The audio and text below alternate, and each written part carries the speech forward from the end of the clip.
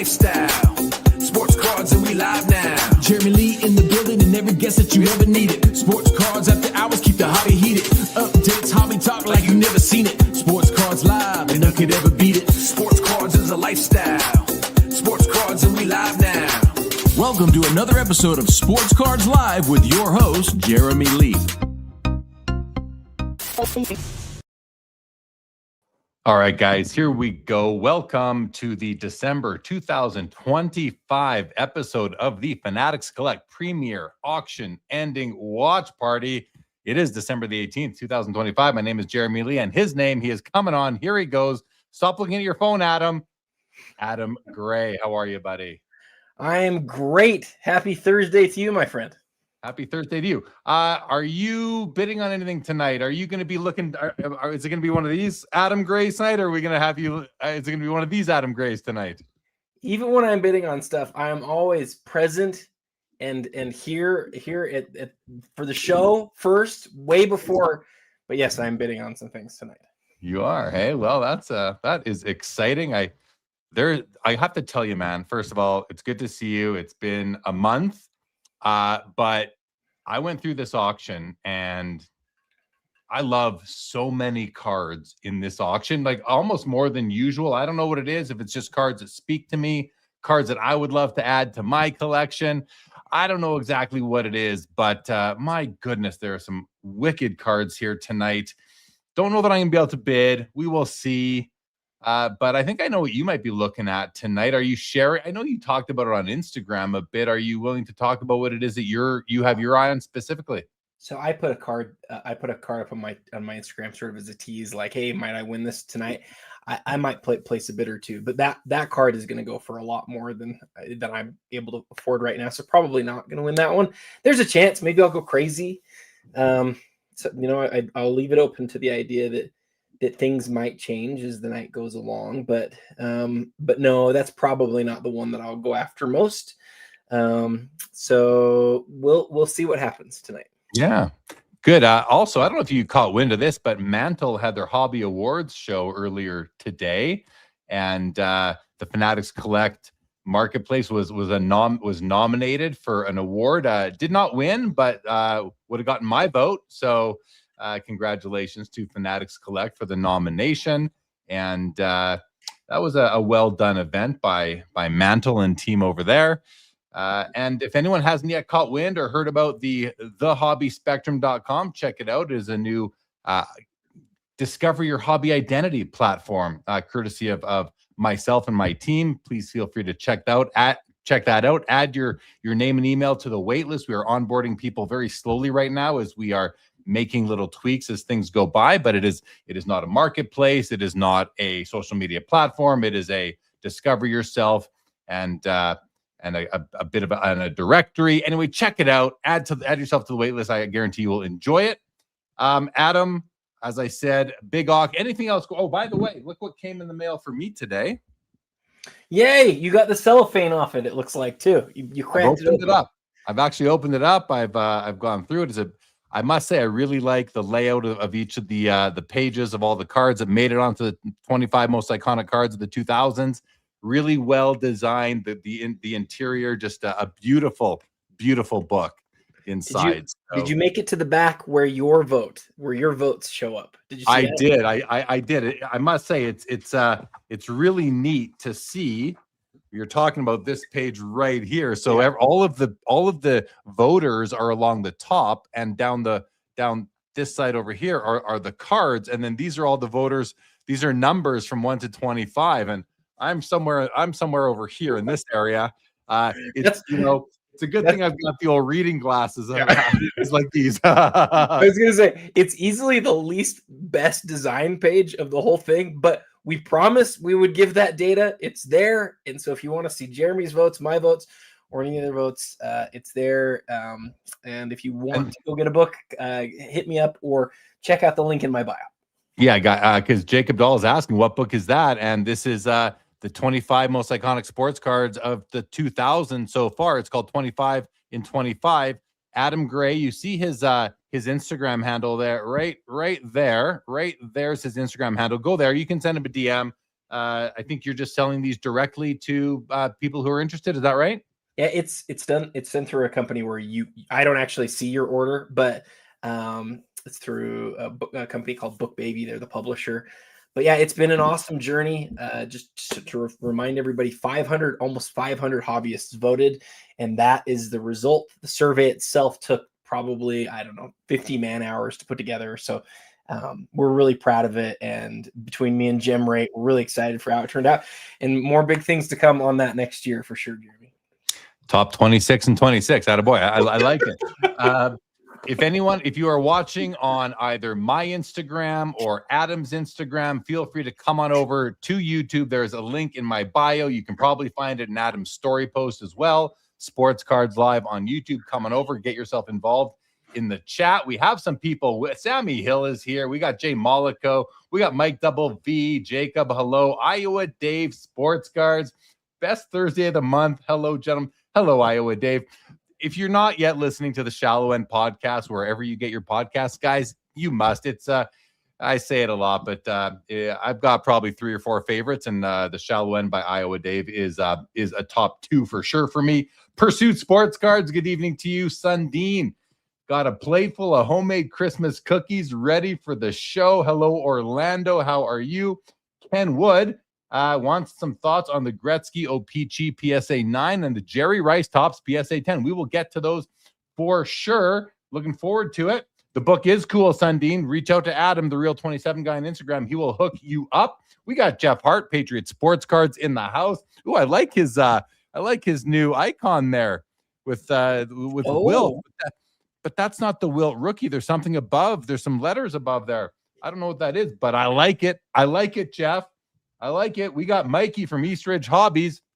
That's my LCS. What is up, Mike? And Benny Cromwell says, book looks great, Adam. The Fanatics Collect Premier Auction looks great. I don't know if you guys were here 6 minutes ago when I said, this darn auction tonight is amazing. I always wish I could spend $1 million once every, the third Thursday of every month. Anyone out there I am taking donations in increments of $1 million, and I promise to spend it all in front of all of you guys every single time. Mollico, did I hear a Wilt PSA 10 got downgraded? Yeah, that's the word on the street. A Wilt PSA 10 became a 9, went from a pop 4 to a pop 3. Really interesting. The people who own those other 3 must be very happy. That card just became a lot rarer than it used to be. Jeff says the one from Heritage that sold did, and I have to wonder. He says PSA bought it out, so that card was overrated. I mean, I remember discussing it on an episode of Sports Cards Live. That card was just way overgraded. It's not even a 9, but anyway, go ahead, Adam. Well, seeing Jeff say that makes me feel like I've heard rumblings of that, but hearing Jeff say it right here, PSA bought it out, makes me feel like that's authoritative. Jeff. You're confirming that, right? That's the case. It sounds like it. Yeah. I wonder, Jeremy, what do you think that does for that comp? I think it sort of renders it basically useless because it was sold as a 10, but it wasn't a 10. So how do we deal with that? Oh, that's a great question. I would have to ask our good friends at Card Ladder how they would handle that, because that falls into, I would say, under their domain more as to, but this you'd have to think that it's been dealt with once or twice in the past already on a card of that high profile, being an all-time iconic card, a 7-figure card, a high profile card. I don't know, but if I had to answer, Adam, and I like this question because it makes you think, I believe that, well, it was a 10 when it was sold. So, but it was an ugly 10. It was a terrible looking 10. So it should have been at the low end. I actually don't know that the comp would have to be removed, because it was what it was at the time. And remember, PSA offers opinions, and these opinions change as that proves among other evidence out there. So I think you just leave it, Adam, but I'm not sure. I'd want to hear both sides and think it through. I've only thought about it for 45 seconds. Do you have any thoughts? I think it's really tough. We could take a long time to talk about. My initial thought is I think I'd probably remove it, because the talk about the card leading up to it, and it was everybody was saying this was just what you just said. I'm not even sure that's a 9. If it's a 9, it's not even like one of the best 9s. And so It wasn't. It didn't feel like the sale of a 10. I mean, we saw what a 10 sells for, the SGC 10 that became a PSA 10. I think that's a multi-million-dollar card. Yeah. That's what I think. So I don't know. Yeah, well, we'll see what the card ladder guys decide to do. I'm sure they will put it through a filter of decision tree sort of thing and come up with what is likely the most intelligent response or reaction to it. I trust those guys with the management of that database more than I would anybody. So we'll see what comes out of it for sure. Okay, well, let's have a look at the auction tonight, guys, and. Saba says 5 Tier 1 MJ Grail cards in BGS. Should I cross them to PSA? Mala, yeah, well, we're not going to get into all that discussion. We got an auction to cover, but great question, Saba. Mollico, how does the buyer fit into it being removed, compensated? Well, maybe through the guarantee, but again, that guarantee isn't enough to cover that expense. It's a $500,000 lifetime, $250 per card. So the buyer, it's tough to say. PSA could have done something special for that for sure. So time will tell. Okay, well, look at this, guys. Right out of the gate, we have a card that is already over $1.4 million with buyer's premium, the 05 Topps Chrome MVP Gold MLB Logoman Shohei Ohtani. It's a 101. Adam, I don't know about you, but this is a beautiful card. I love the looks of it. I love the foil match between the foil detail on the card. The gold Logoman is beautiful. Nice Ohtani auto, nice image. This is a great card. And it even has the date that he wore it, April 29th of this year of 2025. Went 1 for 4 with a home run. He hit a home run while wearing this piece of memorabilia. I think that is awesome, Adam. Awesome.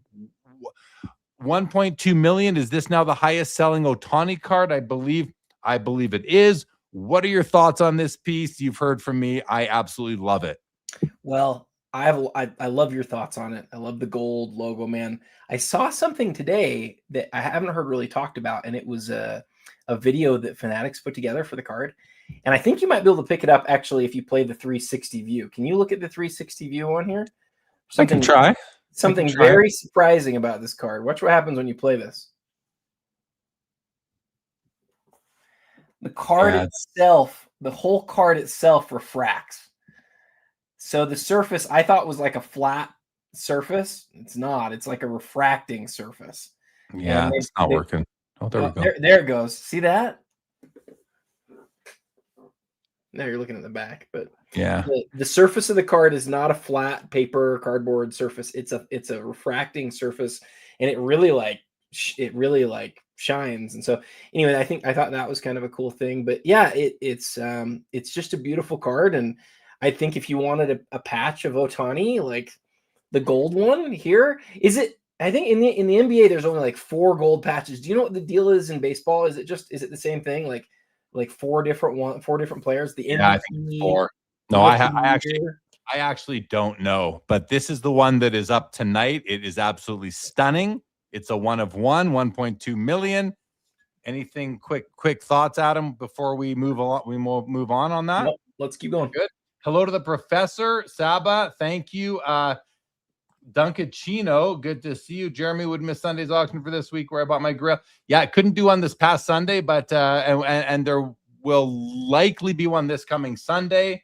Yes, David, so would I. Hello, Rob Star. Good to see you. And Jake says, yeah, the gold patches just started this season. Yeah, that well aware of that. 84 star, Michael Jordan, number 101. This is an autographed copy. It's a 6.5 on the card. The autograph is grading out an 8. If we zoom in, yeah, the autograph is a little bit hard to see, but I will say the form of the auto is beautiful. The big round loops and that Michael Jordan uses when he signs, but it is a bit faded. It is, it's also not the best card for an autograph because there is so much action in terms of color changes and bright colors, but the card itself looks good. The auto is there anyway. Recently graded, currently sitting at $180,000.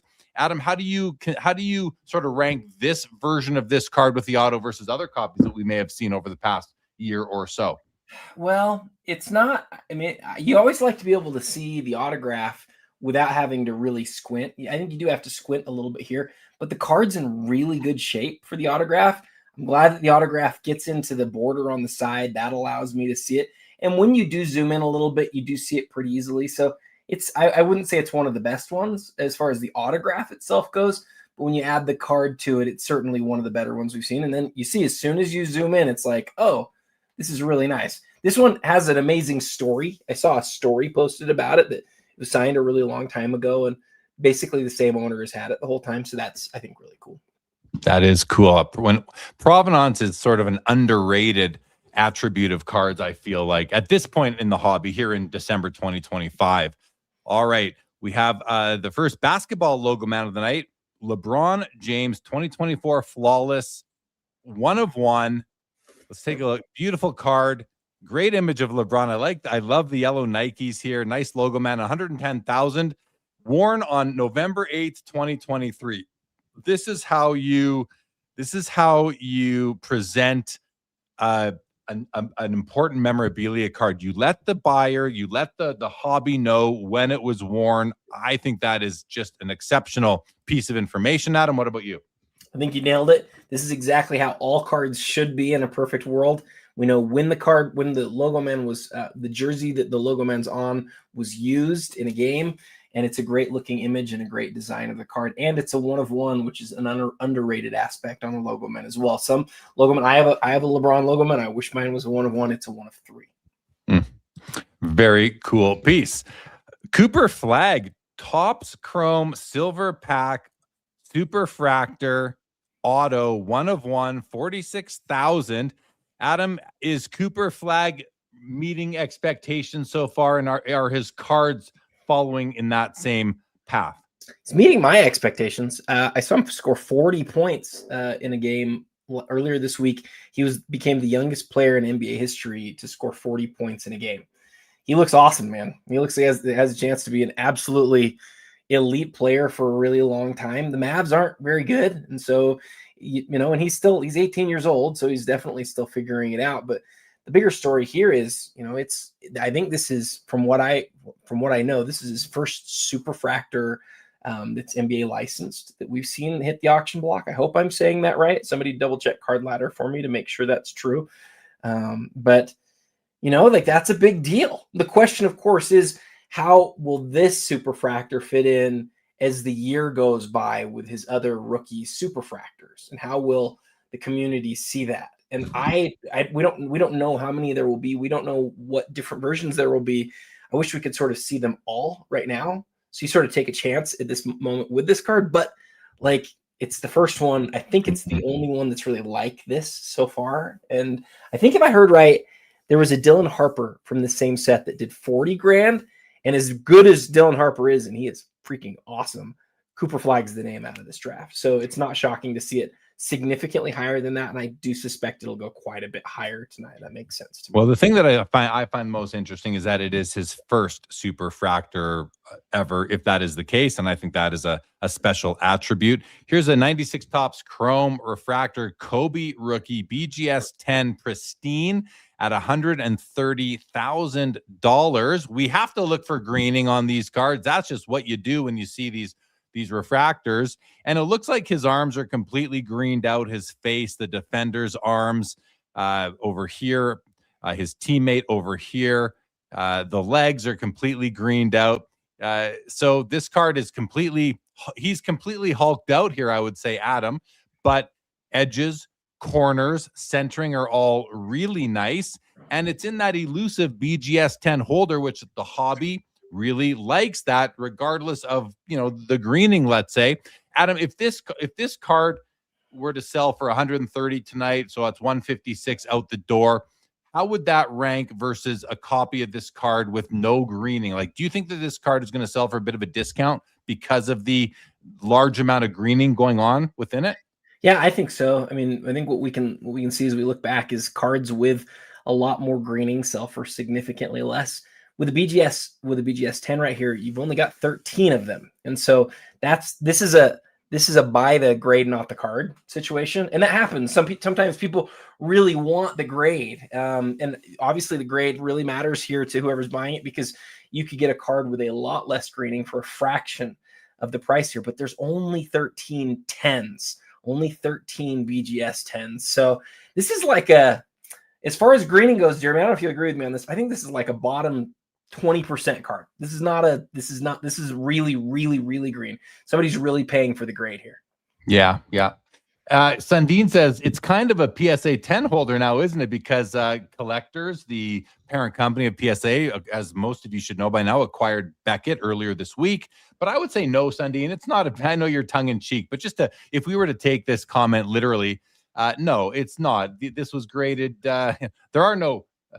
Every Beckett card that's on the market right now was prior to PSA sharing a parent company.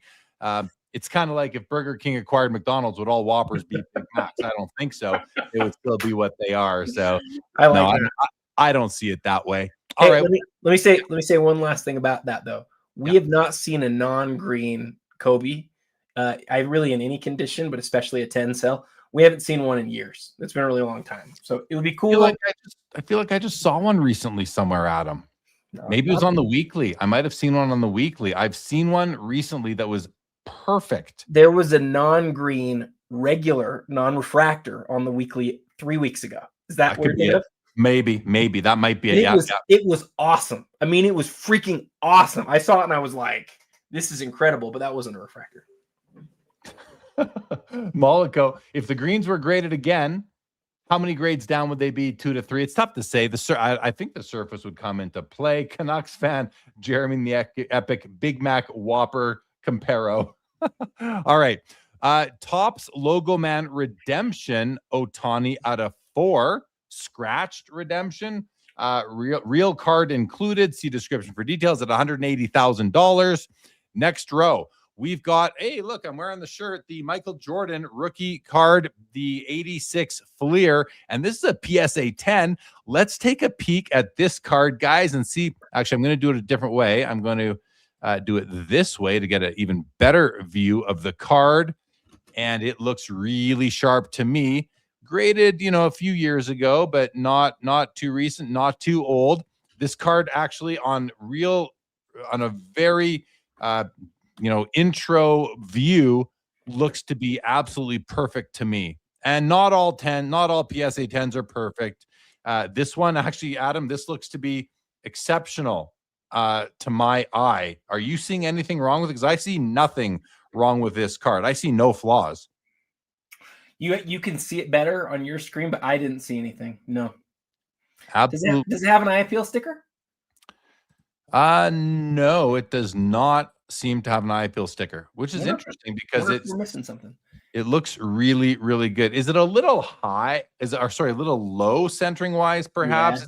Yeah, it is a little low. It's always tough to tell because PSA's this ridge here seems to come up above the card, or the glare does, so you can't really see where the bottom of the card is, and that's just a flaw with PSA's holder.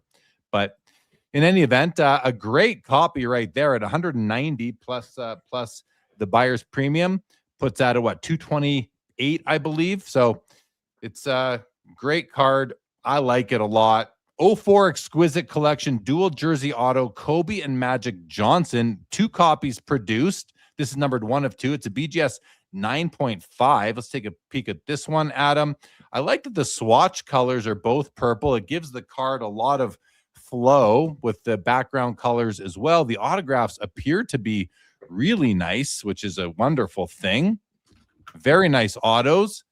Edges are the weakest subgrade of a 9, but with these white edges, it's really hard to notice that. So that's a good thing for the owner of the card. Beautiful piece, Adam. What can you tell us about it?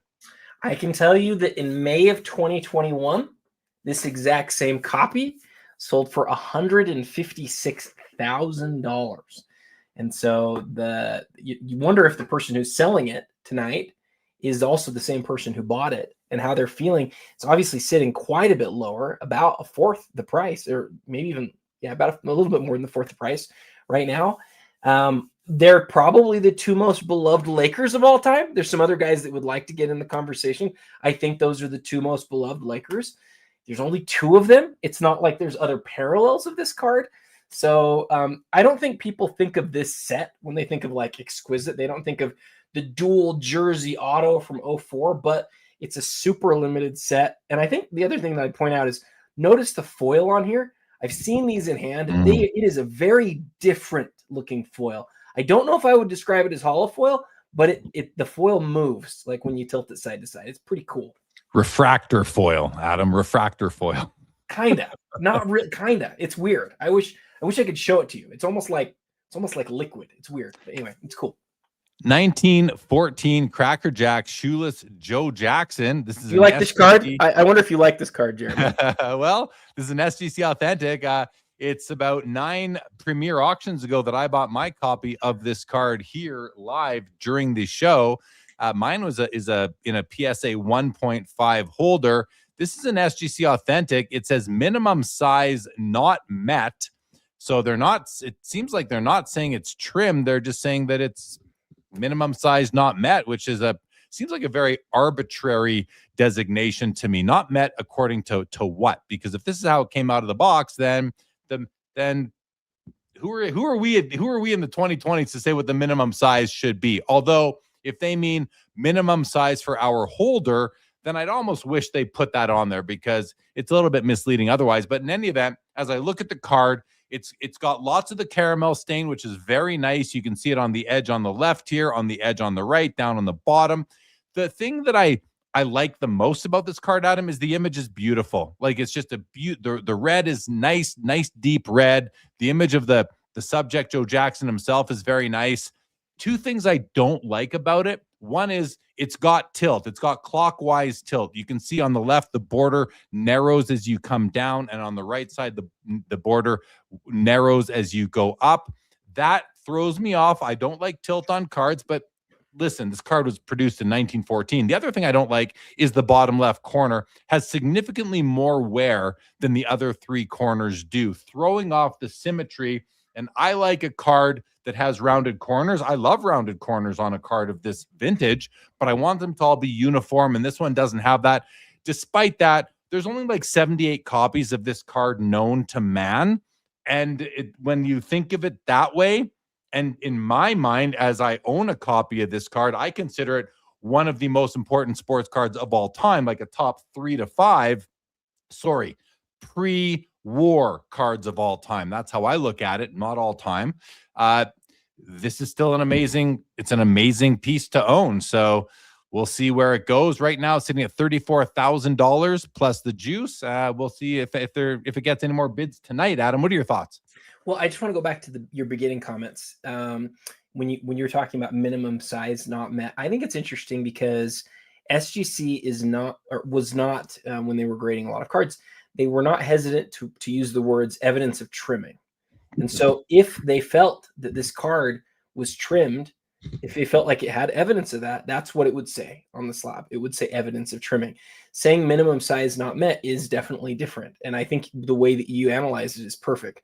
They're not saying this card is trimmed. They're saying it's smaller than their specifications require.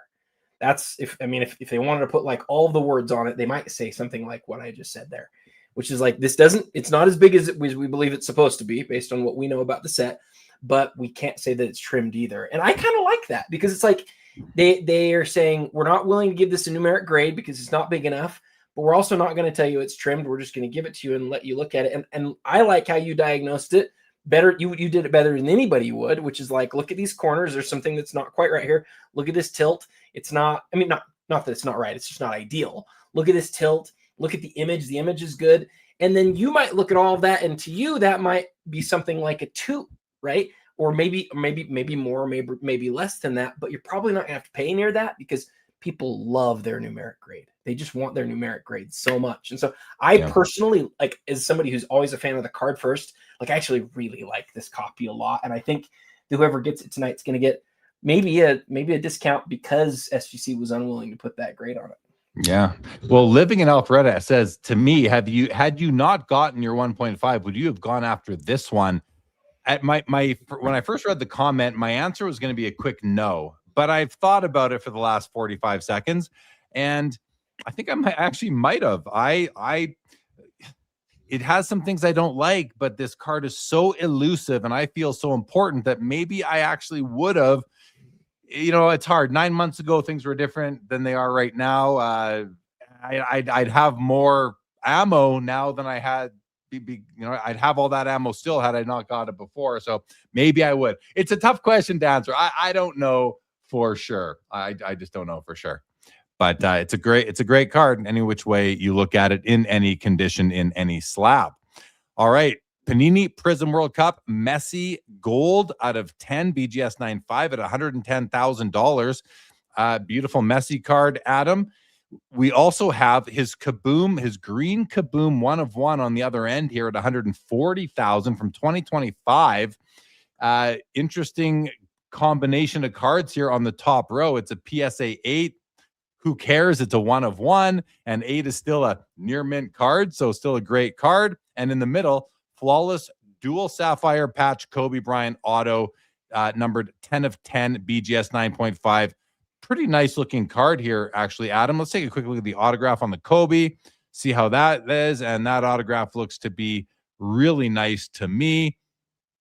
Very nice. I'm not sure if what's going on. Nothing. It's a great autograph right there. And the autograph itself grades out a 10 by Beckett Grading Services. 65,000 on that, Adam. Your thoughts on the row? Well, I've got a lot of thoughts on these cards. So the first piece of data that I'll give you, and this is super interesting to me, we've all noticed a massive uptick in high-end soccer, right? Well, on the left there, you've got the Messi, which is the second year that they made the World Cup product. Okay, so the only thing that came before this for Messi Golds was that first year, which is a just giant, huge, potentially 7-figure card at this point. The last time this one sold, Jeremy, was November of 2022, and it sold this exact same copy. Sold for $26,400. So now here we are. It's over 4 times the price, which, it basically confirms what we've all sort of noticed, which is the high-end soccer community has really just gone bonkers for this sort of stuff. And we're not done yet. We'll see what it does tonight. The Kobe, the prices on flawless Kobe stuff just has me just like, my mind is completely blown, because he's got quite a few flawless autograph patches, but these numbers just keep going bonkers. And I love how they look, and they are all really rare. The price is just, this was like a $20,000 card like a year or two ago. So it's gone crazy. And then of course, green Kabooms, we know they're all insane too. So definitely an expensive row here today with these 3. Definitely. Canucks fan says, historical importance aside, I don't think the Jackson fits your card standards. And he's right. But, I would also, take a 52 tops Mantle or a Honus Wagner T206 into my collection that maybe didn't fit my normal standards. Here is another 86 Fleer Michael Jordan rookie card. This one comes with a gold auto. The card grades out a 6. The autograph grades out a 9. We got to take a look at this guy, Adam. For a 6 on the card, it looks really nice to me for a really 6. Nice. Really nice. Obviously it's off center, but the edges and corners, registration, surface from what I can see looks good. But the centering is definitely off. The autograph itself is an interesting auto. The auto grades a 9, and I think it might be because it's almost transparent in places, like down over here on the bottom you can see through the ink. Maybe that's why they downgraded the autograph. I'm not a huge fan of this big thick paint pen marker for an autograph. It doesn't let you see the clean lines of the MJ auto like you would otherwise see in like a ballpoint or even a thin Sharpie. That said, gold stands out on this card, unlike perhaps most other colors do. It's there's no mistaking that there's an autograph on this card. Adam, what are your thoughts on the piece? I loved how you described this. I think it's perfect. Only color I would add is that it's a top 37 copy of this card in terms of being autographed and graded by PSA. There are 37 of these that are graded 6 or higher. And then I would just put an emphasis on what you said about the gold. Some people don't like the gold, but I personally like that I see it. And a lot of times when this card is signed in a light or in a thin blue, you just don't see it. Your eyes don't pick it up. We've seen it over and over and over again. The question that I asked about this one is, what would you rather have this card, just as a collector? Would you rather have this, or would you rather have the PSA 10? And I did a poll on it as well. Got about 400 votes, and it was split pretty evenly. It ended up being about 54% would prefer The PSA 10, I personally am strongly in the camp of this, but I get that other people aren't, and I thought that was an interesting result. I would take the PSA 10 in tonight's auction because it is such a Oh, beautiful 10. that's good. I would, and I'm just not an IP auto guy, but I know I think that has moved. The people who are in that camp with me we've been moved into the minority over the last couple of years as IP autos have been taking off. Vintage says fat pen autos are the worst, and Bystander says I like it more than some others. So that's, yeah. And Mollico says they're tough on gold pens over at PSA. Tropic, we will get to the wilt as soon as we can. Don't worry, you've got a couple hours. It does not end in 5 minutes. Okay, we've got the Panini Prism Black Finite Lamar Jackson 1/1 BGS 9 mint at $55,000, and a Kobe Bryant Prism MVP gold out of 10 PSA 10 Pop 2, $50,000. Fanatics Eye Appeal top 30%. Which of these two cards interests you more, Adam, the Lamar or the Kobe? I gotta tell you a quick story on both of them. I'll be super fast. The Lamar Jackson's so interesting because this was pulled at Andy's card shop, Indie Card Exchange, and it was literally a pack he gave away. He gave a pack to a kid.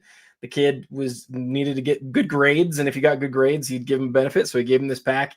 Kid opened the one pack remaining in the box, pulled this card. It's been sold several times since then, so it's not the kid who's selling it, but incredible story there. And then on the Kobe, this is a 2012 Prism Gold card. People don't think of it as being a 2012 Gold card because it's an insert set. There's the one base card, and then there's 4 inserts in 2012. This is one of the 4, so there's 50 total 2012 Prism Golds. The only one to move less recently than this one is the base. This one hasn't moved in over 3 years, though, Jeremy. And so this one being up tonight, especially being a PSA 10, is actually a pretty big deal, even though it's an insert and people generally prefer the base. It's a big deal that this one's at auction tonight. That's a great story. Andy, Indie Card Exchange, always doing great things for the hobby. He's such a great guy. We're lucky to have him as part of our community. The Lamar is a beautiful Prism Black Finite 1/1 BGS 9 at $55,000. We have a Shohei Superfractor 1/1 from 2024 Sapphire PSA 10 at $25,000. I looked at this card the other day. What I like about it is that he's actually celebrating with his teammates versus it being a batting or a pitching pose. I think it's a really unique image, and I like it. I just like seeing the celebration. I think it's a cool image, and $25,000 on that at the moment. On the far right, another Lamar. I feel like we've seen this card before because he's got some great patches. It's National Treasures. Red 1/1 is red for red. Is that the color of the foil? It's hard to see here. It's a PSA 8. Beautiful patch. Great auto. $60,000 for this one right now. And in the middle is a second-year Exquisite, second-year LeBron, limited logos, numbered out of 50. The auto looks to be really good. Let's zoom in on that. It's phenomenal. The auto is really good. It has a lighter break right here in this long stroke, but otherwise good color still on that. The autograph is graded on the back as a 10, and it's exquisite. Exquisite has just really escalated to the peak of the hobby. I feel it's not like it wasn't already, Adam, but I'm seeing more and more respect going to Exquisite almost than ever before. And great card right here. What do you think of the row? I love your thoughts. You're just on tonight, man. I love your thoughts on the Ohtani image. That's not what we normally see. It's different, and I like it here because Ohtani. We need to see him in moments where he has real personality, and this is different. It's a good feel for him. Love your thoughts on both the other cards too, especially the LeBron. I love that set. I love Exquisite, but specifically, I love that set. You know, I do. I just think it's the nicest auto patch set of all time. I will tell you, I just got a text. On that. Yeah. Oh, I know I do. I just got a text from somebody at Fanatics who said that the flag just got a bid, making it is now a record. As of this moment, right now, the flag is the most expensive flag that has ever sold, and that was before its most recent bid. So it's this already, with all the time that we have left tonight, is the most expensive Cooper flag card to ever sell. Awesome. Aaron, extended bidding is a very typical way that pretty much every auction house runs, except for like eBay. So we're not going to get into the details of it. You can go search the Fanatics website. They do explain it there, but there's at least 3 hours left in this auction before anything ends. So, but really simply, just like somebody said above, just like Adam said, or someone else said, Jay Mollico right here, every time a bid comes in on any item, this auction will extend for 5 minutes. So we're going for at least 3 more hours. Aaron, go grab a cup of coffee. I think you're about 15 years old, but it might be time to start drinking coffee. Okay. Don't go drink coffee, Aaron. Jeremy didn't mean it. I love coffee. Who out there, Chad, are you guys coffee drinkers? Like, I don't know. I wake up in the morning, Adam, and I get up, I brush my teeth, kind of get some clothes on, but the whole time I'm going through that process, I'm just excited, looking forward to that cup of coffee. So, okay, we have a Mega Cracks Messi rookie PSA 9 at $65K. We have a Luca Flawless Vertical Ruby out of 15, PSA 10 Pop 2 at $50,000. And we have an O-Pee-Chee PSA 9 Wayne Gretzky rookie card, which we are going to dissect. I haven't looked at it yet. And like always, guys, I hope I love it. I hope I love the condition of this card, because if I don't, I'm not going to pretend that I do. We all have to understand that. So here, Robert Allen says he needs to hear my breakdown on the PSA 9 Gretzky. It's coming. Canucks fan has about 12 cups of coffee a day. Sammy Hill as well. Double V, can't get out of bed without it. That's me too. Hey, how long has it been since we've had an OPC 9? It feels like it's been a while. Yeah, it's been a while. Okay, it's sitting at 85,000, which is pretty low. That tells me that low. Well, yeah, these are doing like 130, I think, altogether. So this bid should be over 100,000. But let's see, maybe it shouldn't be. And right away, guys, I don't like it. I'm just gonna tell you, I'm not gonna BS this audience ever. This is not okay. Let me tell you why. Let's go through the card, okay? Like we do here. At first glance, it's off-centered to the right, as you can plainly see. It's off-centered to the right. Now let's zoom in, because that's the easiest part. I'm going to start at the top, and we're going to look at the word Edmonton and the word Oilers. You can see the word Oilers is sitting a little bit lower than the word Edmonton, so that is a registration issue. You can also see, and it's kind of hard, but the yellow plate is shifted off to the right from the magenta. You can see the yellow shadow coming off the word, all the letters in the word Oilers. I do like the rough cut. It's got a nice rough cut to it. This top left corner, though, seems a little suspect to me. Doesn't seem to me to be as sharp as I would like it to be. We come down. You can continue to see how the right border is narrower than the left border. We get down here, and for some reason, this image is just blurrier. Hold on one second, Adam. I wonder if I can get a clearer image of it. Oh, here we go. This is a better image. Okay, sorry, guys. You can now, it's easier to see the yellow coming off the orange letters in Oilers. You got a little bit of a print defect on the end there, some white showing through the black letter. As we come down, we don't often see this red mark here. It's almost like a fisheye to the right of the jersey. We don't see that too often. The yellow dot is an indication that it is an authentic card, but we also don't often see this yellow stripe coming down the edge of his shoulder. So I'm not sure what's causing that, but I don't love it. And then look at the oil drop. The oil drop is, there's two oil drops there. You can clearly see the magenta, which is, it's quite off center. It's up and to the left. And then you can see the yellow print, the yellow plate. The oil drop is actually much better placed, but it's still a little bit to the right. And then where I get really picky is this gap between this thin black border here and the blue. You can see the skinny white hair coming through there. You also see it down over here on the bottom.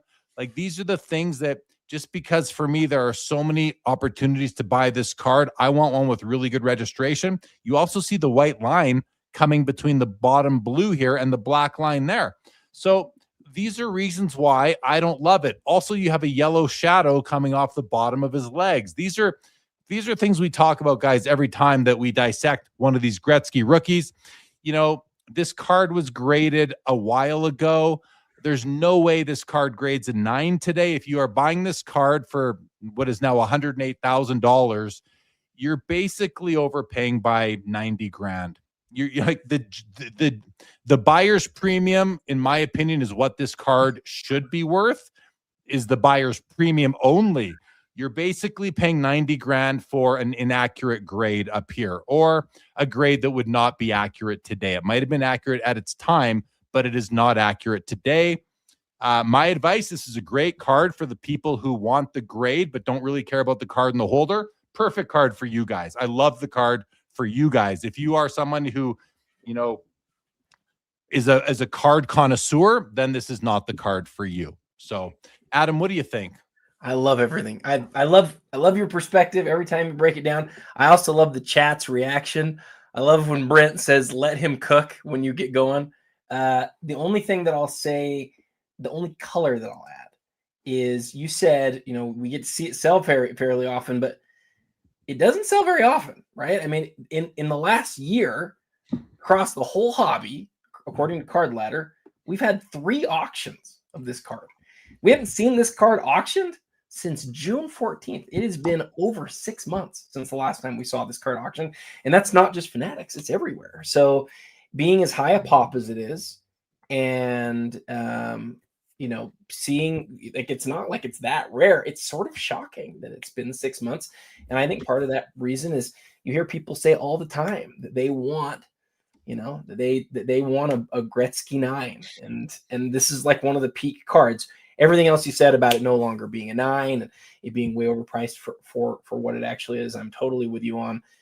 But the fact that people want to have that card that goes in their registry, it might be the best way that they can get it at this point. So those are my thoughts. Yeah, well, I appreciate those comments. I brought Card Ladder onto the screen. As you can see, this 9 sold for $92,000 in July, and this 9 sold for $125,000 in June. And I was just trying to see if either of these cards were the one that sold. Like, this one here is actually like a lot nicer. This looks like a 9 to me, you know, as quickly as I just looked at it. And so just so you know, I only looked at auctions. That 92 was a best offer, and then I looked at stuff that was over 50 grand, so it forced all that stuff out. But truly, it really is. It's only the 4th auction of the year in this grade. Which, does that surprise you? Like, that's a really low number given the pop. Yeah, well, and so what is the pop? 96. I mean, there's only 96 of them out there. How many are, like, what's the float? How many are generally available at any given time? Not too many, like 0 for the most part, right? Which is good to see. This is a card that people want to hold for a long time, especially when the card matches the grade. Tonight's offering, unfortunately, the card does not match the grade. Check out Canucks fans' comment. I love it. I love that. Registry Chaser Special. Yeah, it's like I said, it's for somebody who wants the grade, doesn't really care about the card inside. That's he right. says it's a PSA 6.7 by today's standards. Yeah, I mean, it's hard to argue. I mean, when I said it's worth the buyer's premium, I was implying that it was an 8, but even 8s don't necessarily sell for $18,000. And if it's not an 8, then it's not even a $10,000 card, and someone's going to basically, you know, overpay by 100 grand. Not overpay, because you're still getting a really nice red, white, and black label here that's worth about $100,000 itself. So it really just depends how you collect, what your approach is, and if you're a registry chaser, then this might be a good opportunity, because it should be cheaper than a real, like a legit 9. You know, this is a complete imposter. This card's an imposter. Okay, well, are we good on that, guys? Are we good? You know, and I just want to, like, say, I apologize that I have to be honest about how I feel about the card. If I have say what you believe, we feel that strongly. We always do. We always will. Absolutely. All right. Next row, we've got an 04 exquisite limited logos LeBron. It's out of 50. It's a BGS 8.5. It is $50,000. It's the same as this card here. We have two of the same card. No, it's not the same. Sorry, this is Adam. What's going on here? Two versions, two different images, right? We have this limited logos LeBron, numbered out of 50, LJ1, and this is LJ2. I don't know if I ever knew this, Adam, that LeBron has two different limited logos in second year. Exquisite. That's absolutely right. Both of them are numbered to 50, so there are 100 total. It's interesting because from a total perspective, there's more limited logos in second year Exquisite than there is in first year, because first year there's 75, but there's only 50 of each. And so each of them individually is rarer. I think we'll both agree they're far better looking than the first year cards are, but the first year is a rookie, right? It's a rookie year card. Second year is far better looking though. It's just dramatically better looking card. But yes, there are two different ones. And I don't know. And there's two Kobe's too, by the way. There's two Kobe's. There's only one MJ. So they made 50 of MJ. They made 100 total of Kobe and LeBron.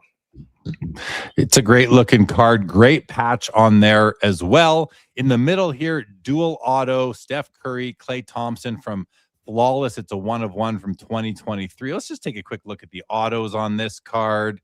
And they're very, very nice. This is in the uncirculated Flawless, Panini's Flawless holder. Very nice card right there. And we have on the far right a 2003 Upper Deck Manchester United Ronaldo rookie out of 7, a BGS 9.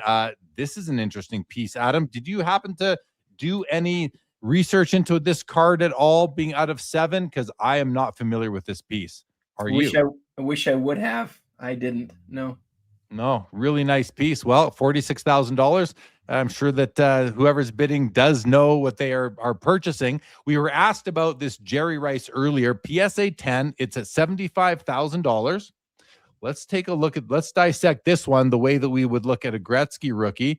I do enjoy looking at the Jerry Rice rookie cards because it's a bit more challenging with these white lines on the angles. It does kind of throw your eyes off a little bit of an optical illusion in terms of centering. But if you just really focus in on the width between the edge of the card and the yellow inner border, this seems to me, Adam, to be almost, I think it's perfectly centered left to right, although I'm now sensing a bit of counterclockwise tilt. It almost looks now to me like this left border becomes wider as you go down, and the right border becomes wider as you go up. So this might have a small, and to me, tilt is a centering issue. It's different than diamond cut. To me, a diamond cut is when the card is not a perfect rectangle. I believe this is a perfect rectangle, which is a good thing, but slight tilt on the image print, on the way the image was printed on the cardboard itself.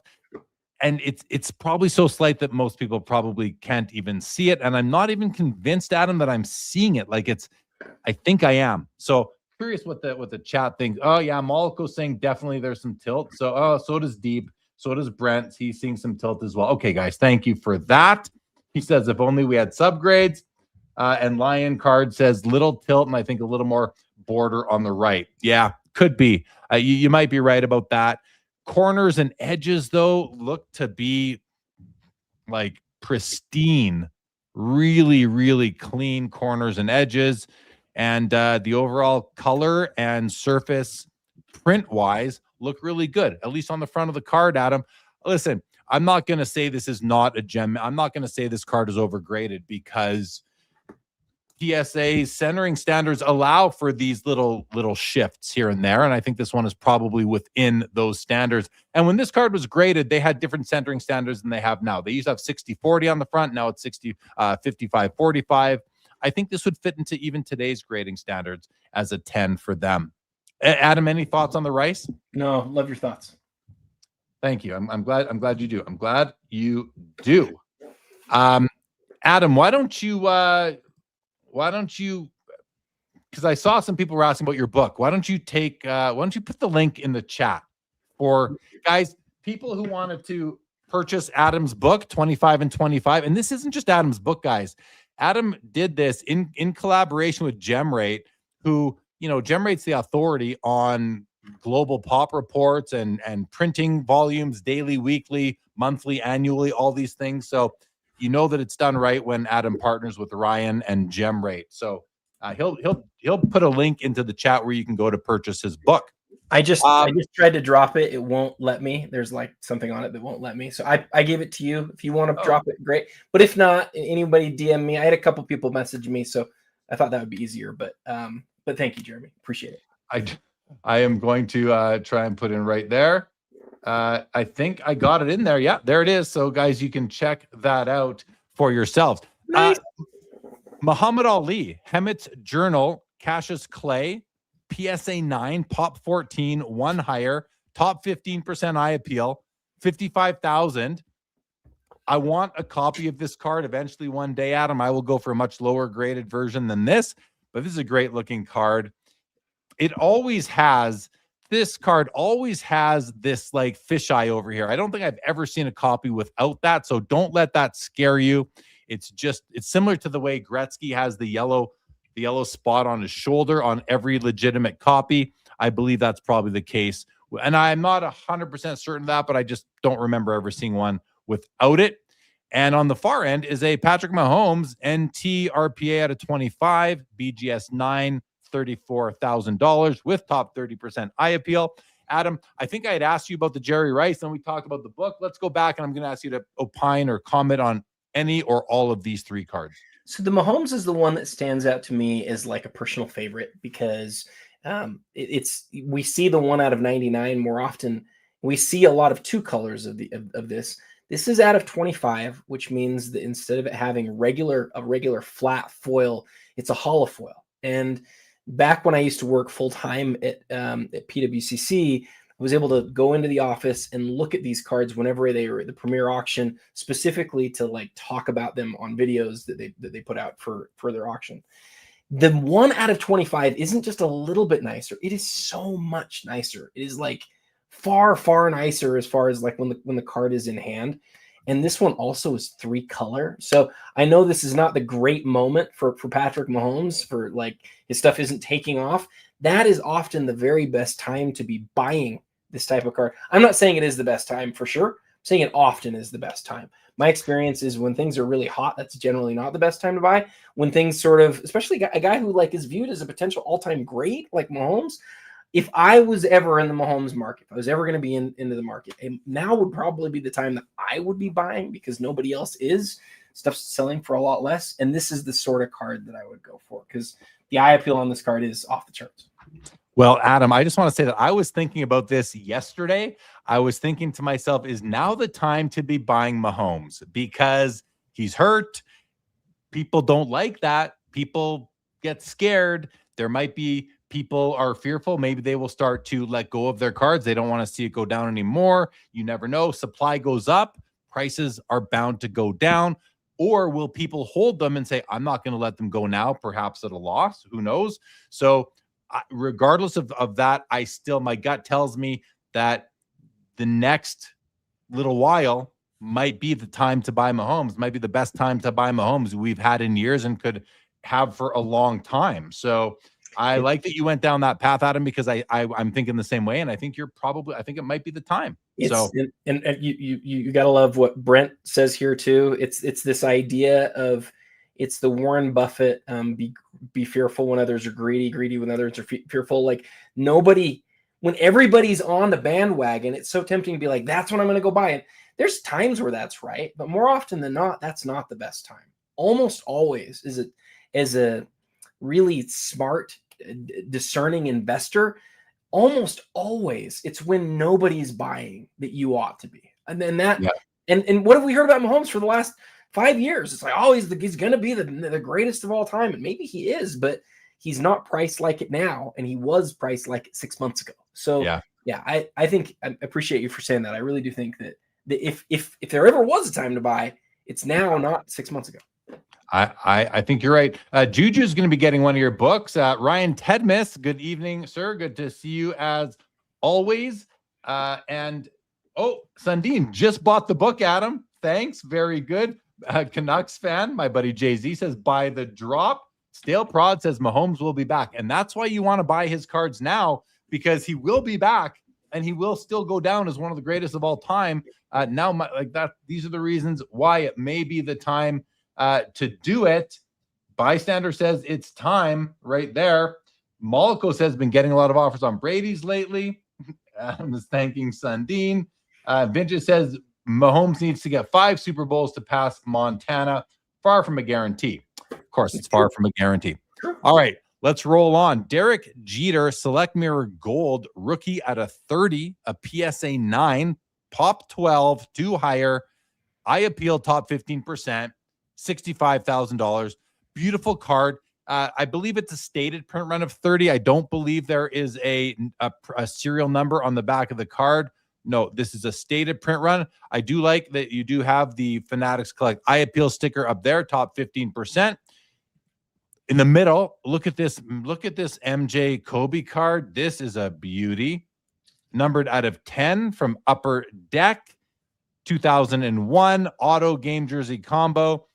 And these autos look to be really good. Let's jump in and make sure. Yeah, that's a nice Jordan auto, and that's also a nice Kobe auto. You got the purple and the yellow, no white, which is just kind of a little bit of a bonus. It's a Wizards MJ card, might save you some money if nothing else with that. But outside of it saying Wizards on it, you can't really tell. Okay, he's got the shoulder straps of the jersey, but other than that, you can't tell as much. A great looking card, and not there's anything wrong with that. But Bulls cards typically will sell for more. And on the far right is a LeBron James second-year Prism 2013 gold out of 10. Adam, $55K for this seems low to me right now because it's a second-year Prism gold LeBron James. This is like the Prism gold. So what do you think of this, Ro? Well, I love your thoughts on all of them again. I want to highlight all of them, but I'm just going to stick to one because I feel like I keep being long-winded. The LeBron, let me ask you this, see if you know. How many years of Prism does LeBron have in a Miami Heat uniform? 1. There's 2. It's this in 2012. 2012 is the I should have known.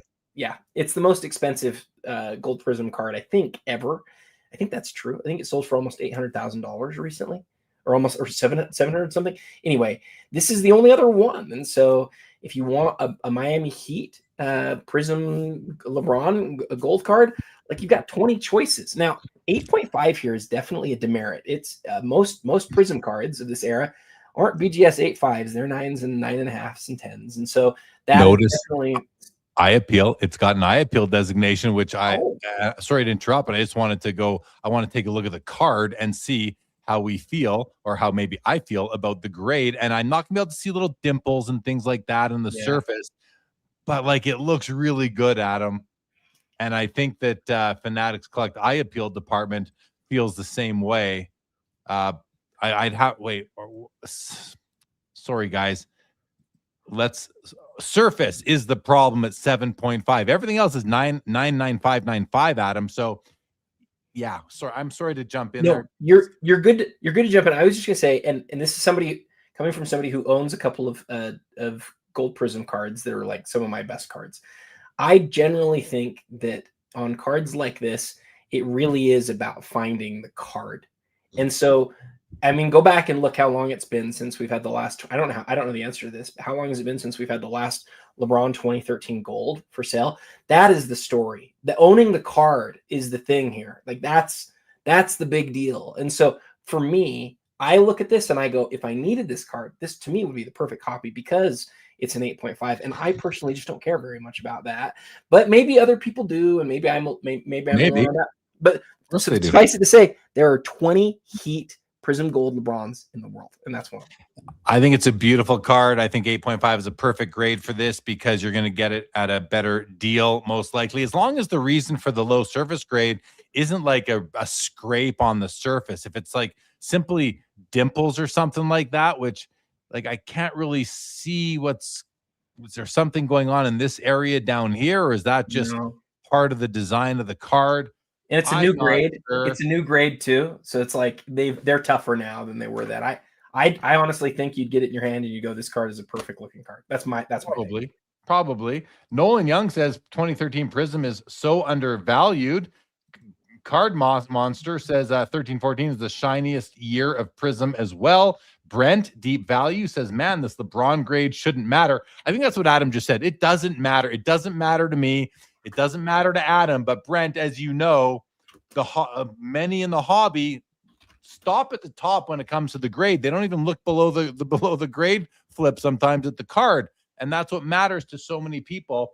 And he goes on to tell us a 9.5 did $106,000. So thank you for that information, Brent. Let's keep on rolling, Adam. We got a lot to get through. Here's a Shohei Ohtani 2018 Bowman Chrome batting pose auto PSA 10 at $48K. We have the second-year Kobe limited logos, which would go nice with either of those LeBrons we saw earlier.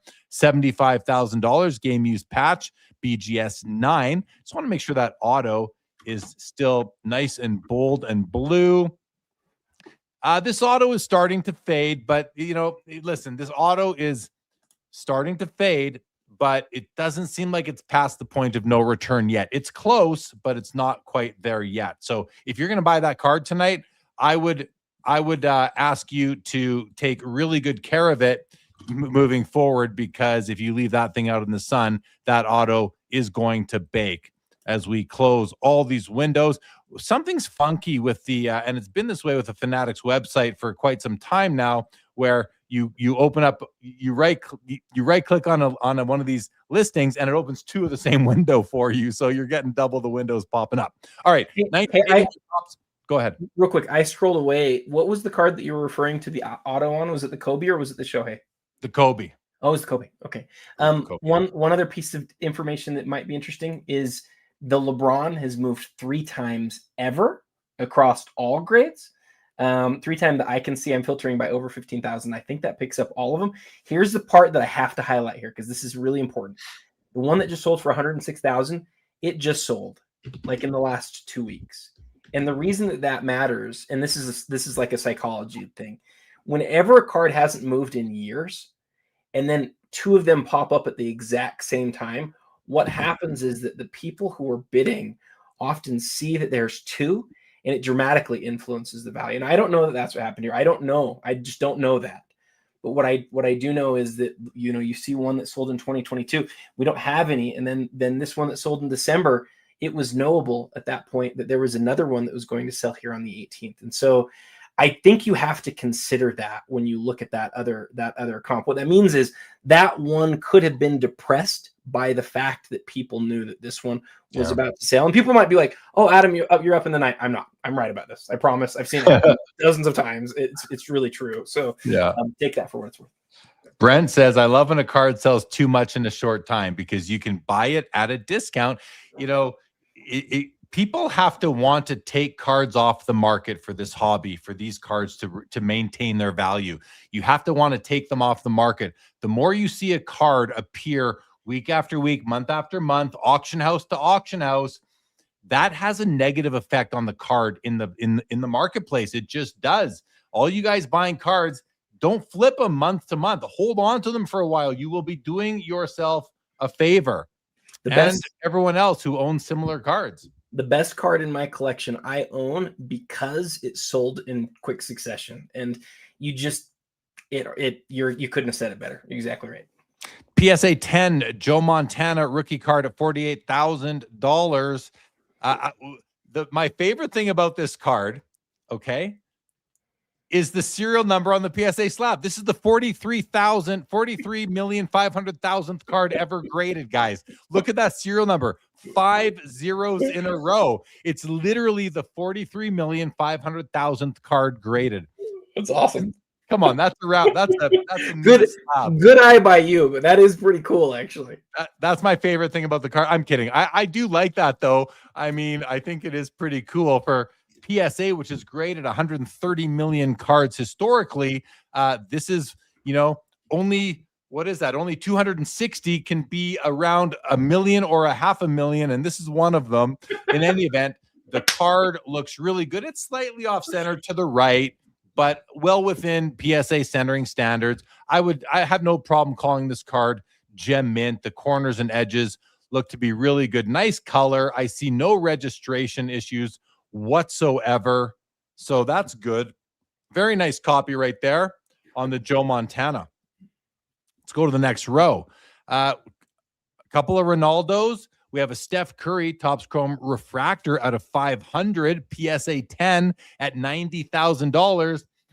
I love this card. I would love to have a copy of it. I likely never will because 90 grand. And I don't need it in a 10. I'd be happy with a 7 or an 8, probably, especially today's 7s or yesterday's 9. So I'd be happy with that. But great card there, Adam. What do you think of the Steph? I mean, didn't he just do something crazy like the most 40+ point games by a 35-year-old or something like that? What just happened with Steph? I think you just said it exactly right. Did I? Yeah, you said it just right. He scored over 40 more times than any plus 35-year-old ever, or more than anybody now. I got lucky there. I got lucky on that. The thing that I always love about this card, I love to say about this card, is I think this is the greatest chrome refractor rookie ever. It's between this and the Kobe, but the Kobe is mostly turned green. And so the fact that this one is as rare as it is, and it is rare, 500 is a really rare number for this card. And there's sub 30 PSA 10s in the world, being as iconic as it is. It has sold, I couldn't figure it out real quick how often or how many times it's sold in the last year, but the last 2 times it sold for a lot more than this. It sold for 138 grand in November, 132 grand in October. We'll see if we still have up arrows this time or if it stalls out and doesn't get there.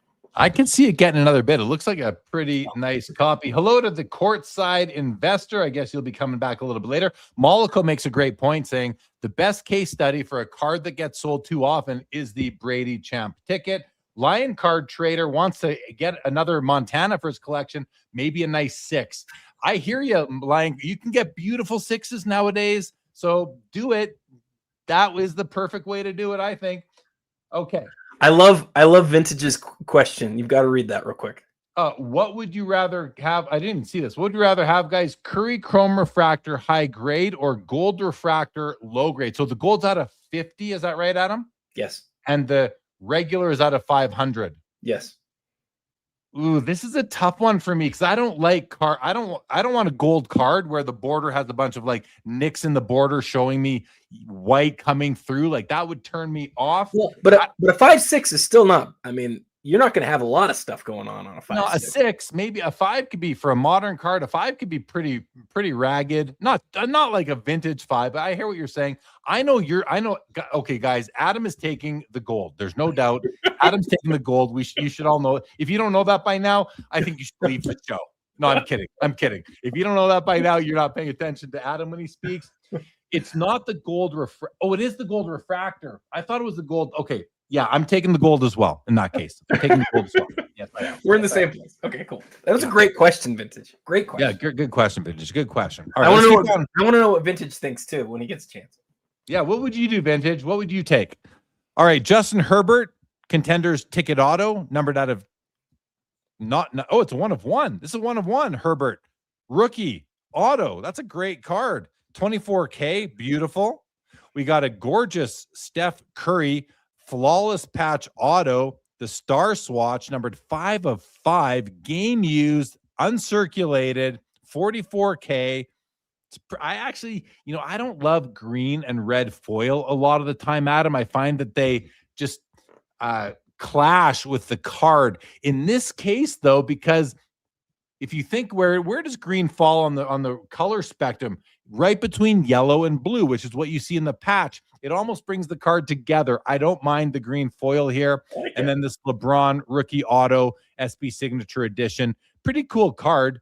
2 images of LeBron on the front. They are the same image. And then a bit of an inscription here. Is that a Braun inscription, Adam? Braun. So pretty cool row. Adam, anything you'd like to say about these cards? Justin Herbert has the best signature I've ever seen. It's like it's exactly the same every time. I would say great version of it. I like the Braun inscription. I think that's cool. But the thing that I'll tell you that I like about this row the most, you point out the green foil. I can't stand green and red foil. They drive me crazy. But I think this year, and I might be mistaken, you could check it out on the 360 if you want. I think this is the first time ever that on the green and red, they made it hollow foil. It's not Oh. the flat foil. It's different. And that's a game changer. Like it's a prettier foil by a long shot. I don't know how to make this thing work, so we'll just oh, there it goes. Okay. Too much power suck for that feature right now. Here's a first year exquisite Kobe Bryant limited logos, and right from here you can see that auto has been baked right off the card. Basically, it's still there, but this auto is absolutely horrible. The patch, however, is beautiful. The card is beautiful. The card grade's an 8.5. The auto isn't graded, which makes good sense. If you are if you don't have a policy for your collection that says no faded autos, then this might be a good card for you. It's also a cheaper way. It should be a more affordable way to get into a first year exquisite Kobe Bryant limited logos. I mean, they only made 75 of these, and this is a very popular card. So if you really want one and you can get past the faded auto, this might be your opportunity, because if this auto is bright and bold and blue, Adam, it's going to be a lot more than 46K, don't you think? So much more. Yeah. Earlier we said usually we talk about buy the card, not the grade. And then we said sometimes this is a buy the grade, not the card. This is a buy the set, not the autograph. This is a bottom decile autograph on this card, but it is some people would argue it's the most iconic Kobe exquisite card ever made. And I think that's probably the case. I already said I don't think it's nearly as good looking as the 04, but it does come first. It is first. It's not arguable. It is the 03 exquisite. Yes, the autograph's not perfect, but it's there. And I said bottom decile. That might not be right. It might be bottom 20%, because there's enough of these that have been really harmed that it's still the card, though, Jeremy. It's still an 03 limited logos Kobe Bryant, and that's a huge deal, even when the autograph's not ideal. It is. Can't argue with that. You just have to decide if you can accept that type of auto into your collection. I've got some policies for my personal collection, and one of those policies is no faded autos. There's no exception to that rule either for me. Okay. 1976 Topps Walter Payton rookie card. It's kind of cool. We got the Joe Montana, we've got the Jerry Rice, and we got the Walter Payton. And if you look at like the late second half of the 70s through the 80s in football, those are the three cards. There are others you could augment those three with, but those are the key three in my mind. And this is one of them. Let's take a quick look at this card in terms of the condition. Centering looks really good. Really good. Like perfect, I think. Perfect is, as far as my eyes can see, very, very strong centering. Top to bottom, it may be sitting a tad low, but I'm not sure. But I did look at this card the other day, and I noticed that there's no registration issue. This card, oftentimes you can see the yellow shadow around the green letters, guys. Go look at other copies. You'll see what I'm talking about. This might be, and it's like almost on all of them. I rarely see a copy of this card without a registration issue. And like, there's no yellow coming off. Hold on. I want to do it differently. I want to make sure it's better when we do it this way. Sorry, guys. There we go. This seems to have perfect registration. Now what we're zoomed in, there's a fisheye right there on the bottom of the football. It's minor. You see a little bit of black, maybe print defect coming in this yellow border stripe. It's not that big of a deal, though. I really like this copy for the centering, the registration. The image is crystal clear here. The edges and corners. I love this copy. That's what I want to say. I love this copy as a PSA 10, Adam. That's where I'm at on that one. And an MJ auto. Let's take a quick look at the MJ auto here. It's imperfect. It's not perfect. It grades out a 10. It's not a 10 anymore in my mind. It's got a little bit of that dark blue happening. You can see patches of it being lighter. So it's been cooked a bit. It's almost like when when you put something in the oven, it says like heat it to 350 and then put it in. Well, this is like you put it in, it got to 350, and then you took it out. That's the kind of thing. It's like it was preheated. It was pre-baked, but it wasn't completely baked. 34,000, still a beautiful card. And the auto is there. I'm guessing, Adam, you'd be cool with this autograph. Is that a fair assessment? Yeah, it's not perfect, but it would fit. I'd love this in my collection. My question for you is, how do you say that word that starts with a C? Because I don't have any idea how to say that word. Oh, chirography. Okay, cool. Yeah, it's a SP Authentic chirography. And the reason I can answer that is because Upper Deck still puts out chirography cards in the in SP Authentic hockey. Yeah. Very cool. I've seen this set's widely regarded as like one of the nicest, just straight up autograph sets. I have a good friend who, going to the National back in like 2019, his main goal was to find the LeBron from that set. It's one of the holofoil on that thing is awesome. I just have never known how to say that word. I don't know what it means. Well, Linda's first makes it really simple. Chirography. Yeah. That's how I think that's how I was trying to say it anyway. So you did. You said it right. That was good. Yeah. Thank you. All right, another Jordan auto. Let's take a look at this bad boy. SP Game Use Significance. This one looks better. Oh yeah. See, this is a very nice autograph. Look at that. It's blue. It's solid. I see one spot of like right in there, but guys, this is a magnification. Like that wouldn't bother me. This would be more than welcome into my collection. It's a 10 on the card, 10 on the auto, only 100 produced, 2004. I love the pose, Adam. How many cards do you see of MJ where he just dunked it? He still got that fierce look on his face, and the ball is in the mesh. Like, look at that thing. Yeah, it's beautiful. 10-10 too. 10-10. 10-10 on the grade. Absolutely. Here's another important football card. 1965 Topps Joe Namath. SGC 8.5 with exceptional eye appeal. Right away, that border looks so sweet to me. Oh, this is a blazer. Look at this. Look at this, you guys. That top edge is wonderful. It's not perfect, but it's really nice. Why do I say it's not perfect? Right in this middle, if you look closely, you'll see it's just not perfect, but it's still very nice. Top corners are great. Good color.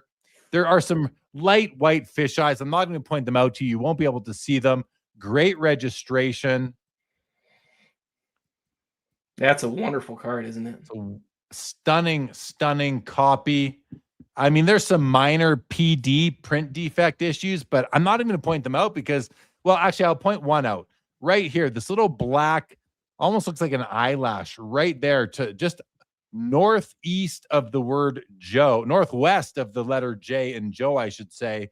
That's a great copy, almost perfectly centered, top to bottom and left to right. This is a copy that would also receive my personal endorsement. Like, I would add this card to my collection. Now, unfortunately for the card, I have a no oversized card policy in my collection. I used to own a copy of this. I don't because of that policy, which is a silly policy, you guys. I know it is, but it's just the way I collect. So great card. Great copy, Adam. And here's a Jokic. Nikola Jokic, 2015 National Treasures rookie auto out of 99. It's a PSA 10. It's a Pop 7. It's at $30,000. The auto looks spectacular. I like Jokic's auto. It's got some artistry to it. The long stroke has a bit of streakiness to it, but that doesn't really bother me so much. I don't consider that to be fade. I don't want a faded auto. A streak in a long stroke, I'm okay with. Say that 10 times fast. 33.99 PSA 10. Great looking card. I like this one, Adam. What do you think? What do you think of the row? I like the row. I loved your excitement for the Namath. Despite your no big card policy, you're all in on the Namath. And I love the Namath too. It's one of the most iconic football cards ever. Which, by the way, I went back and looked at gem rate. Here's your stat of the day for your Walter Payton. Walter Payton that Walter Payton card is the 14th most graded football card of all time. 14th ever. And there's no cards that are older than the Walter Payton that have been graded more than it. And up to that point, of the 14 most graded cards ever, it is the one that has the fewest PSA 10s. So that's why we don't see it very often, because there's less than 60 of them in the world. Absolutely. Before we get to the this or that, because Adam, I like that you put that in there, Adam. I just saw that. Robert Allen had a special request. Robert Allen, we can't take requests because the this or that's are created like a couple days ago.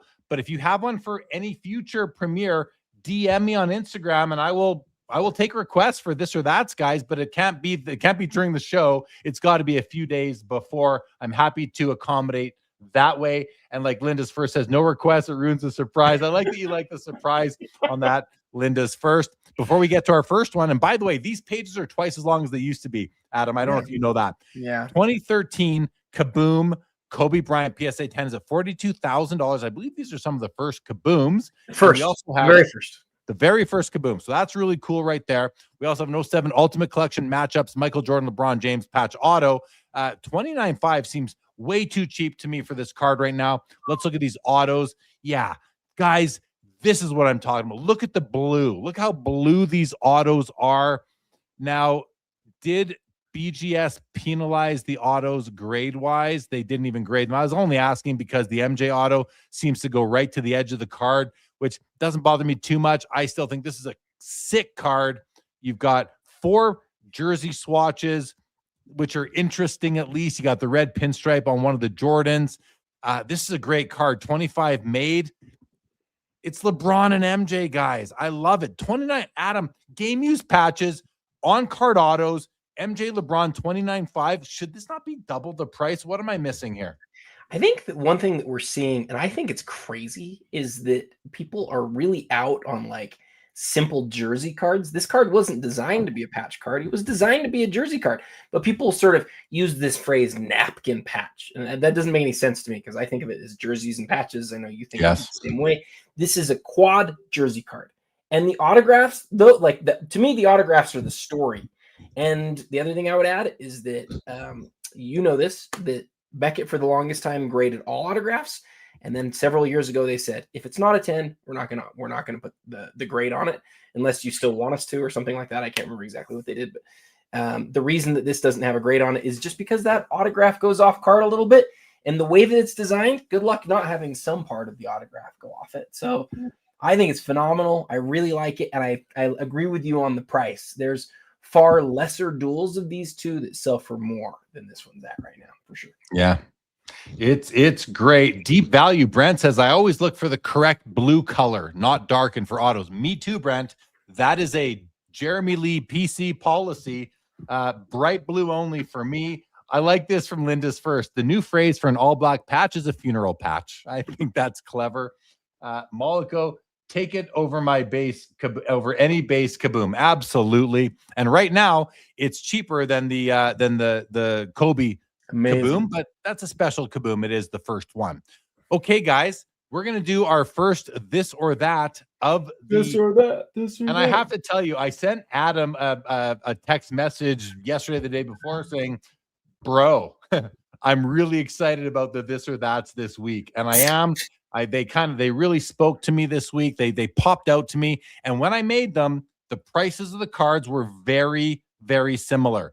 Things can change. But here is the first one. I don't even know what it is. I can't see. It's too small. Actually, we're going to go with this one right here.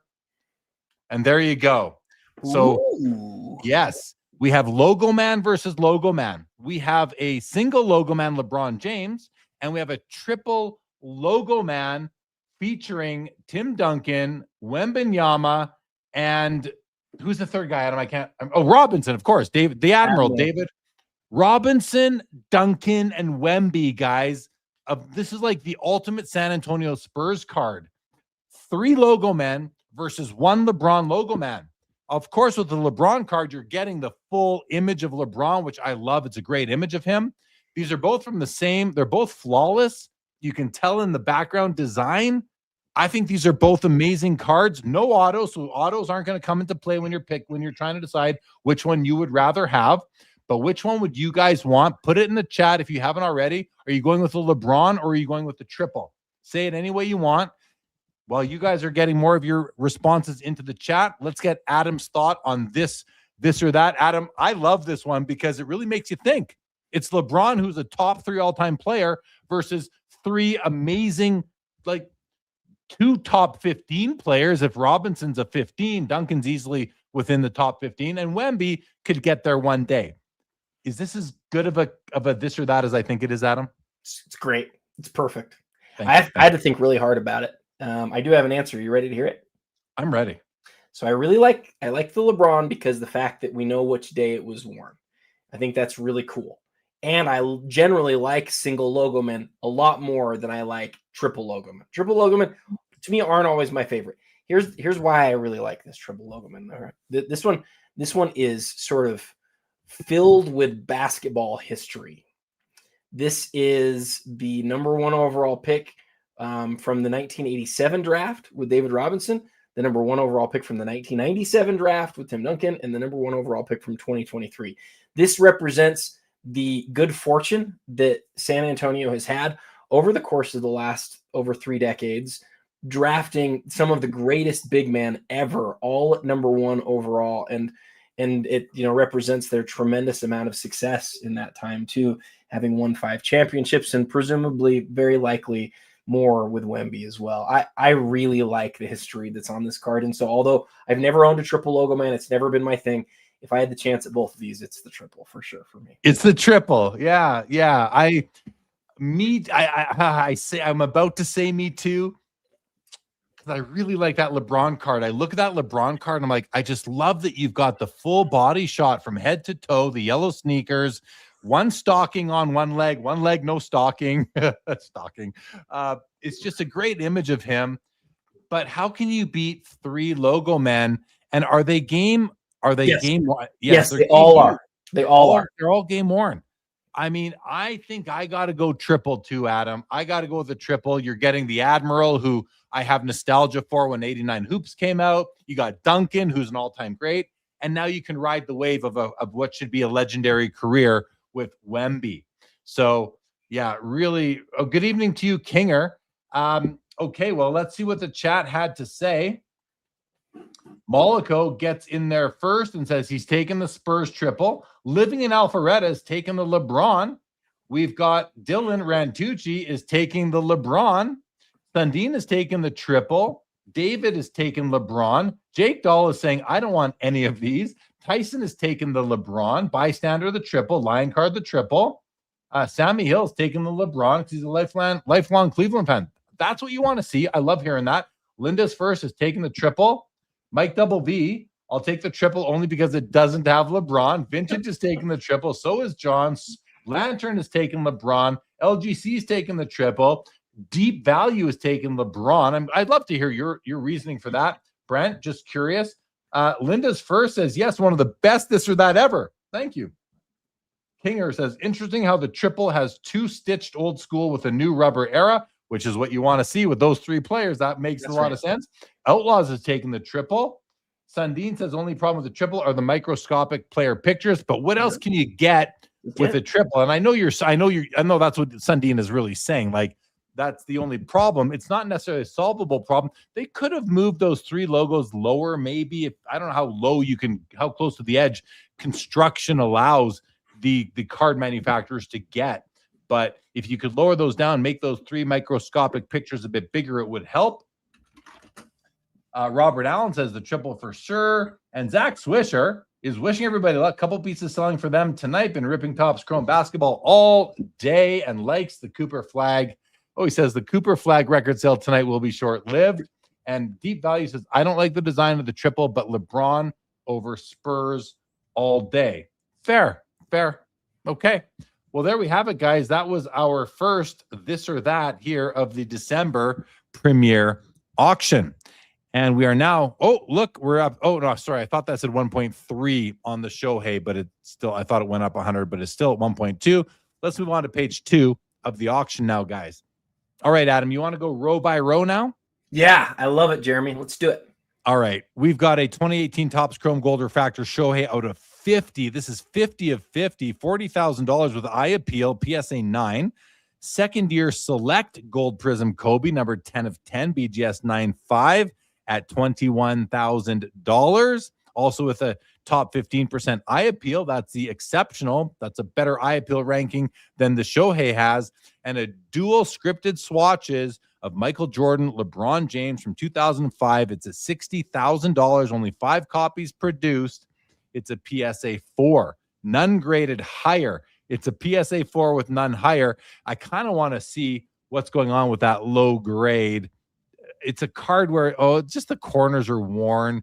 You see that with cards that had to get shipped to 2 different players.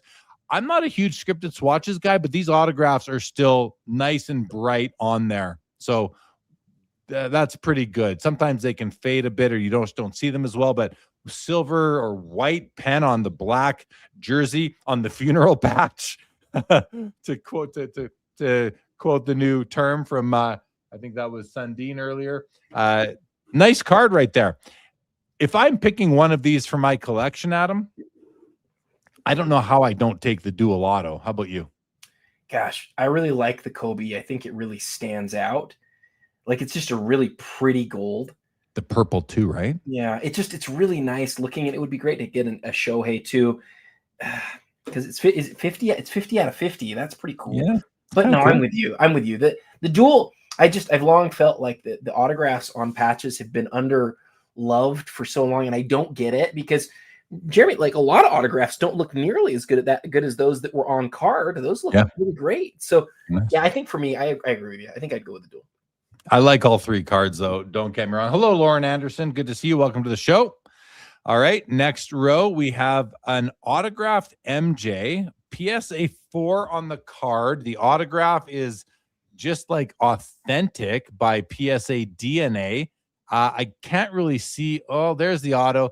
Like this is tough, man. I mean, the card for a 4 looks pretty nice. It's got white on a couple corners. But this autograph, it just looks like it's not meant to be there. The autograph in this case, I don't know. Not a fan at all. $36K. Yeah, I mean, it's a cheap way into a autographed 86 clear Michael Jordan, but I don't like it. Let's take a look at this PSA 8.5. We'll get your thoughts in a second, Adam, on that, okay? Let's take a look at this PSA 8.5 Gretzky rookie, which right away I like a lot more than the PSA 9 that we looked at a few minutes ago. I think we're about to show that this card is far superior and far cheaper than the PSA 9. This card is sitting at $24,000. The PSA 9 was at $90,000, almost 4 times, you guys. And this card, I think I'm about to make an argument, is far superior. I don't know for sure because I haven't looked at it yet, but let's get into it. Okay, top right corner shows a little bit of wear. Top edge is your typical O-Pee-Chee rough cut. Top left corner, not totally perfect. The word Oilers is on the same plane as the word Edmonton. However, the yellow plate is shifted to the right from the magenta. Not too bad. We come down. Edges look really good. You do see that red mark over there. Maybe I've just never noticed it before, which I find hard to believe. You don't have any gaps between the black and the blue, which to me is important. I like that. Minimal to no shadows off the bottom of his legs. The oil drop is not perfect. It's not great, but it's better than it was on the 9. Centering, however, it's basically got perfect centering. Basically. Like really good centering. I don't think I'm sensing any tilt. Yeah, I don't think I'm sensing any tilt, guys. This card, I find, for my taste, far superior. Like not even close. Is a better card on the front. And again, we're not looking at backs, which we probably should be, but look at the backs yourself. So take that in stride. We're talking about the fronts. Far superior from the PSA 9.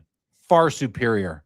So it's funny. I just look now and I see Mr. Minty says, let's check the back. Because I didn't even, funny how me and Mr. Minty are thinking the same way. But okay, so let's check the back. Okay, so extra fiber right there. That's just the fiber of the cardboard. It's got a little mark right there. These don't bother me, though. As a collector, these don't bother me. I've got no problem with the back on this card. It's fine.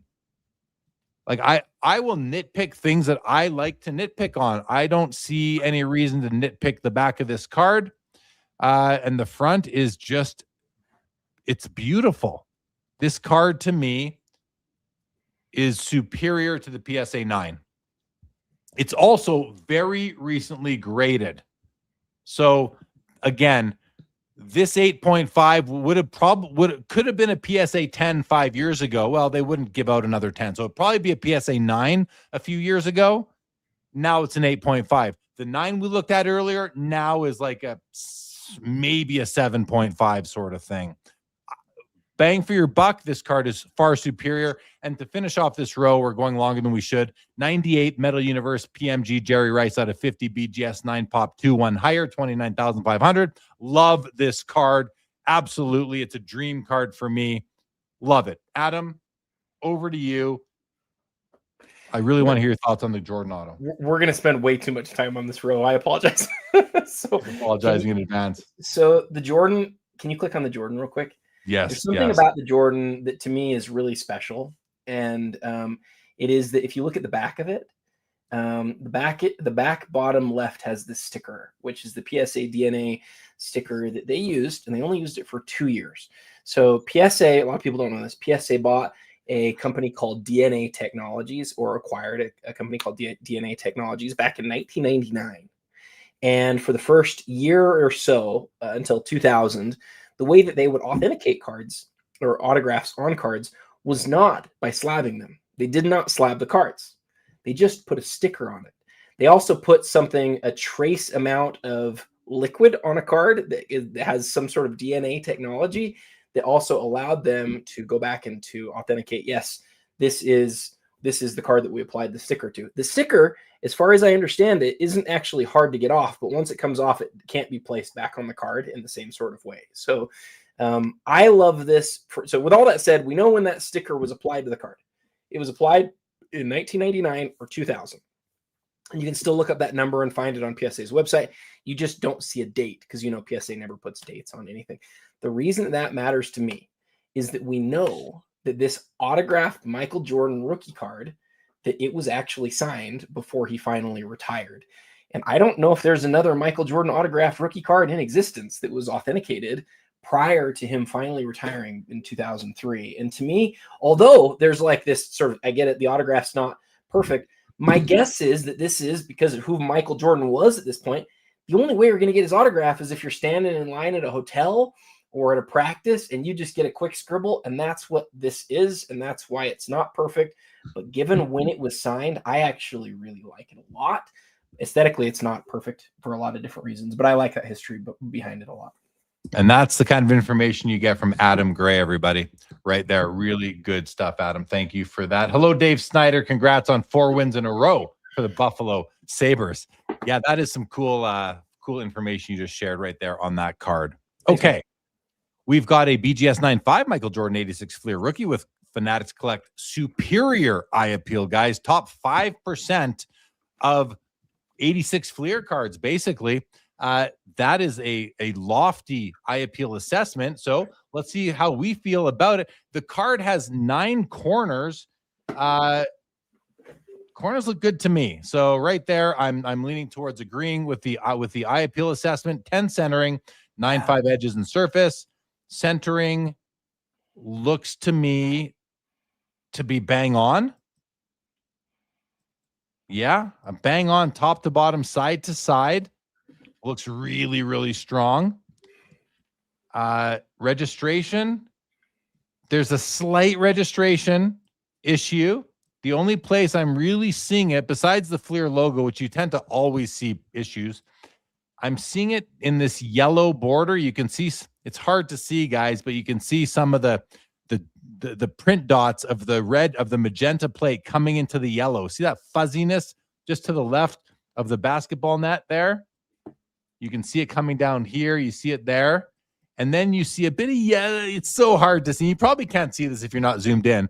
A hairline of yellow coming over the black border into the red. Those are the only issues that I have with this card. Now, is that enough for me? Because when I zoom out to here, which is like the way you look at cards, I don't notice any of that stuff. So I'm not going to disagree with Fanatics Collect's eye appeal assessment on this card. We've looked at a lot of these, and this is a very nice copy. Is it pristine perfect? No. But is it superior eye appeal? Most likely, yes.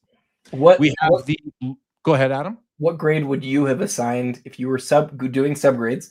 What subgrade would you have put on those corners?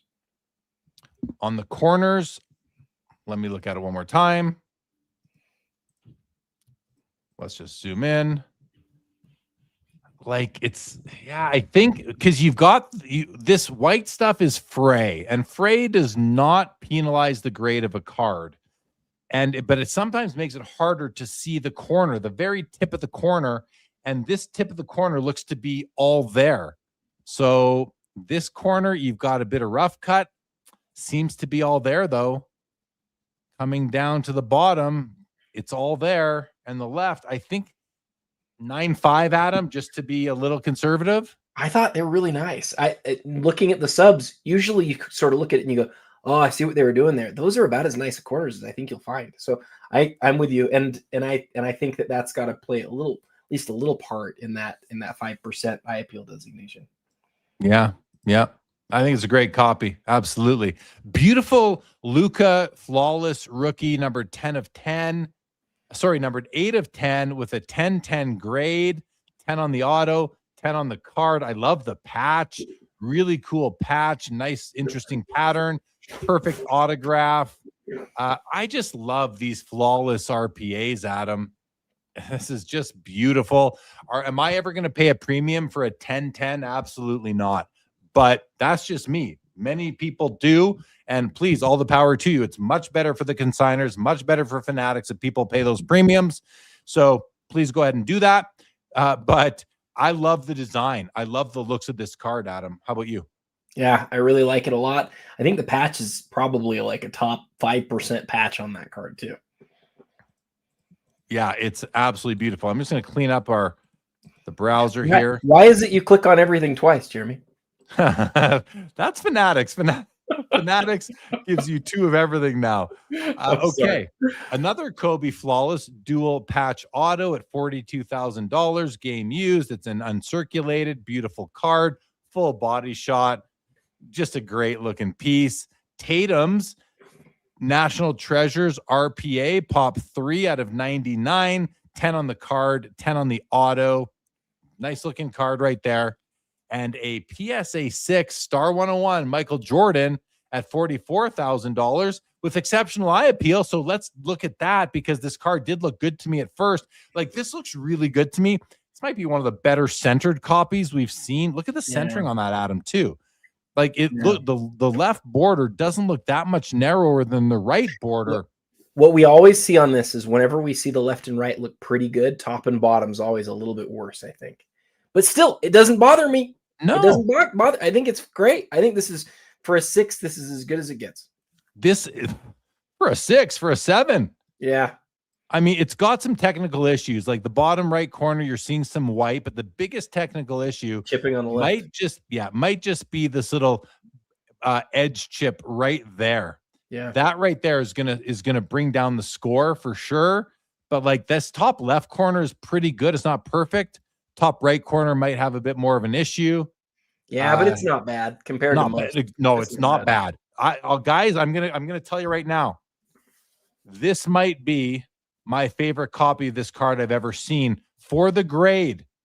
No, not for the grade. Like because of the grade. Yep. This is a wonderful, wonderful copy. If you're in the market for a Star 101 MJ, guys, this is one that I like. If anyone ever wants to hire me to be your personal card selecting consultant, if you were to hire me to do that, if you were my personal clients, which I kind of look at all you guys as when we're doing these shows, because I want to give you my best opinion, my best thoughts on things. But this is a card that I would recommend. Now, I don't love this card anyway. Like, I don't love the Star 101 Jordan, but I recognize its importance. And if I were to advise a client on purchasing a card, this is a card. This is the copy that I would advise you to buy. I completely agree with Fanatics Collect's exceptional eye appeal rating. I would actually be willing to give it maybe even the higher ranking. Maybe not. But like if I'm doing it on a curve, I might be willing to. But just completely, mutually exclusive from anything else, I might be happy with the E. But the S, if we were grading these on a curve, I might give it the S, Adam. I love this copy. I really love this copy. So here's your data for you from Card Ladder. The last 6 sold 3 days ago for $45,600. This is quite a bit more than that, right? This is about 10% more than that, 12% more than that. And it's because of that eye appeal. And I wouldn't be shocked to see it get more bids, because the thing that we see, and it's clear in the market, and it has been for several years, is eye appeal really matters. And Jeremy's got as good eye for this as anybody, but to see that corroborated by Fanatics' top 15, it's not shocking to see it a lot more expensive than the last 6 that sell. We're taking way too much time on each row, but we're having a lot of fun doing it. Well, we have to, right? I mean, yeah. We have to. Yeah, that's a phenomenal copy, guys. I feel like Brent here says, I just texted a Star Collector how nice you said it is. He expects bids now. Like, I'm okay with that. I'm okay with my opinion driving bids when I feel this good about it, you know? Like, and you can tell I feel good about it. So I'm all about it. All right, next row, we've got a Kanji Auto Shohei, a beautiful 2021 Onyx Vintage Extended, PSA 10 on the card, 10 on the auto. That's really neat. So this is a Japanese. What is this, Adam? What is this? Like, this is not a major league card, is it? I don't think so. I think you're right. Onyx is another league. Must be. Onyx authenticated, Onyx vintage, all rights reserved, not endorsed or affiliated by MLB. So it's unlicensed, I guess, is what this is. Authentic Onyx vintage 2021. It's a it's a nice looking card. This looks like it could be like a Topps Heritage or something, but it's got a great Shohei Kanji Auto, 38,000 on that one right now. Hideo Nomo PMG out of 50, PSA 7, beautiful card at 28.5, and a Steph Curry Topps Chrome Refractor PSA 9 at $26,000. If I'm picking a card in this row, I'm taking the Steph. Adam, how about you? Gosh, I really like the Nomo too, but I would take the Steph. For me, because I'm a basketball collector, I would personally just really love to own a copy of the Steph. But I just want to say that image of Nomo there is just a glorious card. Glorious. I love it. It's a glorious card. For sure. Lauren tells us that Onyx is all on card. It's a fun product. Thank you, Lauren. Next row, Peyton Manning. I know what your favorite is. Peyton Manning, 1998 Fleer Brilliance, 24 karat gold, numbered out of 24, BGS 9, pop 12, one higher at 22,750. This is a great card. This is a huge Peyton Manning card. Is it his best rookie card? It probably should be. If it is not, price-wise, in the middle, flawless, momentous Ruby Ronaldo patch auto, beautiful card in a PSA 8 holder with a 10 auto. And on the far right is a 2002 top Super Bowl Tom Brady game used football auto, numbered out of 150, BGS 9. It's at $41,000. And as Adam knows, this is one of my favorite cards in the whole hobby. Never mind this row of 3. This is literally one of my favorite cards in the whole hobby. To me, this is the best Tom Brady card ever produced against anything out there. I love it. It's just got so much going for it. So that's my favorite. But that Peyton Manning is pretty darn cool too, Adam. What are you thinking? Soccer did not have a lot of ultra high-end products at this period. I think this is the first year of flawless. And the Messi of this same card right here is like $1 million card. I'd go with the Cristiano Ronaldo here.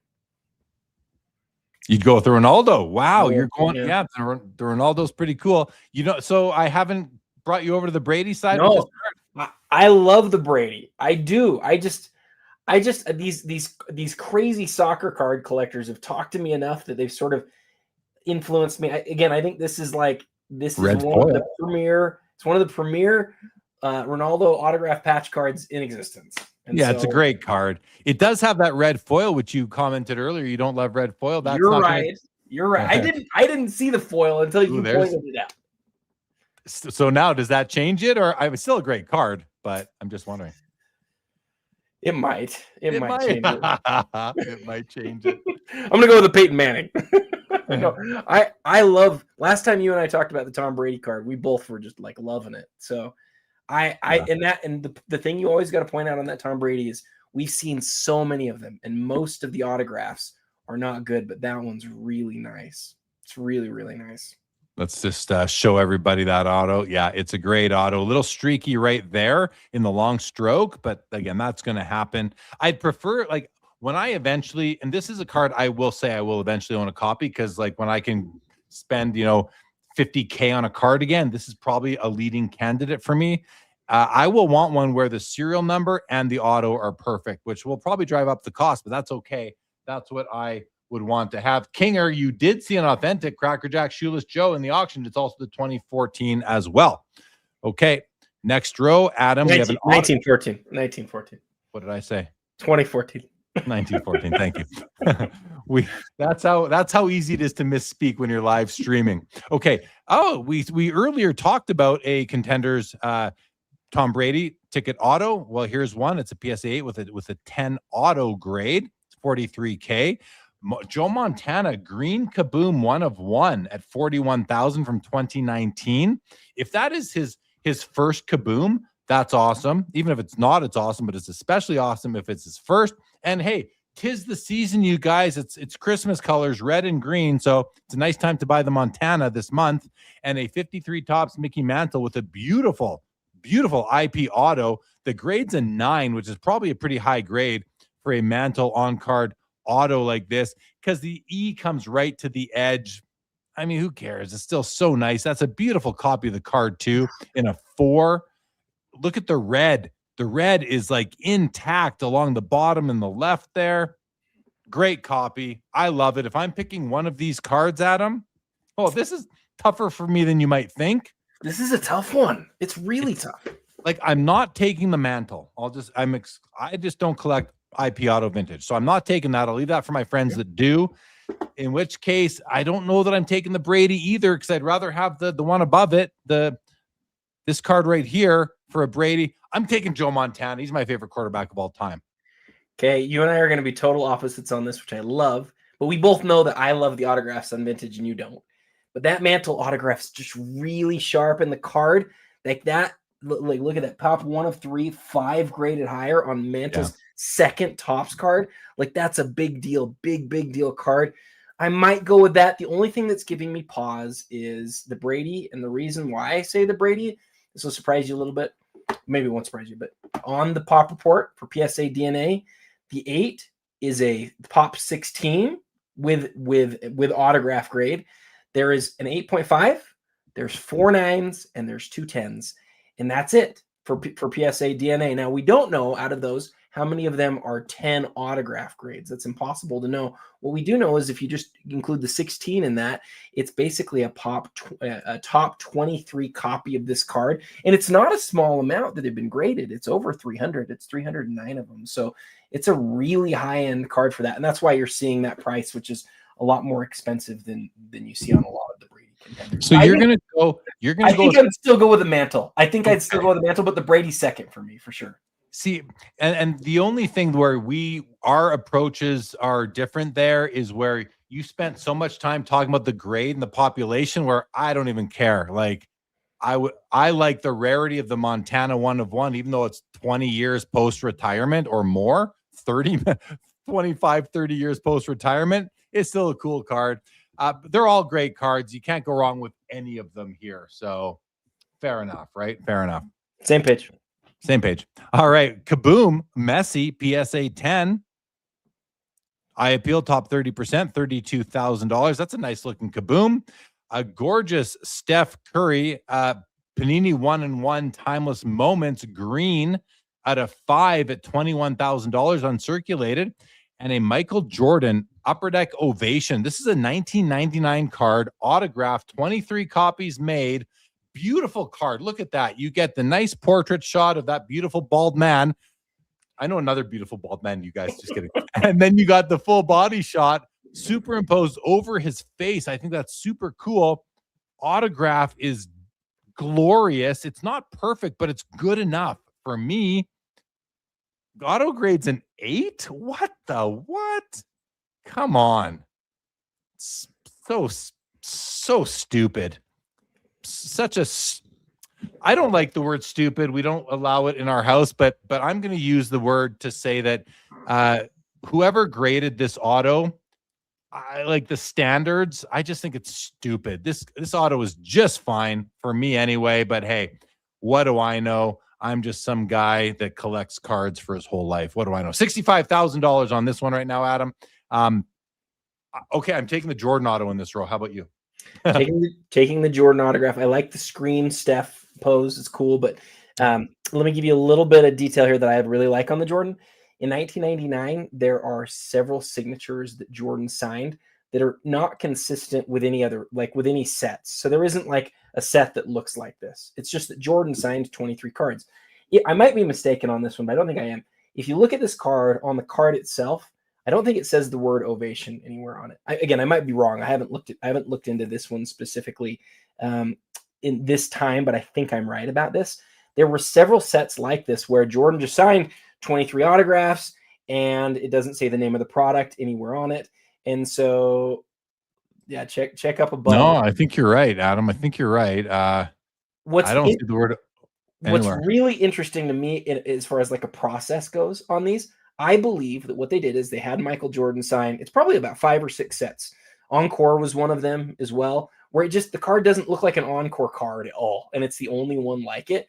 He signs 23 of each of them. And then they figured out afterward, oh, let's put it in this set or let's put it in that set. Upper Deck knew they had one shot to get him to sign a number of autographs. So they got him and then they just distributed them. But I love that, like, it doesn't connect with the actual product at all. And so PSA and graders at this point just need to know what image goes to what set. And there's nothing else that really indicates that. Interesting stuff. That's what you learn here on the monthly premiere show, or if you're following the Real 27 guy on Instagram. All right, another nice Messi Mega Cracks from 2004, another Topps Chrome, Steph Curry, but this is non-refractor. It's the rookie out of 999. It's a PSA 10, and it's at $28,000. And another Michael Jordan auto with a quad jersey, 2007 exquisite, numbered out of 10. It's got eye appeal. It's at $23,000, which is Michael Jordan's jersey number with 3 zeros. That autograph is like, this is a perfect autograph, you guys. Just wonderful. What did PSA give it, a 7? No, they gave it a 10. They got this one right. Number 3 of 10. Love this card. I like that the jersey pieces are all the same. If one of those were white, I don't know if I'd like it as much, Adam. I don't know. But anyway, this is a beautiful card. This is the kind of card that I would love to add to my collection. I love it, man. Just great. Ready for the next row? Yes. MJ for me too, by the way. MJ for you too. Oh gosh. Okay. We got a Pokemon trainer card with some dude on it. Really neat card at $16,750. We have an Allen Iverson PMG Championship, PSA 8.5, $20,250. Great card. That's a great card, Adam. And a 2006 exquisite auto patch Michael Jordan with a beautiful 3-color patch. Red, white, and black. The auto is awesome. It might have I don't know if these are scratches on the slab or if there's a few little like fine lines through the auto. I can't tell. I feel like it's on the slab because look at this. Look at all this business right here. If PSA can do one thing to improve Beckett, I hope it's the slabs, because Beckett slabs are the most sensitive to surface issues on the slabs themselves. Card grades a 9, autograph a 10. I'm guessing that's not on the auto. I'm guessing that's on the slab. I agree. Love the auto in that case. Love the patch. Love the card. If I'm picking a card from this row, it is easily the Michael Jordan. Are we on the same page, Adam, or not in this case? I'm actually going to surprise you. I think I'm going to take the Iverson. I think it's probably the third or the fourth best card in the set. And as far as AI goes, it just doesn't get much better than that. And that is, does that say it's an 8.5? That's a really high grade on that card. Yeah, I'm going to take the AI. And you know what? You said you were going to surprise me. It doesn't surprise me. I know that you love PMG champs and the hobby does. And I'm not surprised. I'm actually not surprised, Adam. So when you said you might be surprised, I thought you were going to say the Pokemon cards. That would have been surprising. That really would have been. That's what would have surprised me. Absolutely. All right, next row, everybody. We have a Panini Eminence Steph Curry tag patch auto 3 of 3. I like that card. I'm not a huge tag patch guy, but that one's okay. It looks nice. It's nice. It's gray. It's black. Tom Brady Bowman Chrome Refractor rookie BGS 8.5 at $33K.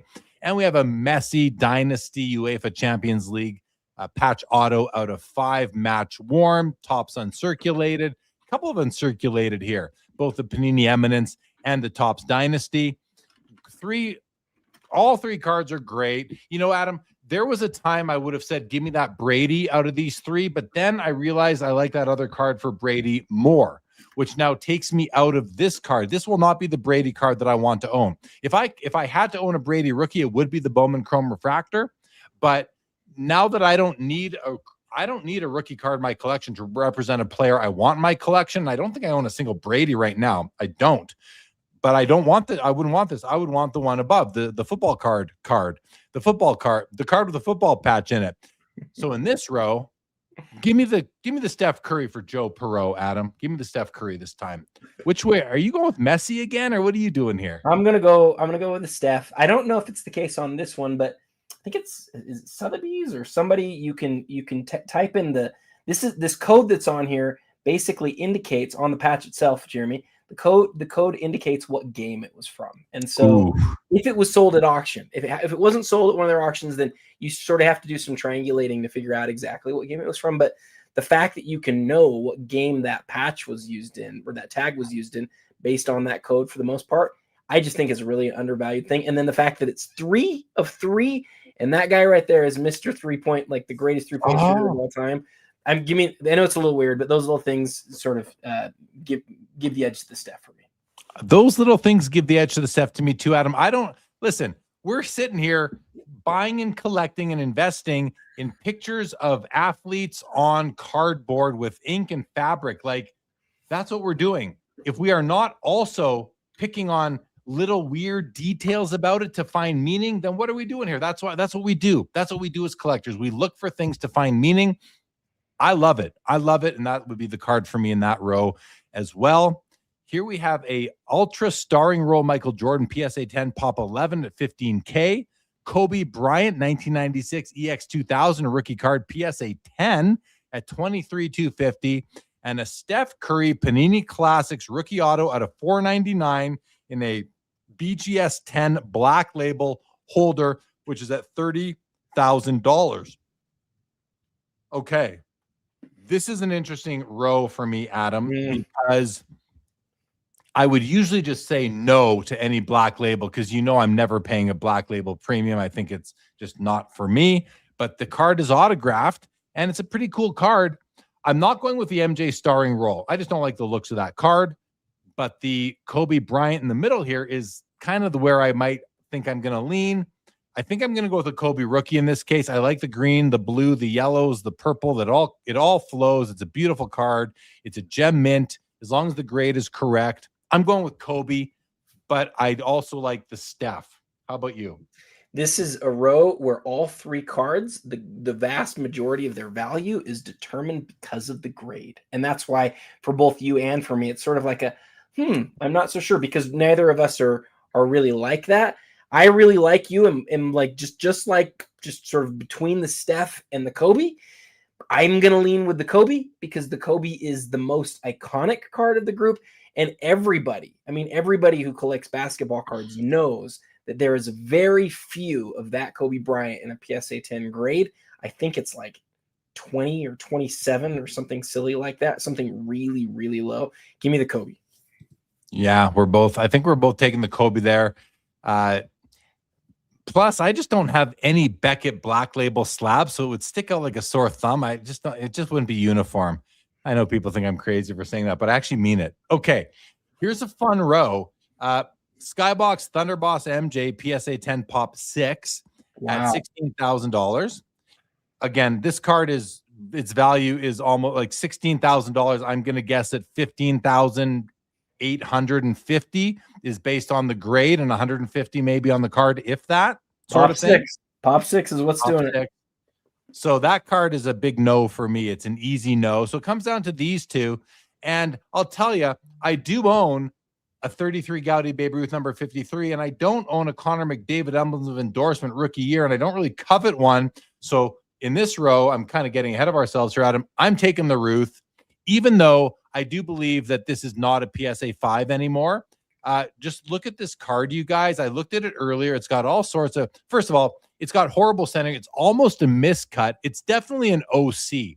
The fact that it doesn't have OC is interesting, or maybe for a 5, it's not OC. Exactly. So I guess that's the reason. But for me, this is way OC. So it's got the horrible centering. Not horrible is a strong word. It's is it a reholder? Yes, it's a reholder. It might have once been an 8 OC or a 9 OC that's been reholdered to a 5. But wouldn't it have gotten renumbered then as well if they regraded it? No, they would just change, just like they did on the Wilt that just got downgraded to a 9. It's got the same cert number.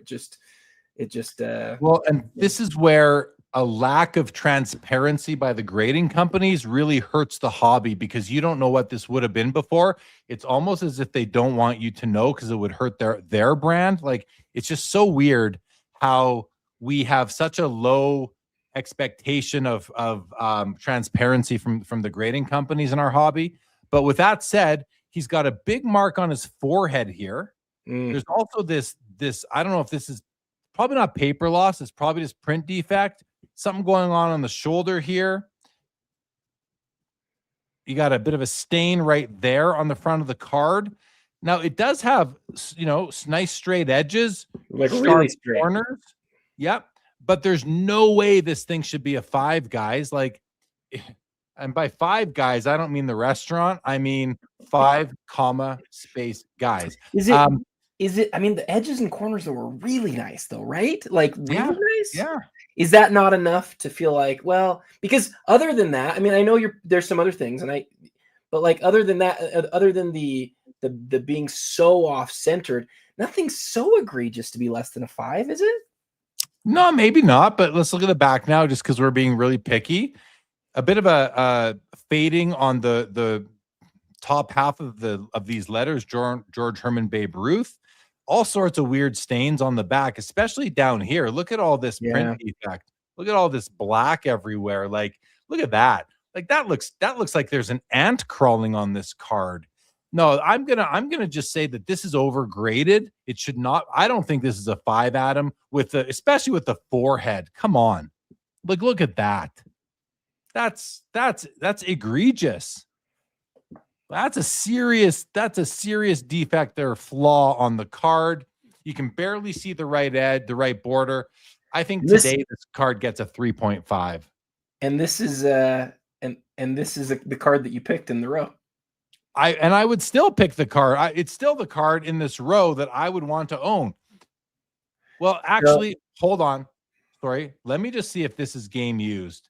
If this is game used, I might be willing to change my mind. No, photo shoot. Photo shoots are cooler than, like, we don't know where it came from. But yeah, I've got some other good Connor McDavid cards. I'd still take the Babe Ruth at him. Can I give you some interesting facts on a hockey card? Oh gosh, coming from you. I can't wait to hear this. I really like this one. So I saw the McDavid and I went, oh, 10-10. Probably, and I recognized the year, knew that it was a McDavid rookie year card, and I thought, oh, that's interesting. And so I went to Card Ladder and I looked up emblems of endorsement. When I did that for hockey, what I found was the 3 most expensive emblems of endorsement ever for hockey were all this same card. 3, not this same copy, but all 3 different copies of this card. So this is, for all of the history of the cup, the card out of emblems of endorsement that has sold for the most. And it's actually this same copy that once sold for the most out of any of them. So this is the most expensive one. However, something has happened to the card since then, and that is that the card was sent back into PSA and the autograph also was assigned a 10. So it was already the most expensive emblems of endorsement in the history of the cup. And then it was given the 10 autograph. Just got upgraded. That autograph is beautiful. I love the information, Adam. 38,000 on this Connor McDavid rookie year emblems of endorsement. Now, Aaron wants to know, how do you tell if it's been reholdered? Aaron, the serial number, if you understand how PSA serial numbers work, you can tell that the serial number is older than the label, that the Lighthouse label. that you see on the Babe Ruth card here, right here, this PSA, this is called the Lighthouse label. They didn't exist when 04038050 serial number came out. So that's how you know. But I'll tell you, my soon-to-be published book, Pops and Comps, explains this in full, Aaron. I think someone of your vintage will learn a lot from reading my book when it comes out next month. Aaron, 100%. If when Jeremy comes out with that, buy that, understand, because those types of things, like the idea of just being able to look at that, and Jeremy and I both immediately know because we speak the same language, like it's a reholder. We don't even have to talk through it. It's just like it's reflex. And a lot of people do, and it just comes with this is what comes from literally decades of doing this, like just understanding it and talking about it a ton. So I'd strongly recommend Jeremy's book. Sort of download as much of that knowledge straight into your brain without having to learn all the lessons that we've had to learn over the years. That's what you'll do. You'll get it all in reading it in a week versus over 40 years. Lauren Anderson, good night to you. So yes, this is a reholder, Aaron, on this Babe Ruth card, which isn't a bad thing. A reholder is not a bad thing. It's just you have to know it. Just don't let it fool you. Is the thing. Right, and the thing that's important about that is that some of us believe, a lot of us believe that the way that the grading scale has been applied over the years has changed. And so if you can have a card like that where you can see what its original grade was a long time ago, then it means something to you. All right, let's go on to this row here. We have a beautiful PSA 8 Hank Aaron 54 Topps rookie card.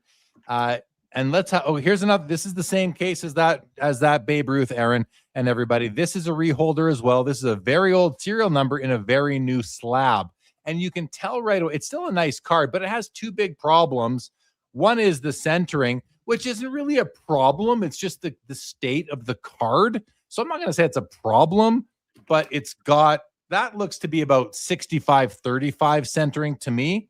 Like pretty much, yeah, I'm going to stick with that. But the bigger problem to me is this blemish right here. That's a print defect, and it really sticks out to me. I need to add a policy, Adam, perhaps to my list of my PC policies saying no print defects that your eye can't get away from, because there's no way I could look at this card and my eye not be drawn to that all the time, which would bother me. So I would not add this card to my collection. I also, think that it's probably not an 8 under today's standards. It's got all sorts of print defect right up there. It's got 3 fisheyes right there. It's probably got a few more. It's got a slight registration issue. But it's a nice, if you take away that, like that birthmark right there, it's a really nice card, even despite the centering, Adam, in my opinion. To finish off the row, really nice Barkley Logoman here from Immaculate 101 Game Used Gold Logoman. And we have a Shohei autograph. Looks like a sticker auto, multiplayer, multi-patch window, triple threads right there. Adam, I'm going to take the Barkley here. How about you? For me, it's the Barkley by a lot. The gold Logoman here, you have to spend a second on it because they only used this during the year 1997-98, the 50th anniversary for the NBA. And so you might look at him and be like, oh, I'd rather have Barkley as a Sun, or I'd rather have him as a Sixer. His days with the Rockets weren't as great. He was with the Rockets during the NBA's 50th anniversary. That, in my humble opinion, is maybe the best Charles Barkley autograph patch card in existence. I really believe that. Wow. Because what else can you have? Like, it's not just the Logoman auto; it's the Logoman from that year. If it was one of my guys, like this would be a card I would be really considering going after. And it's not shocking. I mean, how many autograph patch Charles Barkley cards have sold for this price? My guess is none. I'm gonna go look on Card Ladder right now. But my guess. How do you like the auto though, Adam? Like it's really fading on the C here, the C and whatever that is. Yeah, it's an acetate. It's an acetate. And that does happen. That does happen. It's not perfect. It's light. I don't know if that's faded or if that's just the way it was applied when he signed it. That would be a struggle for me, but it's a pretty darn cool card. Per Card Ladder, this same card sold at the Fanatics Weekly last year for $25,800, and it was the most expensive Charles Barkley autograph patch ever. So again, not shocking, but it's up a lot now because what have we seen in the last year? The general market has increased tremendously, but more than that, stuff like this, like players, when you can say special cards, like a special card where you can say this is the player's best, fill in the blank. That stuff has just crushed it over the course of the last year. So I wouldn't be surprised to see this get more action, honestly, like comparing it to other things that I've seen sell. But the fact that it moved just a year ago does sort of put a little bit of a ceiling on it, maybe. So one to watch. Absolutely. Aaron says, how do you know so much, Adam and Jeremy? We've been in the hobby I've been in it 45 years. Adam's been in it 35 years, I think. So we've got 80 years in the hobby combined, Aaron. And Aaron, I know Aaron. Aaron's been on Sports Cards Live. I see him at all the shows up here in Canada. I see him in the States. I see Aaron a lot. He comes to my event at the expo. He's a great guy. He's a great kid. And but Aaron, I think you're like 14 or 15. So what you have maybe 16. 4 years? He's 16. He told us he's 16. Yeah. Aaron's 16. He's got a couple years in the hobby. We got 80 between us. That's all it is, Aaron. That's literally what it is. You're doing great, Aaron. You're doing great. And keep asking the questions because we're happy to answer them. Okay, next row, we have a tie-dye Prism Lionel Messi out of 30 and a PSA 10 for $4,400. That card looks very busy, but it's kind of fun. We have another a Contenders ticket auto, Tom Brady, PSA 7.5 with eye appeal, top 30% for $22,500. And a Lou Alcindor, Mr. Kareem Abdul-Jabbar, 69 tops rookie, PSA 8, also with top 5% eye appeal. So far, I have not disagreed with the eye appeal assessments.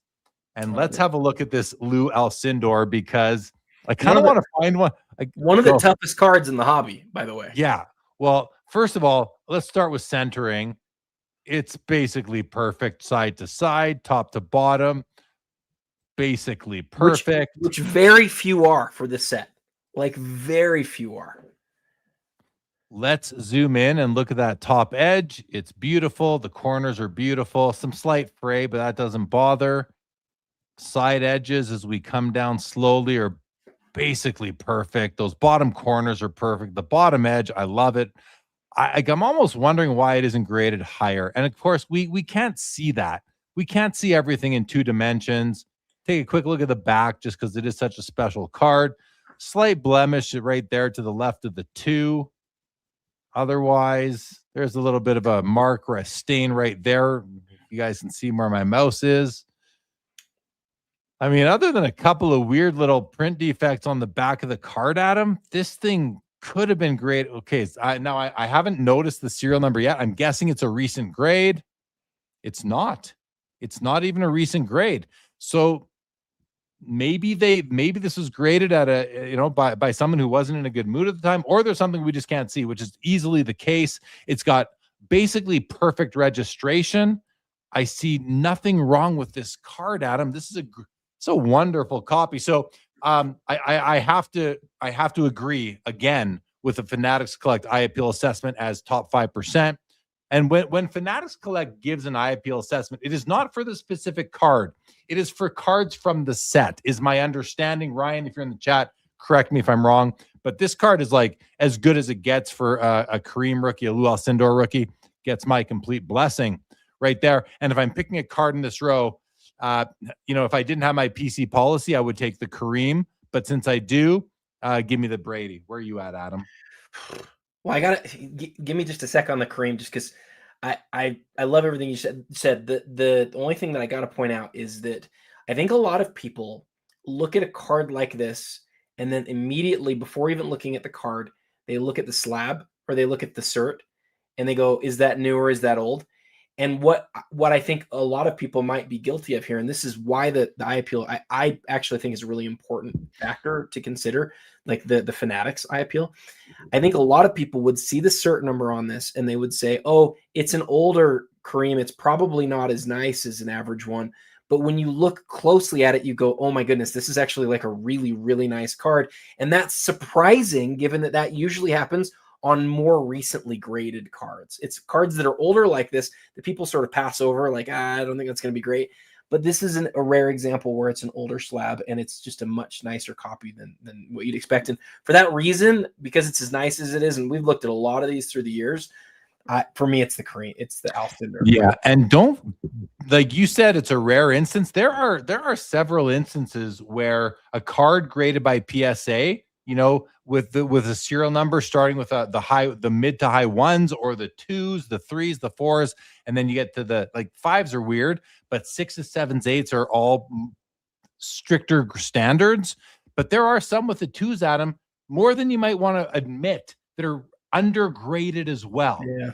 Like, it's not a gimme that You're right. every old, yeah. It's not what I have come to expect. I like how you said that. It's not like it's the rarest thing. It's not what I've come to expect, but when I do see it, I sort of note it and go, oh, because I do think a lot of people just look and see that it's the older slab and they go, oh, it's probably lesser, but that's not always the case. Yeah. Yep. And Aaron, my PC policy that I was referring to is no oversized cards, which is a silly policy, but it's my policy. We have a 2024 Revolution Kaboom Vertical Gold LeBron James Kaboom, numbered 1 of 10, BGS 8.5, Pop 1 higher, $50,000. We have an Absolute Kaboom Vertical Green Ashton Genty, 1 of 1.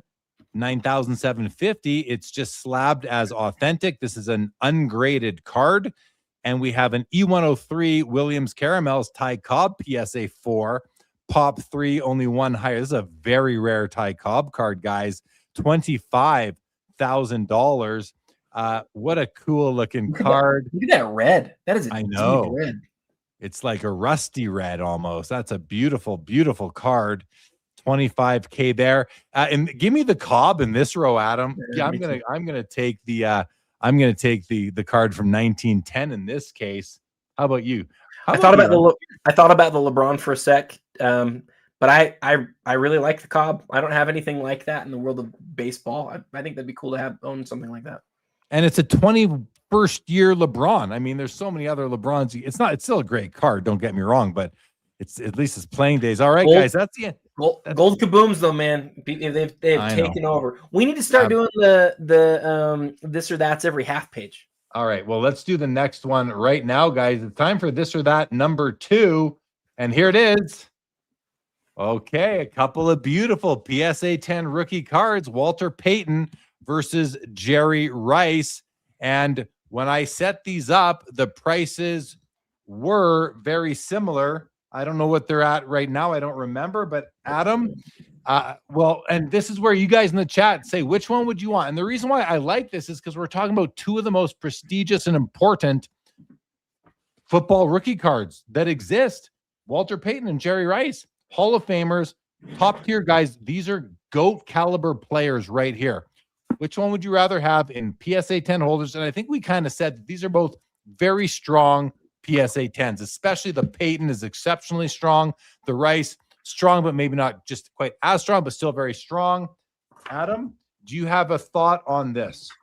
I'm trying to remember which one was ranked more iconic. And when we did the Got to be the Payton. You're going to be surprised. Well, maybe not surprised. They're actually right next to each other. One is 25 and one is 27. And the one that's 25 is the Rice. The Rice came in. It's effectively the same. They're in the same band of how people think about them. I'm taking the Payton though.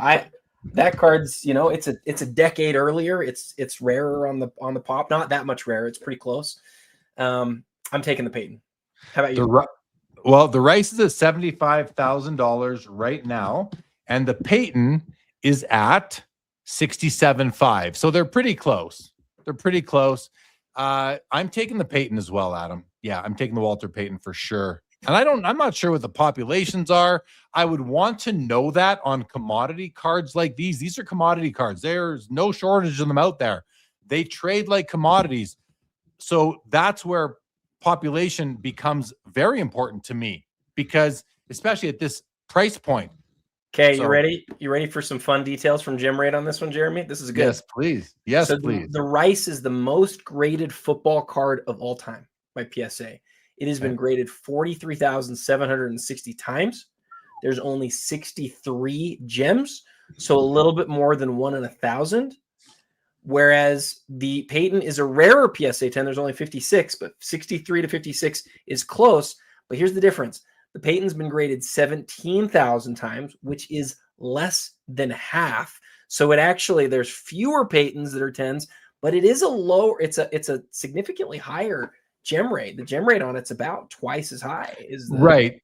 So to me, that doesn't matter though. Like I don't care about the gem rate as much as I care about how many are out there in that condition, assuming that PSA got it right every time, which we know they didn't. They probably got it right like 55% of the time, is my opinion on that. So for me, I don't really care about the gem rate, especially when we're talking about cards where you can find 9s that are nicer than many 10s. Because in many cases, I'm going to say, no, I don't want these cards at all. Give me a 9 that is nicer than than half of the 10s anyway.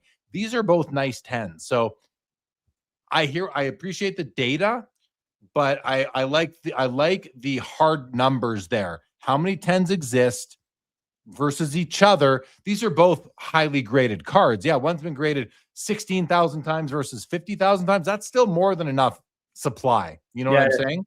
It is. It's the number one. The biggest thing I was trying to illustrate. It's the number one most graded football card of all time, and the number 14. Both highly graded, but no question, the Peyton is slightly rarer in the grade. Yeah, which I'm glad to hear it is in that case. Let's go to the chat and see what you guys were all taking. David G has taken the Peyton, but says it was tough. Mikey's card says the Rice looks really cool, but I like Chicago, so he's going with the Walter Payton. David says Rice because I grew up watching him play. Best reason. Sammy Hill says Rice. He's the undisputed wide receiver GOAT. Peyton is debated with Brown and Sanders. I say Brown. Fair comments right there. Tropics is taking Jerry Rice. Bystanders taking Peyton. Rob Starr is taking the Peyton. Lower pop is part of it, and that's important. So, hey, you missed about half of the votes, by the way. Where did I? You start at Linda's first. Oh, Sweetness right here. Okay. I think about the next 6 or 7 you didn't hit, but that's okay. Okay, yeah. Deep says Peyton all day with Jay Lee approval. Yes. Card Monster says Peyton as well. Molico's taking Peyton and Mikey's cards as well. This is a good one. This is another real good one. Tropic says, give me Rice. I like that card more in terms of the eye appeal. And, well, that's in it. Well, I want to know what Aaron means by eye appeal. Do you mean the design aesthetic? Because the eye appeal is probably better on the Peyton in terms of symmetry and the ease of looking about. But if you mean the aesthetic and the design, Aaron, I think that's what you mean here. But correct me if I'm wrong. Okay. I do think there's something to be said for the fact, and somebody else said this, I can't remember who it was in the chat. Something to be said for the fact that Rice is like the greatest of all time wide receiver. Nobody really argues that. But Walter Payton is not probably the greatest running back of all time. He's probably down the list a little bit, but he's so beloved. I love his story. So I lean towards Payton, but people who really appreciate like the GOATs in terms of what they actually accomplished, it's really easy to take the Rice here, I think. And as I'm nodding away, it's because the reason for that is what we call hobby love. That's a big, and there's a chapter in my book coming out next month called Hobby Love. All right. Aaron does say it's the design and color truthfully. Well, that's what I thought, Aaron. That's called aesthetic or design. That is not eye appeal. Eye appeal is a condition term in our hobby, at least, just so you know, moving forward. Okay. Page 3. We've got a Kaboom vertical. You still have the this or that up. Thank you. Thank you, Adam. Let's take it off. There we go. We have a gold Kaboom Steph Curry from 2024 out of 10 at $60,000. A couple of unopened products here, which are pretty awesome too, but I'll take the single, Adam, right there. Let's keep on going. Nice row here. We have a 51 Bowman Mickey Mantle rookie card, his one and only true rookie card, not his most iconic card, but his true rookie. It's an SGC 4.5 with Fanatics Collect above average eye appeal, and it looks really nice to me. This is a tough card. Centering is always tough. This has very good centering. It's not perfect. It's a little bit high. It's a little bit to the left, but really good. Look at that name bar, though.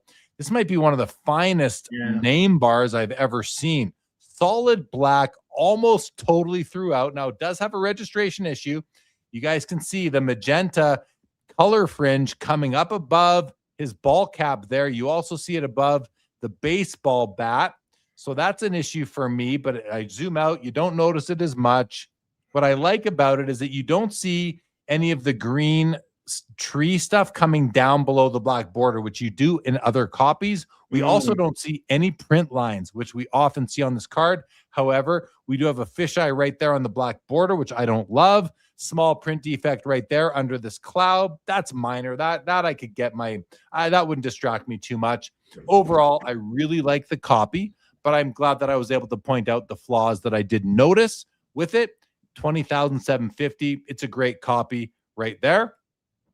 And then we have a Shohei Ohtani. It looks like a kanji inscription with a regular auto. And then we have a Messi flawless auto. Adam, I'm taking the mantle in this row. I don't necessarily like the looks of either of these flawless cards. Or sorry, Leaf Trinity is the Shohei. Leaf often uses sticker autos. They don't in this case. That's really impressive. This is a special Leaf card, you guys. I like the card, actually. I like the card more now that I understand it better. But from just looking at it from this angle, I don't love the aesthetic, but the card I like. That's all I'm going to say about these ones, Adam. I'm taking the mantle. I'll tell you what's really interesting. I think some of us just write Leaf off real quick because we know it's just always unlicensed. But that card's from 2017. Like that's where Shohei's rookies come from. It's pretty interesting. Like I don't know what the kanji is that's going on there. That's not his normal kanji. I think it means something else. Maybe it tells us on it. I still am not going to go with it. I've actually never had a Leaf card be part of my collection. I haven't. It's not been something that I've been into. But with that said, like that, they got that card right. And if that card just said Topps or Bowman on it, it is a multi-million-dollar card, like legitimately from 2017 with that autograph. I think that's something worth at least considering. That Leaf really got that right. But yeah, your description of the mantle really sold me, man. Like, and I don't know if you know this, that's the last baseball card I owned. I sold it like 20 years ago or something, but I owned that card in that grade. It was a 4. Oh, wow. Yeah. Isn't that? Yeah, I echo what you say about this Leaf Shohei card. It's also like 31,000 for a Leaf card is a lot of money. It's nice to see Leaf does deliver value in their products. It's unlicensed in most cases, if not all, when it comes to sports at least. And they make a nice enough product. I don't have a rule. I have a lot of policies for my PC. I do not have a policy against unlicensed cards. So Me either, but I don't have any, right? Like I don't. So but maybe I do have like an unwritten rule. I'm scrolling through Card Ladder. It might be the most pricey Leaf card of the modern era. I think it is, Jeremy. I think it's the most expensive. All right. Let's move along to the next row, everybody. We have a flawless Ronaldo patch auto, numbered out of 15. Very nice looking card, nice and clean, great auto. But I really like this 08 Ultimate Collection Signature Veterans Kobe Bryant with a sick patch. But the auto is awkward here. Let's have a look at this card. First of all, the patch is amazing. The auto is terrible. It's like a silver auto on a sticker that was put on the card on an angle with part of the sticker going right over the Ultimate logo. This is just horrible execution by Upper Deck on this card, by Upper Deck on this card. And I usually love Upper Deck's designs just across the board, but this is horribly executed back in 2008-9. But it's like that patch is sick. I don't know much about it, but it is having been used in an official NBA game. So that's a game used. That might be the sickest Kobe patch I've seen, Adam. But that autograph just ruins the card for me. Where are you at on this card? Like, so some background first. 2008, 2009, something happened with Kobe, like something crazy, because he had there's a set, and you might know this already. 2008 UD Black. There's a dual autograph set. It's Kobe and Jordan, and it's one of the nicest dual autograph set ever. Here's the craziest thing, though. The 1 of 1 is signed on card. The out of 5s are signed on card by Kobe. They're all signed on card by Jordan. But the silvers are autographs like this, sticker autographs. There's a couple of other sets where they're sticker autographs. and then there's this ultimate patch auto that's a sticker. And I don't, I mean, just think about process. Why would all of one parallel be signed on card, and then some of another parallel not be signed on card and have to be signed on sticker? I don't know if Kobe had to leave a session early or what happened, but this card the other cards in the set are on card. They're not on sticker. They fulfilled this by putting a sticker on it, and it's a travesty. It's just so sad because this card signed on card is legitimately, like, you're asking the question, is this $1 million? Is it a 7-figure card? But because it's a sticker, what's it at? Is it even at 5 figures right now? Or is it 4-figure?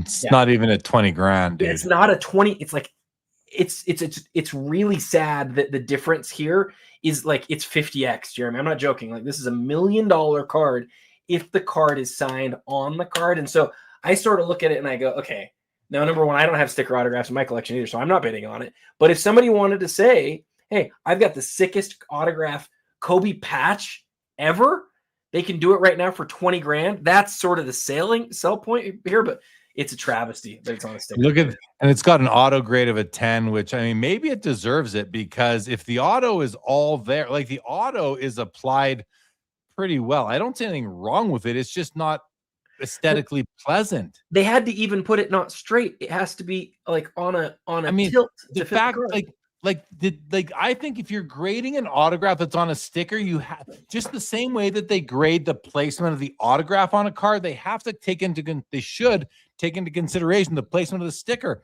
The sticker comes over the patch and the patch window, the border, the foil border of the patch window. Horrible. And they gave it a 10. They made such a huge mistake doing this. It's so sad to me. Terrible. But it is what it is. The card's awesome. The card is still awesome. Still awesome. So in this row, I'm probably still taking the Kobe. Oh, I'm 100% taking the Kobe because it's got a great story. It's like one of the coolest sticker autographs that you'll ever find.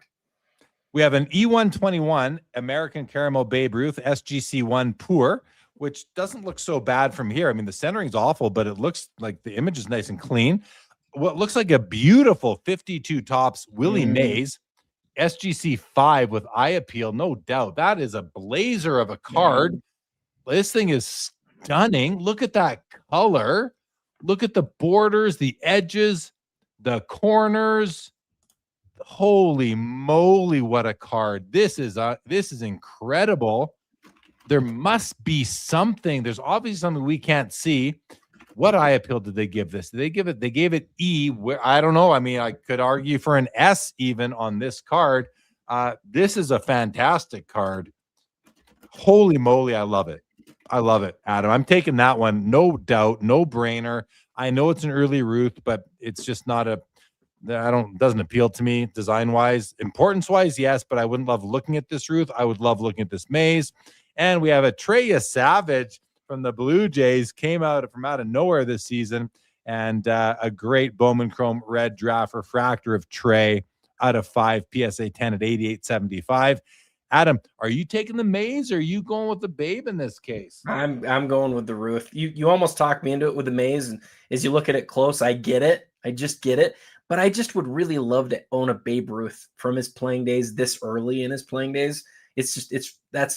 That's really cool for me. It's one of his. It is cool. It's one of his. It is cool. Yankees cards. So yeah, the Ruth. It's definitely cool, no doubt about it. Yeah, it's a great card. But I love that Maze. Condition wise, it's beautiful, and it's in a great slab, because you put this in a 7 or 7.5 or an 8, you're going to pay way more. This 5 looks nicer than several 7s and 8s. It's just the way it is.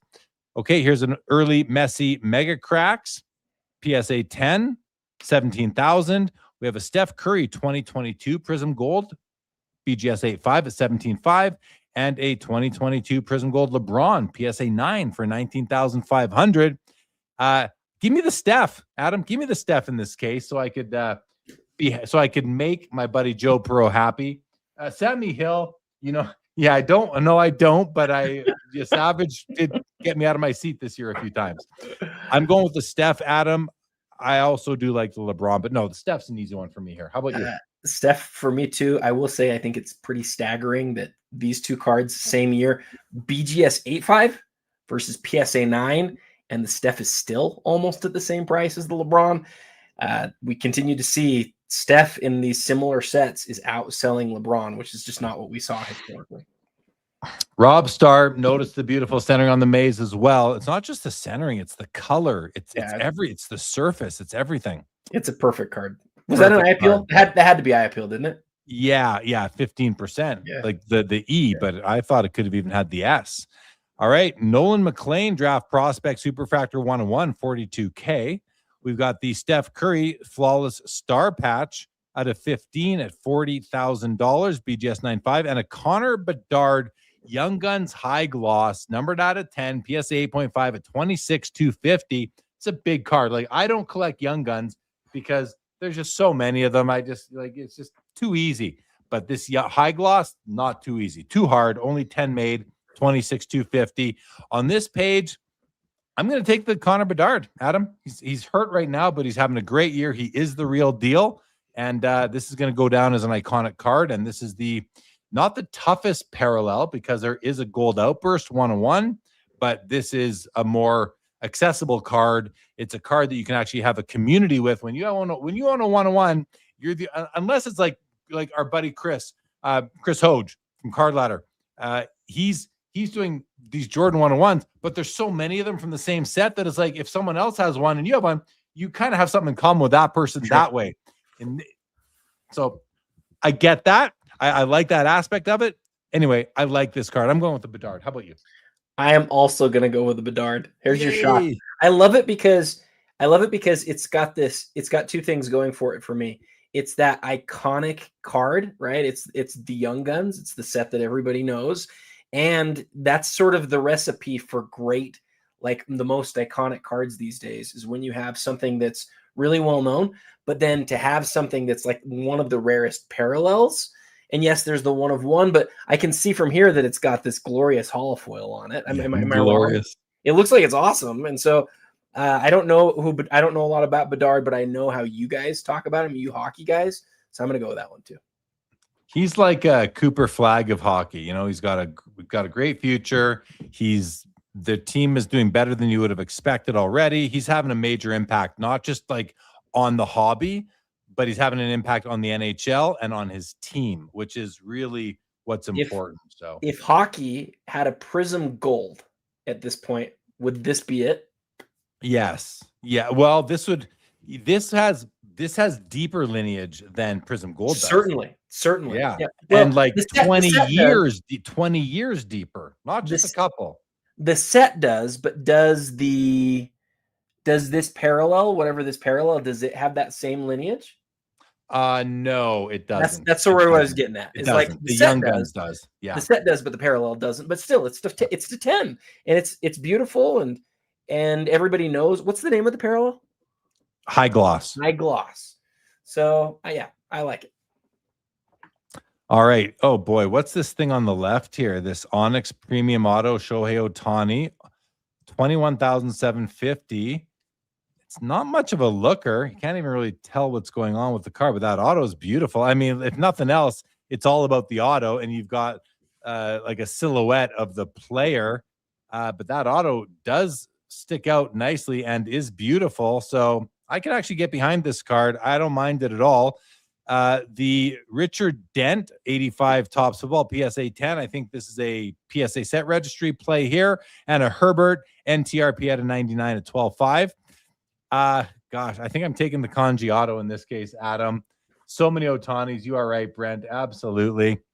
But okay, so Linda's first says O-Pee-Chee Platinum would be hockey's Prism, but I think today it would be, but not back then, because I just feel like O-Pee-Chee Platinum are the Emerald Surges out of 10 the same as a Prism Gold. I don't think so, and that's the out of 10. So that's why I'm going that's why I'm going with the Young Guns. But anyway, these are fun comparisons that are not perfect, and it doesn't matter. Adam, I'm not that crazy about this row overall. I don't want to spend any time on it. Do you want to just say what card you take and we'll move on? Give me the Kanji auto. All right. Here's the Wilt Chamberlain. This might be the card you were asking about, Aaron. It's an SGC 8 with both exceptional eye appeal from Fanatics Collect and the NBA silver sticker. let's take a look at this card because I do love this card. And holy moly, is this ever gorgeous? Guys, wow. Wow. I don't know what to say. This is, look at this. First of all, the centering on this card is absurd. You do not see centering like this on this card almost ever. Registration. The registration's even better than the centering, isn't it? The registration is basically perfect. You see, it's not 100%, but it's like as close as you get. There's no gap between his arm, like under the armpit, and the background, which we often see. You don't see anything on the shoulder. You see a couple of minor straight there, Adam, and right down there you see a little bit, but it's minor. Maybe the worst thing about this card is this little white spot right there. It's, where'd you go? Right there, and it's not that bad. Like it's a distraction, but it's not that bad. The color is bold, both the pink and this purpley thing here, whatever color that is. Corners and edges. Like this is an SGC 8, and it's way nicer than the downgraded PSA 9 that we saw recently that used to be a PSA 10 is now a PSA 9. This card destroys that PSA 9 in terms of the quality. It absolutely puts it to shame. And that's a PSA 9. PSA, I don't know why they couldn't just be honest with the hobby and say this is a PSA 8. And even that's too high for that other card. This is a way better card. Bang for your buck, pound for pound. This card is amazing. We don't even need the Mike Baker and the Fanatics Collect Eye Appeal to tell us this. You can see this is one where you can tell on your own. Sometimes it's harder. This card's amazing. I don't know what more I can say about it, Adam. The other two cards I'm not even going to speak to right now. Where are you at? I love your perspective on it. I do feel like maybe we've even seen this example before. It's so nice. I feel like maybe we have, but yeah, I love everything that you said about it. It's certainly that card on this row for me. Absolutely. We have an oversized MJ Star, 84 Star Court Kings 5x7 at a BGS 8.5. It's cool. It's a nice looking piece, actually. It's a big card. And at National Treasures, Diego Maradona, PSA 9 101 auto. Nice card right there at 16,750. Now this row of Transcendent Diego Maradona in a way too big of a slab, which is like, God. It's like you think of like an automobile manufacturer like Porsche or Ferrari or Lamborghini. They've got all this technology under the hood. It's like, now put that technology and put it in the body of a Volkswagen Beetle.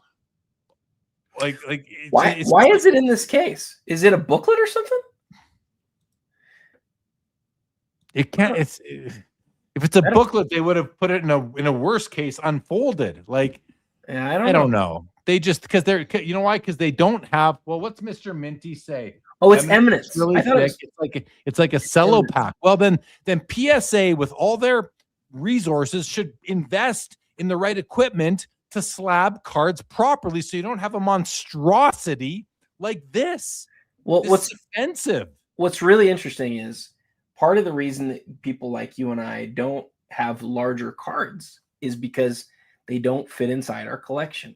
So what PSA has done here is they've said, and I get why they have to do it this way. They don't have a slab that is safe enough at this point to put it in a regular size thing. But no. They haven't invested in a slab safe enough for it. Fair. But this card is now, even though it would fit inside my collection in terms of its uncollectible. it doesn't because of the slab. It literally makes the card less uncollectible. It makes it less collectible for me. And that's too bad. And so I would hope CGC does have a slab for these that works. That's really nice. I've seen it. They're really nice. PSA needs to be able to do that. And we've talked about it for a long time and they haven't gotten to it. And it's probably because there's not a lot of Eminence type thickness cards out there. There's just not. Well, no, you're right. They're like, relatively speaking, when you get bigger than the 180 point cards, like the 260s and the 240s, the 360s, There's no slabs for those yet that I'm aware of, and there's no reason. CGC has one.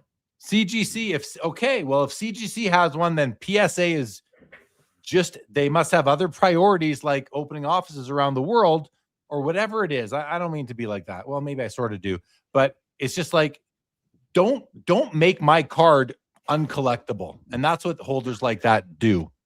It does. All right. I wish I disagreed, but it's not a solution. It's like, I don't know anybody who feels okay about it. Everybody's like I've got several things in my collection where I would get the thing slabbed, but I can't because it would look like that. 1981 Topps Magic Johnson. It's his second-year card. It's his first solo card, and this is an autographed copy. It's a PSA 10 on the card, 10 on the auto. Adam did a nice video on this and the Larry Bird also being offered, I believe. This is at $27,500. I love this card. I don't need an autographed copy of it, but I love it. I own a non-autoed and a PSA 8. Bought it this year at the National for $90. Beautiful. I love it. But Adam, in this row, give me the Booker simply because I have family in Arizona, and I would rather have them just a different Magic card. I know you're taking the Magic, Adam. No, I don't know. I don't know. I really like the Booker a lot. Jokic is also in this set, and so Jokic is the better card as far as the gold prisms go. But Booker's probably Booker's the second best card in the as far as rookies go in the set. We rarely see it. He's really good, man. And they're having a great season this year. He's had a few down years. I really like the Magic for sure, but I think I would take the Booker. The Magic's a pop 5. And the thing that I love about that reel, thank you for calling out the reel.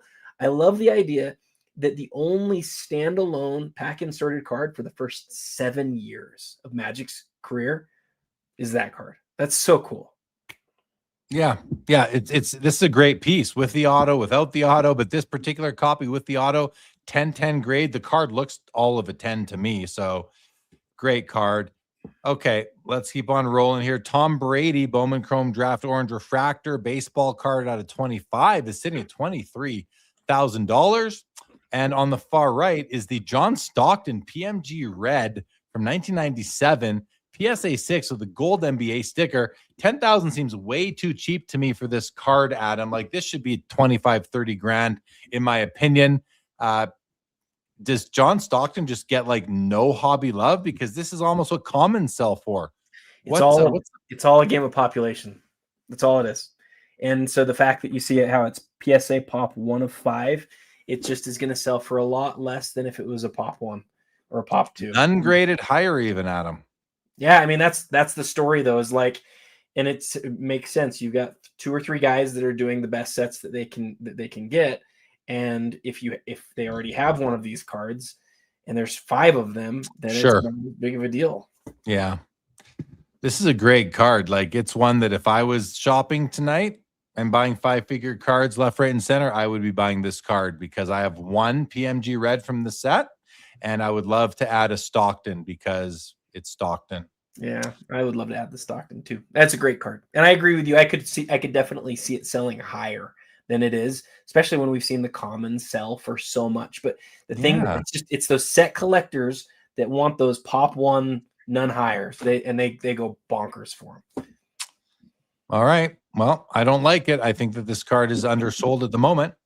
Michael Jordan, PSA 9 eye appeal sticker card, both NBA and Fanatics Collect. It's a PSA 9, very recently graded, and just having a quick, this is nicer than several PSA 10 MJs, several of them. This is a very strong 9.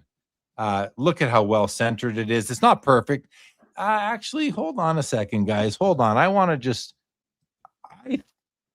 I'm pausing on, is there tilt? I'm now noticing it's not as well centered as I thought. It is shifted to the left, and I think it has slight counterclockwise tilt. I think that this left border gets wider as you go down and the right border gets wider as you go up, but it's very discreet if it's even happening. I'm not sure, but it's a very nice 9, no doubt about it, and still nicer than a few of the 10s we've seen over the years.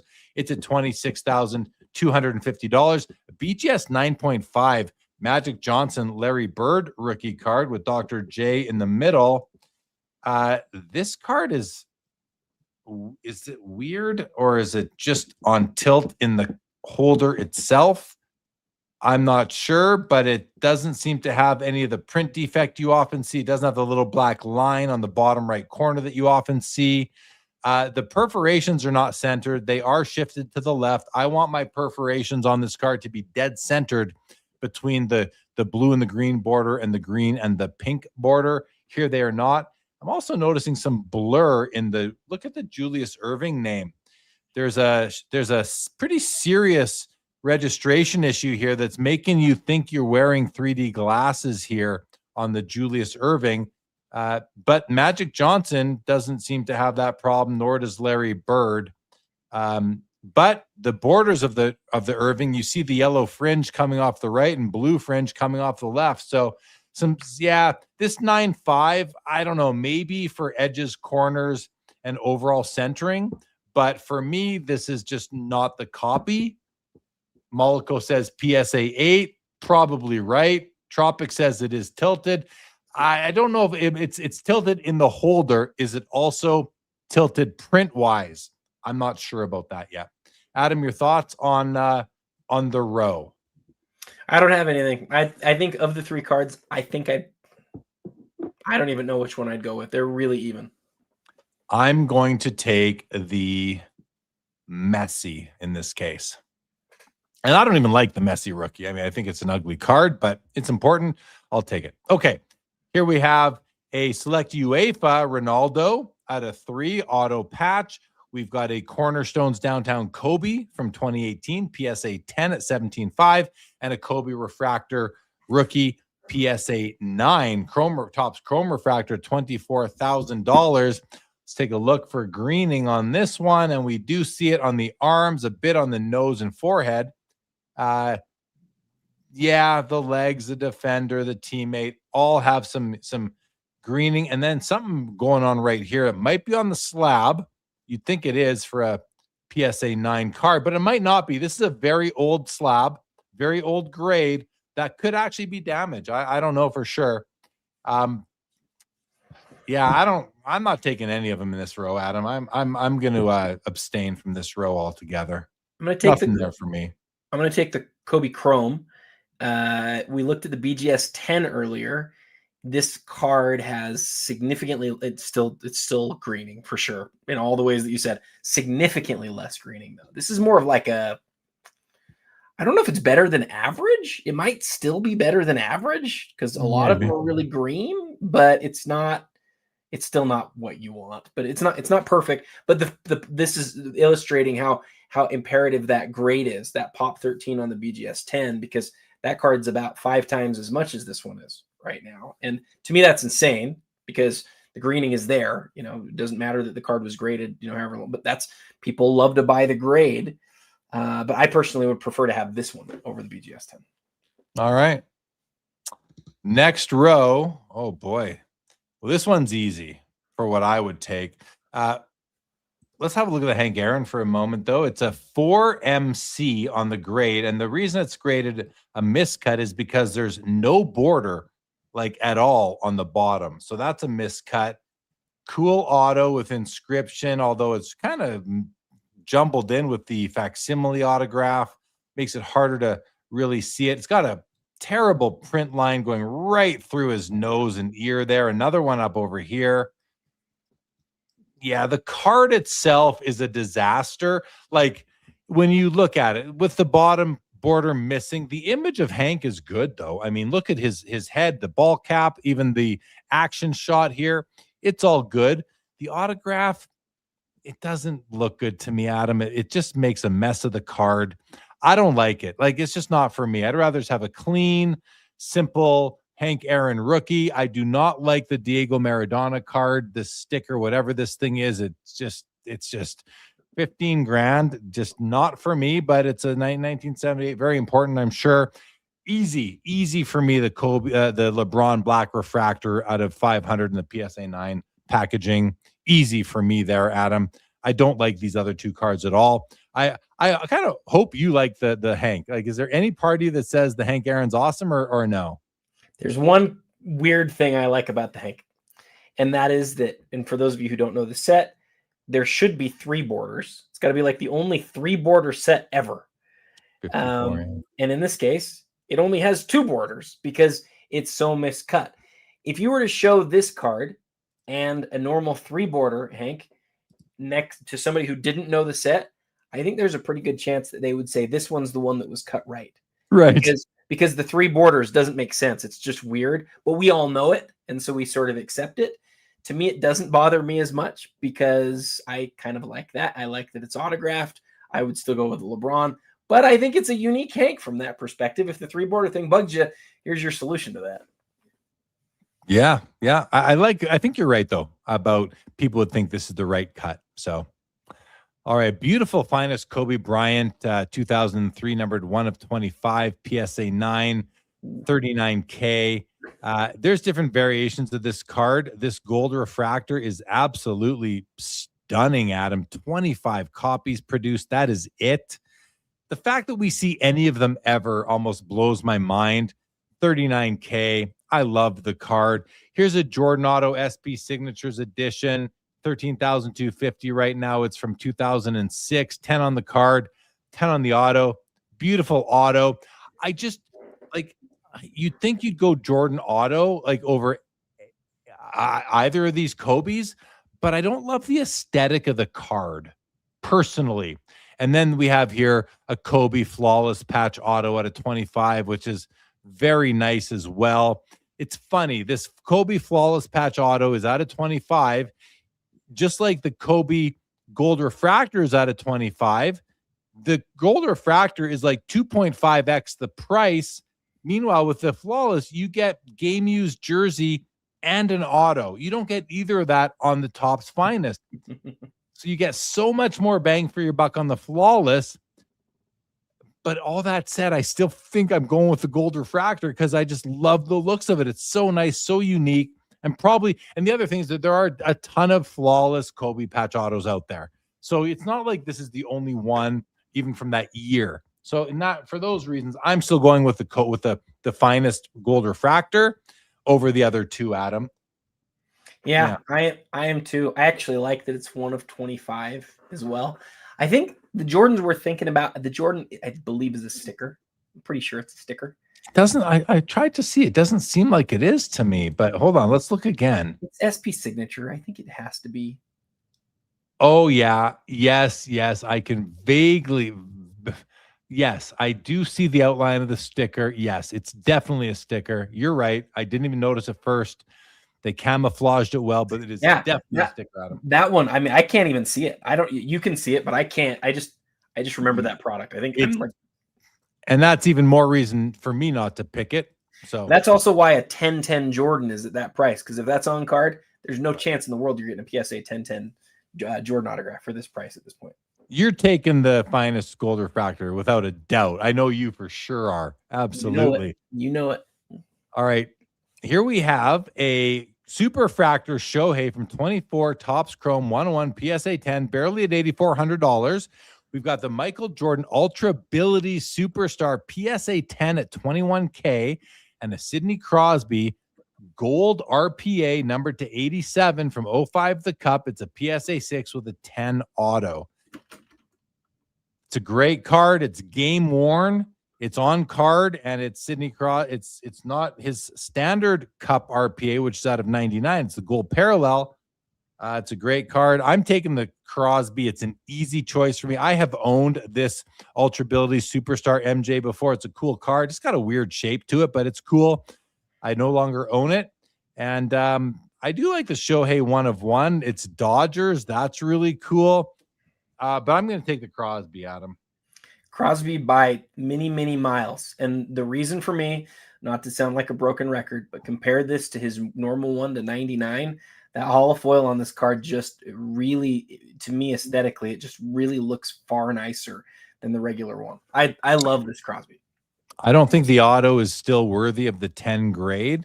I think that it's got some it's seen too much light. There's too much color discrepancy between like the dark bit of like the top here, and then it gets very light here, dark up over here.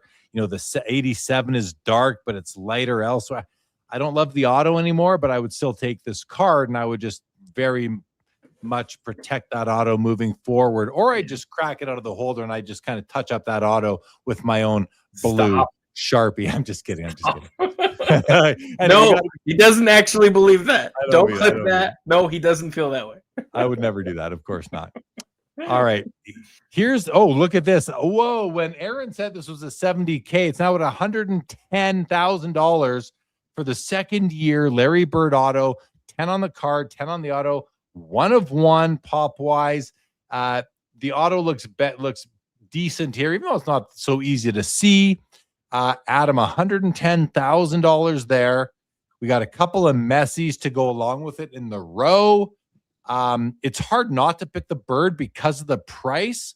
I think that price is a little bit bonkers as far as value goes.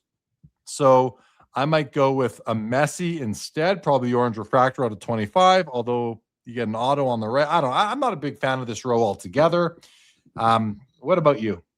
So I'm surprised. I know you don't like in-person autographs, but I think we talked about this earlier with the Charles Barkley autograph Logoman. This is a case where the Bird is like, I don't know how you could even make a case for another standalone Larry Bird card from his career being a better card. Like, this is the best Larry Bird card from his career, other than the rookie card that has all 3 of them. It's the best card in the world. It's a Pop 1 PSA 10 autograph from his second year. He doesn't have anything better than that during his career because he retires before all of the great rare parallels of the 90s. The only parallel set he got into is the 93 Finest refractor set. So like, you're looking at the very best Larry Bird card from his career that's a standalone card. And I don't there's not even an argument for another card. That's it. Yeah. I'm challenged on the so much value because of the grade. I mean, there have to be other copies of this card autographed out there, but there's only one in this with this packaging, with this PSA 1010 packaging. And that's where I fall off and I say, you know what, I'm just not gonna totally. And to that point, and this is important to realize, there could be another one of these. Like, there could be another one of these that's graded tomorrow. Look at Mollico. Exactly, Mollico. But what if they don't? And that's, you know, as the years pass, like at some point we'll lose Larry, and he's still alive. He can still sign him. Right, he's still alive. But it's this auction right here might induce somebody to take their PSA 10 copy, crack it out, have him autograph it, send it back. Huge risk because of PSA's general inconsistencies. That's right. But it's not a terrible gamble, especially if they bought that card years ago for, you know, $1,000 or something. There are, if I remember right, because Bird and Magic were both close, I think there's 68 or 78 Larry Bird PSA 10s of this card that have ever been graded. And if you can get one of those with an autograph on it and get it back into a 10 holder, then this will become a Pop 2. But at this point, and I'm like, in this moment right now, that's probably the best. I mean, not probably, that's the best standalone Larry Bird card from his career in existence. It's at auction. So this card was always going to sell way more than the Magic. When you say best, you are including the PSA assessments as making it best. Yeah. Yes. Like, there's not a more valuable. So more valuable is a better way to say it. There's not even anything that's close to that. Mollico says, I remember the Griffey was low pop until it was not. Deep value, huge risk. It would be a PSA 8 the next time. Absolutely. Okay, let's do another this or that, everybody. Are you ready for this or that number 3, I believe? Here we go, Adam. Here it comes. And boom. Messi versus Messi. I like this or that because I am putting 2 important cards against each other. One is his rookie card. It's a high grade PSA 9 Mega Cracks. And let's just be honest, both these cards are kind of ugly. Versus the Prism Kaboom green 1 of 1 PSA 8. I don't think that's such an ugly card. I don't mind it. The pink is kind of fun. It's almost novelty-like. So they're both weird color combinations across the board, but you're picking between a high print run rookie card in high grade versus a 20th year card, but a very important 1/1 Kaboom green. So, Adam, I thought this was a fun this or that. I know which way I'm going, and it's not even close for me. I'm going to go with a Kaboom. It's a rare 1/1. And I mean, I can get a Messi Mega Cracks anytime I want. They come up all the time. This 1/1 is going to come up. Well, I won't say it only come up one time. It depends if it goes into the Flipper's Vortex or a final resting place, I believe, which, by the way, that's the name of a chapter in my upcoming book, Pops and Comps. I think this is going to end up, the Mega Cracks, again, plenty in the Flipper's Vortex, the 1/1 green Kaboom. If it ends up in its final resting place or a long-term resting place, that's the card I want. PSA 9 on the Mega Cracks is not a small deal. That's a big deal for that card. Yes. There's there's a lot of them, but there's not for being such an iconic card. There's not that many. I think last I checked, it was like 900 or something total PSA that have ever been graded. It's a really small number, but like a Kaboom green, we've seen Kaboom greens that Brady from a couple of months ago that sold for like 700 grand. I see Messi, I see Kaboom green, and although it's not something I necessarily want for my collection, the value potential on a card like that is just so incredibly high. So I would go with that one. And currently, the Kaboom is at 160K, and the Mega Cracks is at 65K. When I created this a couple days ago, they were like dead even in price. So the Kaboom is way more valuable tonight, and I didn't know that until right now. Still just more affirmation as to or validation to pick the Kaboom. Mollico has taken the Kaboom, but sell it for something nicer. Tropics has taken the Kaboom. Lantern has taken the Kaboom. Sammy Hill has taken the Mega Crack because he's a rookie collector mostly. Linda's First has taken the Messi rookie. I like a decent action shot. That's fair. And that is a better image, but I like that pink uniform for some reason. Tropic says it's a last year green Kaboom as well. That's cool. Mikey says they don't have Inter Miami license for that card. I don't think. Mikey also says no team logo, just says Miami. And Mr. Minty says it's the rookie. In 20 years, the demand will fade and we will forget about the 1/1, but you will always remember and there will always be demand for the rookie. Fair comment. You know what? Like that's actually making me think, Mr. Minty. That's actually making me think. Well, I wonder though, the green Kabooms are very special.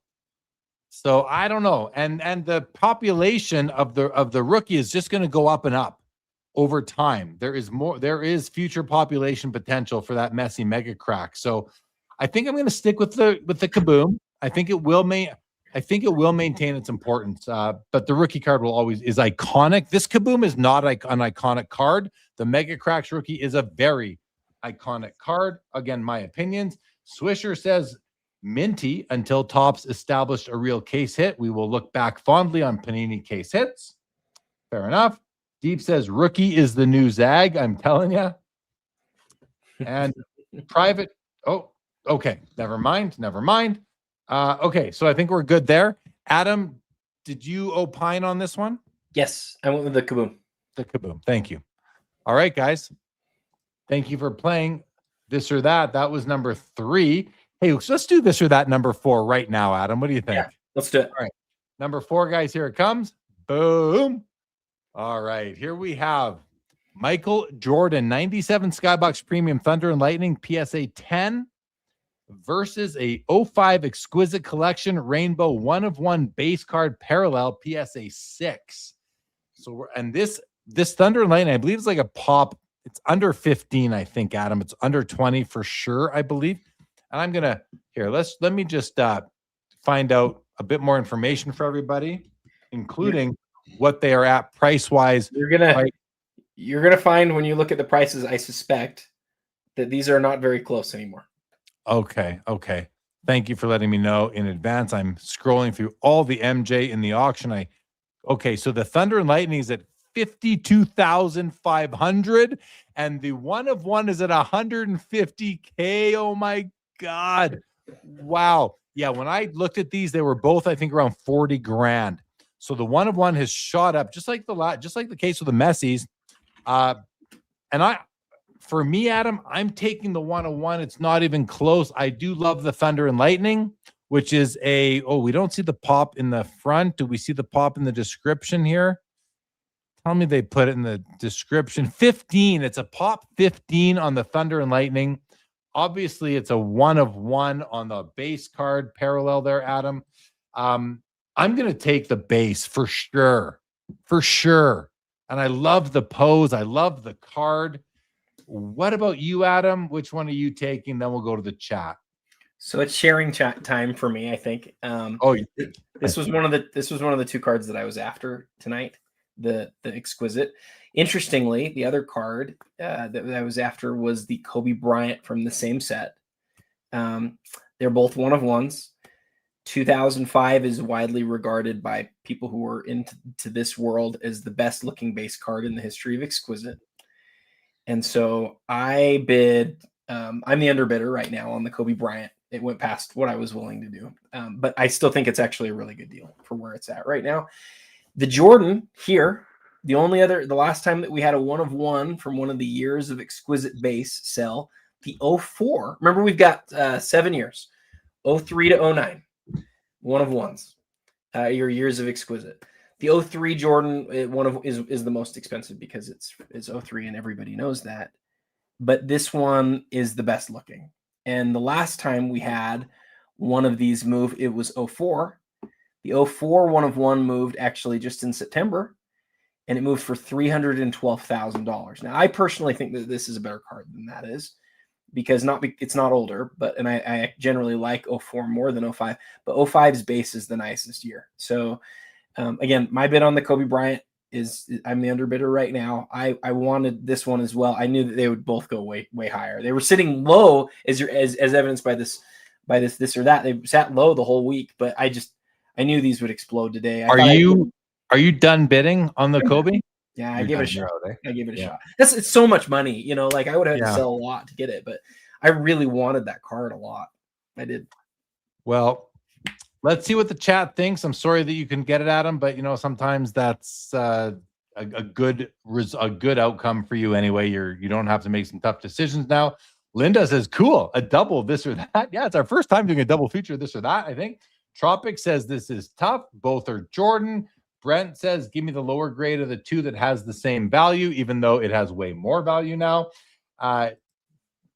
He and Thunder and Lightning for Linda's first. Tropic says, I'm picking the exquisite. Mollico says the 1 of 1. Tom Newman says it's insane that's what it is. It's at 150K right now.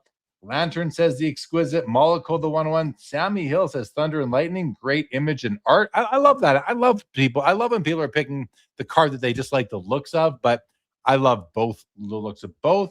Deep Value says 2019 was Zion Prism PSA 10. This 2025 is the year of the 1 of 1. Mr. Minty, guess I'm wrong about a 20-year-old 1 of 1. Tropics, same card, just not the Jordan. Linda's first. Chin up at him. You'll get him next time, buddy. Deep says, man, the Jordan isn't that much more than the Kobe. That's right. The Kobe's at 105 right now, and the Jordan's at 150.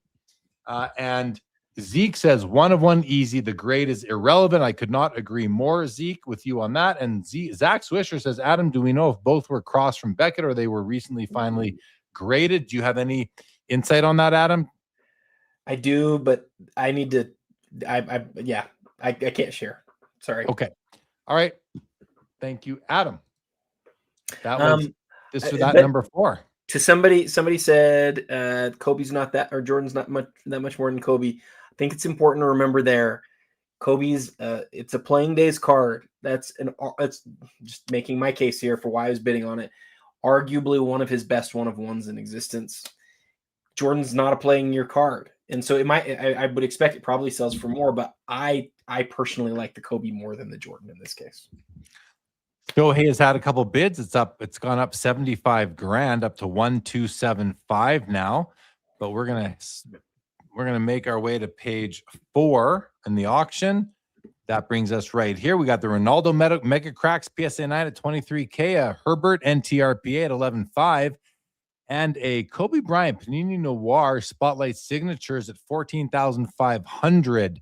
Which is, this card, I look at it, I'm like, it's not that nice. But then you actually look at it and I know you love this, Adam. The autograph is pretty nice. It's got some streaks, but that's what happens with gold paint pens. But it's just a neat card. It's I would call this a special card, Adam. I think I know you're picking that, and I'm picking that one too in this row. Don't get me wrong. But I'm going to defer to you early on in this row and just say, tell us why you love this Panini Noir. It's right after Kobe walked away from the game, they produced this.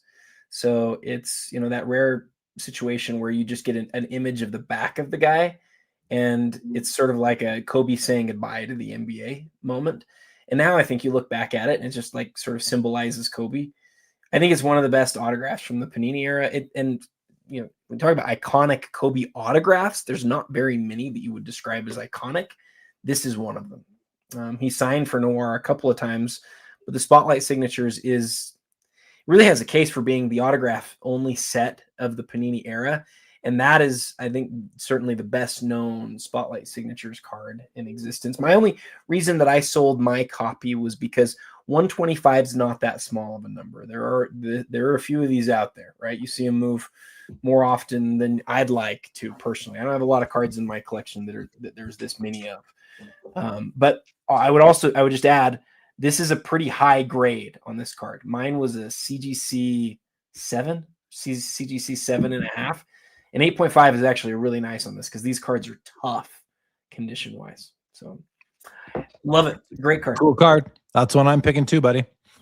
All right, here we go. 1921 exhibits George Herman Babe Ruth, PSA 4, 14,750. That's a nice image. It's an oversized card. We got a Prism Mojo Luka rookie out of 25, BGS 9.5 for $24,500, pop 11. And a Shohei Bowman Chrome Refractor rookie out of 499. Let's just take a closer look at the Babe Ruth, guys. What a cool image of Babe. Outfielder, not even pitching. Outfielder. Nothing on the back. Pretty clean. That's a cool piece. It's an oversized card. It's more like a postcard. It's like postcard size, as you can tell by the slab. This is a tough one, Adam. This is a tough one for me. What are you going between the Ruth and what else? Well, at first I was going to say the Ruth and the Luka, but then I'm like, but you know what? The Shohei is right up my alley as far as Shohei goes because it's out of 500, no auto, which I'm fine with for my rookies. And the Ruth, I'm going to stick to my PC policy and say I can't have the Ruth. I have two beautiful Babe Ruth cards in my collection. I'm good. I don't need the Ruth. I have no Shohei and I have no Luka. I'm not really interested. I maybe eventually get really for Luka now, if I'm going to get a Luka card, I want it to be a Lakers card. I have no connection to the Dallas Mavericks, although I have a lot of friends down in Dallas. So I think I'm going to go, but the Luka's out of 25. Man, no. And even Shohei switched teams too. He won with the Dodgers. That's right. I'm going to break my policy and go Babe Ruth. I'm really tempted to break the policy and go Babe Ruth too. I don't like that it's blank back. I generally don't like blank backs, but for Luka, like that's the most iconic Prism basketball card ever made.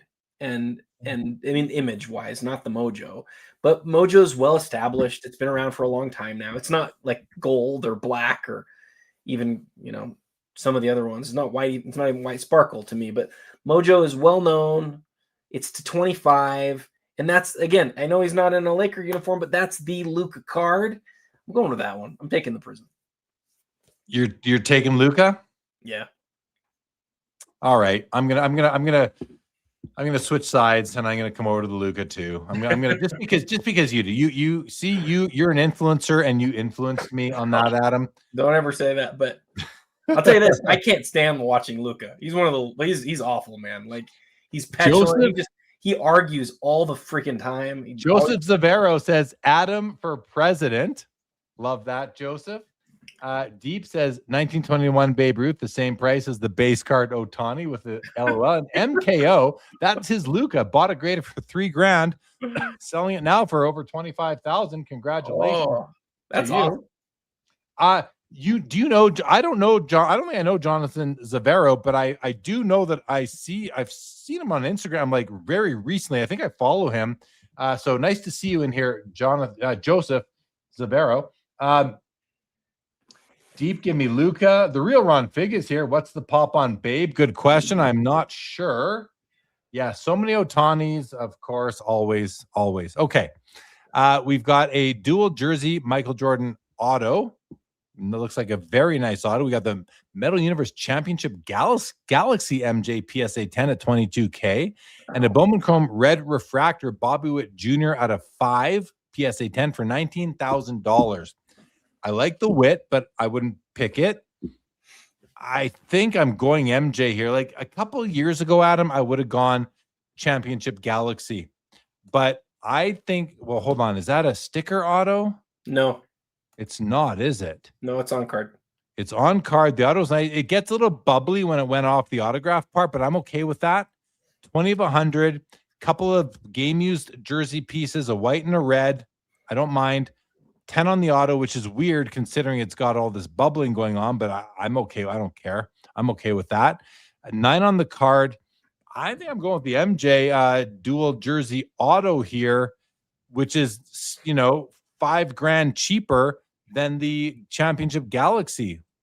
Which, do we know the pop on this? Because that might be like, is it under 20? 27. Yeah. 27. Still pretty low. That's a big insert in. That's one that's like really cool, even if it's not a high grade. Most of the value is certainly in the grade, but it's a cool card. Yeah, it is cool. Which one are you taking in this row? I think SPX is so just criminally undervalued when you compare it to like Ultimate and SP Authentic. People just sort of decided along the way that they wanted their autographs to be on like really white stock, maybe so you could see the contrast. I don't know why. It's still a dual jersey Jordan autograph. And I've sort of followed the masses in that way, but like compare this to if it was on an Exquisite card or an Ultimate card or an SP Authentic card, it's just so much less. And I think I'll go against the grain there. And for sure, I don't like that it's called patch auto here because it's not a patch auto, it's a jersey auto. Yeah. But that's the card on this row for me for sure. Yeah, I'm with you. The SPX. Sammy Hill says, while we're at it, Jay Lee for Prime Minister. Thank you, Sammy. Thank you, Sammy Hill. I will put my name on the ballot if they will let me. Tropic Collects was here for 2.5 hours. Said he had a great time right here. Good to see you, Aaron. If you were sticking around, great. If not, good night to you. Zach says, why do we think this MJ SPX is $5K less than last sale? We consigned, but just weird. You know why? I'll tell you why, Zach. Because comps are not the end-all, be-all. Back when it was last sold, there were different people looking to buy it than there are today. I think it's literally as simple as that. There is no real answer for it, and I think that's just my thought. Comps are imperfect at best, and especially on a card that isn't printed in the tens of thousands. The higher the print run, the more reliable and more reliable comps are. Let's just leave that at that. Okay, next row, Adam. I'm taking the Nowitzki. No, that Kobe auto's no. I'm taking the Nowitzki because I don't the green foil on the Kobe, and it's a rubies, and I love me some rubies. It's out of 25. It's a rookie, easily the Dirk for me, Adam. But the Kobe auto is pretty nice, and the Black Lotus is a pretty important card. But I don't collect TCG. Kobe's first year flawless. The set is called like Team Panini or something like that. And if I remember right, Kobe has 5 cards in the set, maybe 10 cards in the set. And so although it's out of 5, it's not like that's Kobe's only spot. I think there's 5 or 10 guys in the set, and each of them have 5 or 10 cards. So, and this is the Emerald version. It's still really cool because it's first year flawless, but yeah, the Dirk for sure here. And Deep lets us know that this Dirk has sold so many times lately. Good chance to play the reverse psychology. There's like exactly right. It's losing its luster, but this is a card that it's like just somebody buy this and take it off the market for 5 years. Do the card a favor, collect it, but it's not. Well, there's just a lot of flipping that happens. Yeah, so. It's a Dirk rookie to 25. There's, I think, 2 or 3 cards is all that are rarer than that, including 1/1s from his rookie year. It's a huge card, but Brent could not be more right here. It has moved 3 or 4 times in the last few months. And I did a reel on one of these, and I looked at it. I was like, oh, like this is a great card. It's a great card. Absolutely. But if it sells real quick, it just kills it. Zach Swisher says, what chapter in the book was that from? About the, and I'll tell you, Zach, several chapters, because I have a whole section of the book which is all about comps. And there's like, I don't know how many chapters on comps, probably 15 or so, maybe more actually. So yeah, lots of coverage on comps. In the book is titled Pops and Comps, so it better be a lot about comps too.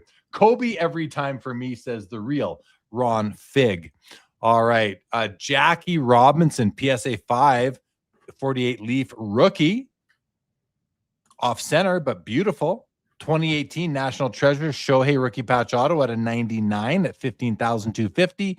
And a LeBron James SP Signature Edition parallel logo rookie auto at a 25 at 23,750. Now, Adam, in this row, I like all 3 cards. I'll start by saying that. Me too. And you know, the Jackie Robinson 48 leaf, 49 leaf, goes by both names, is one of my favorite cards in the whole hobby. So I would feel like I wasn't being loyal to myself if I didn't say the Jackie. With that said, it's too easy. So I'm gonna exclude the Jackie for the purposes of this row, and I'm gonna say the Shohei Ohtani because I think it's a really cool card, and I just don't like that LeBron card. I don't like the looks of it, Adam. I don't like the team logo being the feature of the card. The auto is nice. The card, it's a low print run out of 25, but I just don't. There's other LeBron cards I'd rather have. Where are you at? So I really like the LeBron. I remember watching this stuff opened in the shop. SP Signature, it was one of the years it was in a 10, I think. And the rookies are all these like thick cards. It has like it's like a rubber logo. That thing. Oh, is it? It's like a rubber thing. Yeah. And even though SP Signature was always super thin stock, this year it was thicker. Well, it was thicker just for the rookies. But this is what I like about this one, is that the base card, LeBron's base rookie, is this same card, numbered to 499. And then the foil on that's just a flat foil. So the parallel of the rookies is differentiated by it's an autograph. So for LeBron, you compare it to the other Upper Deck parallels. You got SP Limited, or SP Authentic Limited was to 25.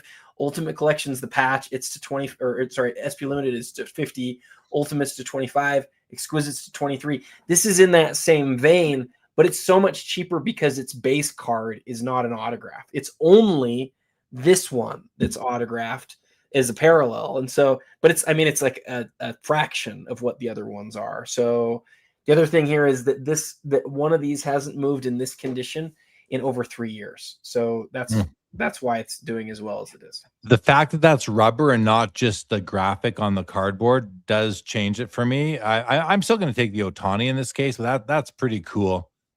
I do like that. Cool. Ohtani's really cool. It's not licensed. I don't know if that bugs you, but it's not. It does bug me. It does bug me.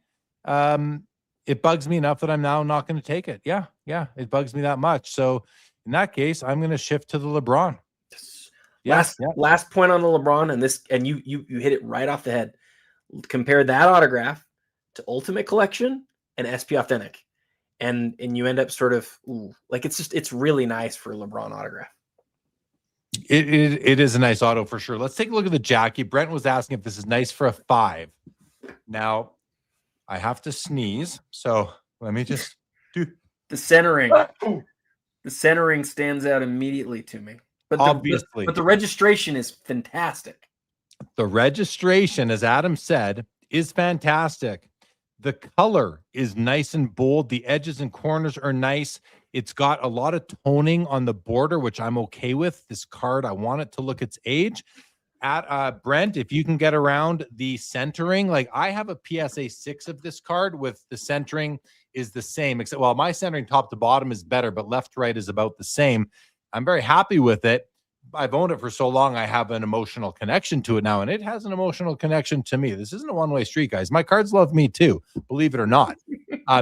This is, it's hard for me to say this is good for a 5 because most people look at centering first and foremost and are going to say this is not good for a 5 because of that. But not everybody feels that way, and I make exceptions for centering in my PC, especially when I've owned a card for so long and I get attached to it. And it gets attached to me. So I don't know how to answer that really with this. I think outside of centering, the answer is yes to that, Brent. In this row, Adam, I'm gonna if I don't have a Jackie, I'm taking the LeBron. Sorry, I'm taking the Jackie. If I do, I'm taking the LeBron. Next row, Steph Curry Donruss Optic Gold Vinyl 101 from 2024. We also have a Flawless Gold SGA, Shea Gilgeous-Alexander and Chet Holmgren dual tag auto at $9,625, and a Icons from Flawless Messi auto at a 15 at $11,750. This one for me, Adam, I'm not taking the Messi. It's between the dual tags, which I actually really like. Notice I have my hearts on these. I actually went through this auction and hearted cards that I liked. I like both of these. Between these two, I think I'm going to take the Steph Curry because I don't want Joe Perreault to get mad at me. And I don't mind it. I think it's a cool looking card. So give me the Steph. I'll stick to that, hopefully. But hey, you might change my mind. What are you thinking here? I don't really like duels, but I really like this duel. I like it because of that jump man in the middle. And I really like it because they won the championship in the year that this card was made. And they're both still so young. Yeah, I mean, number to 5, dual autograph on card, great tags. Yeah, I think because the Thunder have a chance to go win who knows how many championships, and those are probably your 1 and 2 guy on the team.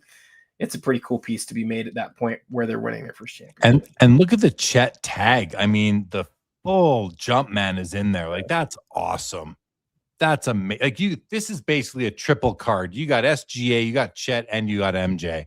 All in one card. I mean, that is crazy. I think this is a phenomenal card. I usually don't like tags either. I like duels when the player combination makes sense. I love them. This is a card that I would love to own. I might be changing my mind. Let's have a closer look at the Steph Gold Vinyl. The Steph is a 1 of 1 too. It's a nice card. It's a 1 of 1, but I don't know. His face looks funny here. It's almost like they put a gold frame. They put that gold outline around him. They didn't need to do that. I'd call that just a design flaw from my perspective. I love Optic though. It's my favorite Panini non-thick card brand. So I think I'm switching to the dual tag. Man, I'm all over the place tonight, guys. I'm changing my mind. Dan the Cardman says the foil on the International Icons is extremely nice in person. Let's try and get a better look at that for Dan the Cardman. It's red foil. It does look like a nice red foil, especially in the word icons there. Really shows up nicely. Thanks for the shout out on that, Dan the Cardman. All right. We have a Dragon Scale Drake May Rookie 101 at $17K. We have a LeBron 05 SB Game Used Jersey Auto 12.5 and a Legendary Jerseys Auto Kobe Bryant out of 50 at $77.50, Adam. Now, this Dragon Scale, I mean, on principle alone, I'm not picking a card named Dragon Scale. I'm not picking Taco Fractors. I mean, there has to be something not stupid about a card for me to want it. And I don't know, Dragon Scale, like, I get it. They're running out of things to do, but there's nothing about a Dragon Scale that has anything to do with football. There's nothing about Dragon Scale that has anything to do with reality. Never mind. I mean, I don't know. It's just silly. So that's an easy no for me. And then I come to the Kobe versus LeBron. I'm going to go Kobe here, Adam. I'm going to go with the Kobe. How about you? Yeah, it's not, again, I don't like the title. It's not a patch. It's a jersey card. But this is where I think the hobby's gotten a little lost. This card was made in 2001. A jersey autograph at this point was a huge deal. This is pre-exquisite. This was like you open several cases, and then after several cases, you get a card like this of somebody, let alone a guy like Kobe. I mean, it's one of the best cards in the whole product. Graded a 9. I I just think you compare that to something that's equally rare out of Exquisite and it's worth 5 times as much or whatever. I'd rather have this card. This came out before Exquisite. Kobe was in his 5th year in the league when this card came out. It's awesome. And it's a fraction of the price of some of those other things. I love this card. Yeah, that's an easy pick for me. The LeBron is cool too. It's a 3rd-year LeBron. Yeah. It's like a 5th or 6th year Kobe, but they're both nice cards. I'd love to have both of them. Then I'd have my jersey autos checked off the list sort of thing. So, oh, here's another. I think, yeah, I hearted this card again. Somehow tag cards have started to, and not tag the grading company, like cards with pieces of jersey tags have started to grow on me a little bit. That might be the influence of MK Sports Cards on Instagram. Might have done, and a little bit of Chris Hoge mixed in as well. But they have to be special. There has to be something special about the tag, and these are both pretty cool. But it's a 1 of 1. It's got Kobe and LeBron. I like the card. Tracy McGrady, I love PMG Reds. Tracy McGrady, even though I'm Canadian and he was the Raptors, was never like my guy. So it's a great card. I love PMG Reds, but I'm probably going to stick with the dual tag in this case. And then this triple, I looked at this card thinking, do I like it? And I do, but these IP autos just kind of, I don't like, they look terrible on here to me. I think it's a terrible looking card with them. Just wipe those autos off. 53 TDs, like it just ruined the card for me, Adam. I don't know, like not a fan, especially like the autos right over Brady's face. Where else was he supposed to put it? This card was not meant to be autoed. Why do you go get it autoed? I mean, listen, it's fine. Probably add some value to it for the seller. I don't know, maybe not. Take those autos off. I love the card. Brady, Manning, and Favre. Maybe swap out Favre for Mahomes, and I'd love it even more, but he wasn't around back then. Anyway, I'm done talking about this row, Adam. I'm taking the dual tag. Man, we could talk about that triple Exquisite football card forever. It's really interesting because it's cool that they signed it, but you're right, it wasn't designed to do that. The person who got it done, I would think that would be personally meaningful to them. I see why it would be, and I think that that's really cool. But yeah, it wasn't designed for it. It's very unique. That dual tag is really good looking, like really good looking. I really like it, and I don't like cards like that very often, but it's really nice. I would go with the tag as well. Hey, you know what I just thought of? We haven't reset at the top of the auction even once. Should we do that? Well, yeah, let's do it. We just saw that the one Shohei was a lot higher there, but here, why don't we do this and let's search? Let's go by highest price, and let's just see what's going on. 1275 on the Logoman. I'm just gonna scroll through, Adam. The 50-50 though, real quick. Holy smokes! Over $500,000 on the 50-50. This card here, yes. Crazy. I mean, it's just a 50, but the reason that's selling for so much is because of the serial number. No movement on the PSA 10 MJ yet. A lot of movement on that Messi though. That's up. It's going to be at almost 10 times what it sold for last time. The MJ Star 101's at 240 now with the auto. There's our logo men are still right beside each other. Wow, good job, you. Yeah, Kaboom, Messi 160, 150, still at 150 here. Cooper Flag, Super Fractor Autos at 150. 115. Now this went up 10 grand, I believe, at 105 on the Kobe. The Gretzky went up 5,000, six with a juice, so another 6,000 just being burned. But one thing to keep in mind, like when I make comments that are like, what is the buyer thinking? I'm really happy for the seller. So it's a zero-sum game. You know, I'm really happy because that seller hopefully takes that money and puts it back into more cards. The hobby still wins, and I want the hobby to always win. Oh, here we go. The Shoeless Joe went. This was at like 35, wasn't it? It's up over 2x. For sure. 2x since we started. It's up to 77.5 now on the too small for the holder. Joe Jackson, 1914 Cracker Jack. Whoever owns it, if you're in the chat, let me know because we're going to be card bros, and there aren't a lot of those out there. 78, I think, total known. We can confirm that a little bit later, maybe. Oh, the Jerry Rice at 75K now. MJ Auto at 70. This one up a little bit, I think, from 65 maybe. The Peyton's at 67.5, 65 for Messi. Let me know if you want me to slow down on anything, Adam. No. I think we reset just fine. I think that was great. Okay, good. All right, I'm going to close this window, and we're going to go back to where we left off, which was this row here. Alifa Bolliger, Pelé, PSA 3.5, 13,750. Paul, our first Skeens card of the night. Wow, look at that. Draft Gold Refractor, 18,250 out of 50 auto. Beautiful card. And the Tiger Stripe, a little bit better than Dragon Scale because Tigers actually exist. Luca PSA 10 at 14,750.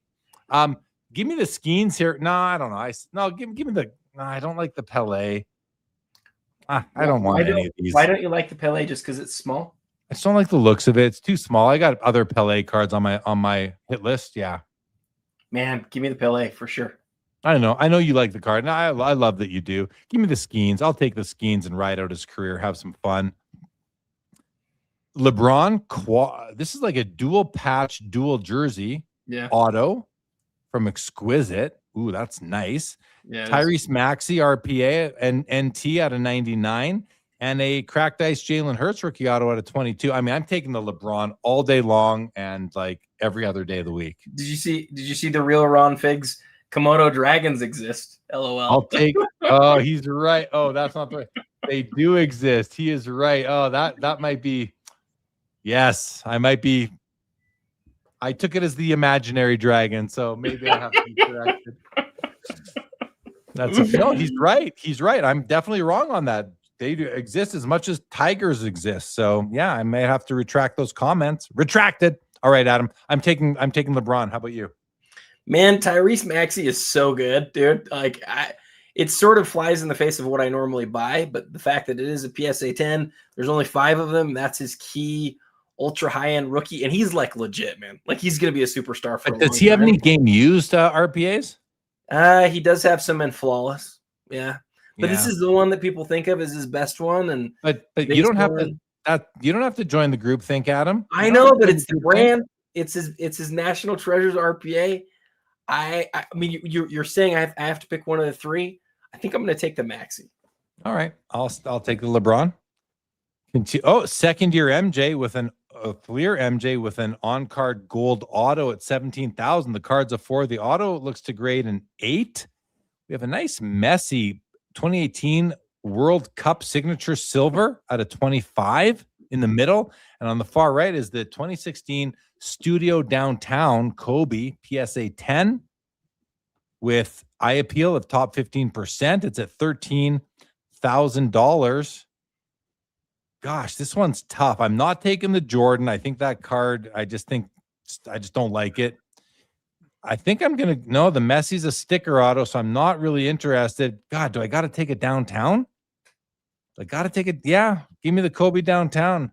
I mean, listen, for like true investment or just money, I'd probably take the Jordan. But for collecting cards I actually want, like I don't want that card. I guess I got to take the Kobe if I'm not abstaining, which I won't abstain again. Where are you at, buddy? I am definitely taking the Jordan, and I'm going to just tell you real quick that the Jordan, there's only 37 of those that are in PSA's pop report. It's a pretty rare card. Definitely taking the Jordan. Taking the Jordan, everybody. He has taken the Jordan. All right. Ooh, I like this row. Okay, so I like the LeBron Black Refractor out of 500 PSA 8. And I want to take a closer look at it, but I really like this Durant rookie. I love this exquisite design, the noble nameplates, patch auto, 11 grand out of 25. I know Deep has a thing for KD, and I just wonder, like, his regular exquisite RPA out of 99 or what's 99. It out of 99? Like, to me, this is nicer, lower print run. I just think this is a beautiful card, but it's not better patches too. Better patch. I think this is gorgeous. Like maybe I take the Durant, but let's just take a look. Why is this a PSA 8? Like, if there's something really wrong with the card, I wouldn't want it. The front looks good to me, Adam. I don't see anything wrong with it. Like, the centering isn't, it's off center to the left, but it's not that big of a deal to me. Love the big serial number there, 153 of 500. Is this a very recent grade or what? No, it's not even a very recent grade. So there must be something surface-wise going on outside of even the centering.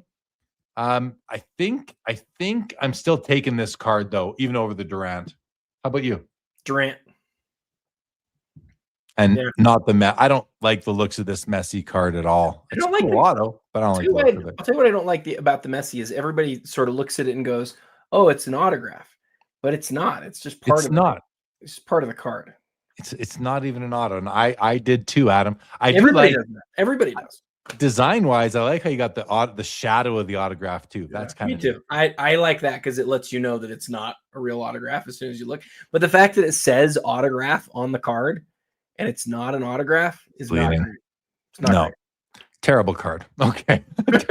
terrible card. I used to own that Durant back in 2010. I paid, if I remember right, I think I paid $300 for it, and I sold it for like $600, and I felt like a genius. So that was cool. Kinger says black borders look great. I agree, they do look pretty good. The real run fig. I was thinking about Puff the Magic Dragon. I was thinking about what's his name from Princess Bride. What's the dragon's name in Princess Bride? The big long guy. Oh, I can't think of it Princess right now. Bride. Yeah, there's that, or the Never-Ending Story. Sorry, Never-Ending Story. Those are two different movies for sure. Yeah, thank you. Yeah, Falcor. Never-Ending Story is a great movie. He's a luck dragon. He's definitely not real. But he's a dragon. If we can just make sure that we get 1980s popular movies into every segment from now on, I think we're gonna be far more entertaining if we do. Are you sure he wasn't real? They cut him up and they put him into pieces of cards. Did they? That's cool. I don't think they did that. No. Oh, that would have been cool. All right, here we go. We have a dual David Robinson and Victor Wembanyama from Topps Mercury. That's a cool looking card. Oh, but we have a Panini Eminence Gold Messi out of 5 for $7,600. You've got a piece of something there. Is that shoe or what is that? On card auto. Why is it in this blue holder, Adam? Well, it's Eminence again. Maybe there's something going on with Air Warren. Beckett. I don't know. Beckett, like, it's a huge card. At least it's not in a big monstrosity of a holder. Did they do it because of the color match between the blue label and the blue in the player worn material? Definitely. No question about it. All right. That's what I'm thinking. I think it's a nice card. There is controversy about Messi's autographs, I think, in Eminence, where people question whether they were legit, like he actually signed them. But I don't know about that. What I do know is that card, compared to other Messi autograph patches, that card's freaking phenomenal, man. That looks It is nice. It is nice. I don't know what I would pick. Like, even the Mahomes is a 1-of-1 black box, but it's like 1-of-1 from Optic. It's still a cool card. If it was not the black box, it was just one of the normal 10 golds, this would by far and away be the answer. Like, right. Far and away. Terribly streaky auto, unfortunately. Does that bug you? It does, but it does bug me. But I don't know that it's a deal. I don't know, man. It's tough for me to know. I'd have to really be interested in buying something to figure that out. I really like it. I like it because and this is one of the things that I learned in the 25 and 25. The community loves this card. All variations of it, way more than the experts did. Like, the community had this as a top 10 card, not this individual card, but like all versions of this had it as a top 10 card of the first 25 years of the 2000s. And it's because that image of Mahomes, go compare that image. Great card. Prism, it's awesome. But I get the black's not perfect, but I like it. Anthony, we will highlight non-sport. We won't do well, at least we're not going to do TCG, but we'll do non-sport. But there haven't been any in this auction yet. So this is the premier auction. This is their highest end auction. Well, here we go. There's a Donald Trump card. That's a non-sport card. So But yeah, if they were in the auction, we would definitely look at them. I love vintage non-sport. Michael Jordan Sport Royalty Auto 11.5, great looking card. I used to own one of these, but I had the number 1 of 25. I bought it at the National from the Leaf booth. So I sold it for a couple grand, but now it's probably worth put a 1 before that. Anyway, there's the Leaf Auto of Donald Trump and Diego Maradona. I don't even know. Crack. It's a crack card. 1978 Maradona crack Campeonato Mundial. 17K, Adam. I'm not. This is I'd take the Jordan here pretty easily. So remember earlier we were looking at that Ohtani, and I said, I'll bet this is the most expensive modern Leaf card from the Modern Leaf Company ever. I went and looked it up on Card Ladder. It wasn't. And there's one guy who has a card that sold for more, and it's Donald Trump. Yeah, so that makes sense. Ohtani's number 2 right now. All right. Oh, here's a fun one because I got to decide between a Bobby Orr PSA 7 66 Topps rookie and a Kobe Bryant Essential Credentials. This is the future. It's out of 36. It's a PSA 7 from 1999. Now, and the Joe Burrow in the middle is a nice card as well. National Treasures Midnight out of 20. Let's have a look at this Bobby Orr. It's a PSA 7, graded a long time ago. Terrible centering. And I say that because, it's just look at this difference in the wood grain, this line that comes down. It's so noticeable. And that just is why I say, we've seen worsely centered cards, but that's a big deal there to me aesthetically.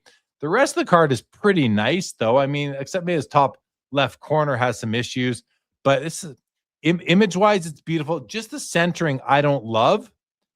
Back of the card, pretty clean, off-centered as well. So this is not a copy that I would collect, but it's a weak 7, I would say. $13,000. This Kobe, I love this Kobe, Adam. I love it. It's a 7. Just sneaks into the 90s, too. Sneaks into the 90s. Nicer in hand than this image represents. Do you agree? Yes. I will say, though, when this product came out, we were very disappointed that it was no longer on acetate or plastic. It's a cardboard. It's a cardboard card. So it's not as nice as the years are before, in my humble opinion. Yeah. But it has grown on me massively over the years. And I love, it's a 90s Kobe that's numbered to 36. That's actually there's not very many 90s Kobe's that are this limited that are this price. It's actually a pretty good price for this card. Yeah. Yeah. It's got exceptional eye appeal too from Fanatics. So, it's going to be in great shape. Aaron's ready for another this or that. Well, okay. I like it, Aaron. I like it. Aaron, if as soon we don't have a director or a producer behind the scenes, it's you and me on the fly. But if we did, Aaron's applying for the job, it sounds like. All right, we have a Panini Flawless Champ tags Kevin Durant, 10-750, nice looking card. A nice Dynasty Aaron Judge patch auto out of 5. And a Michael Jordan signed autograph, 8x8 framed final floor photo.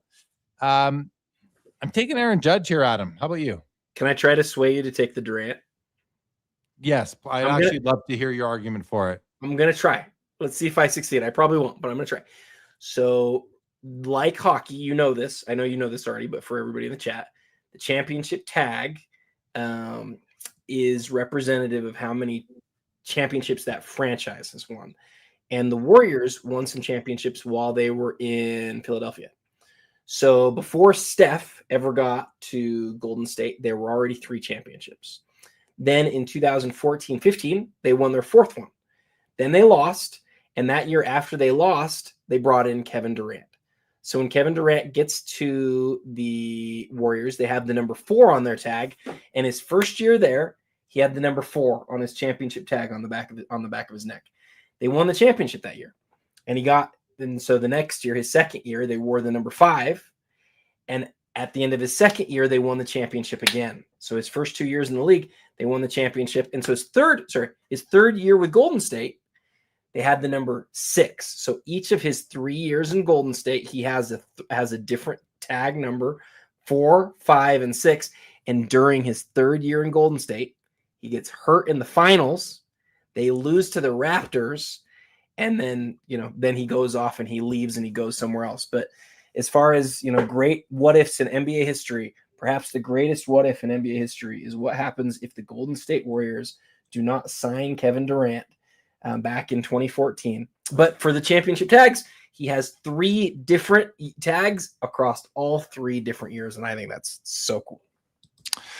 Well, did he win with Golden State? Yes. Yeah, I was honestly, you kind of lost me in all the history there. Sorry. I feel like it was awesome history, though. It was amazing. It was awesome. I'm glad the audience got to hear it. Yeah, I'm gonna stick with the Judge. Okay. Well, I love the Durant, so there.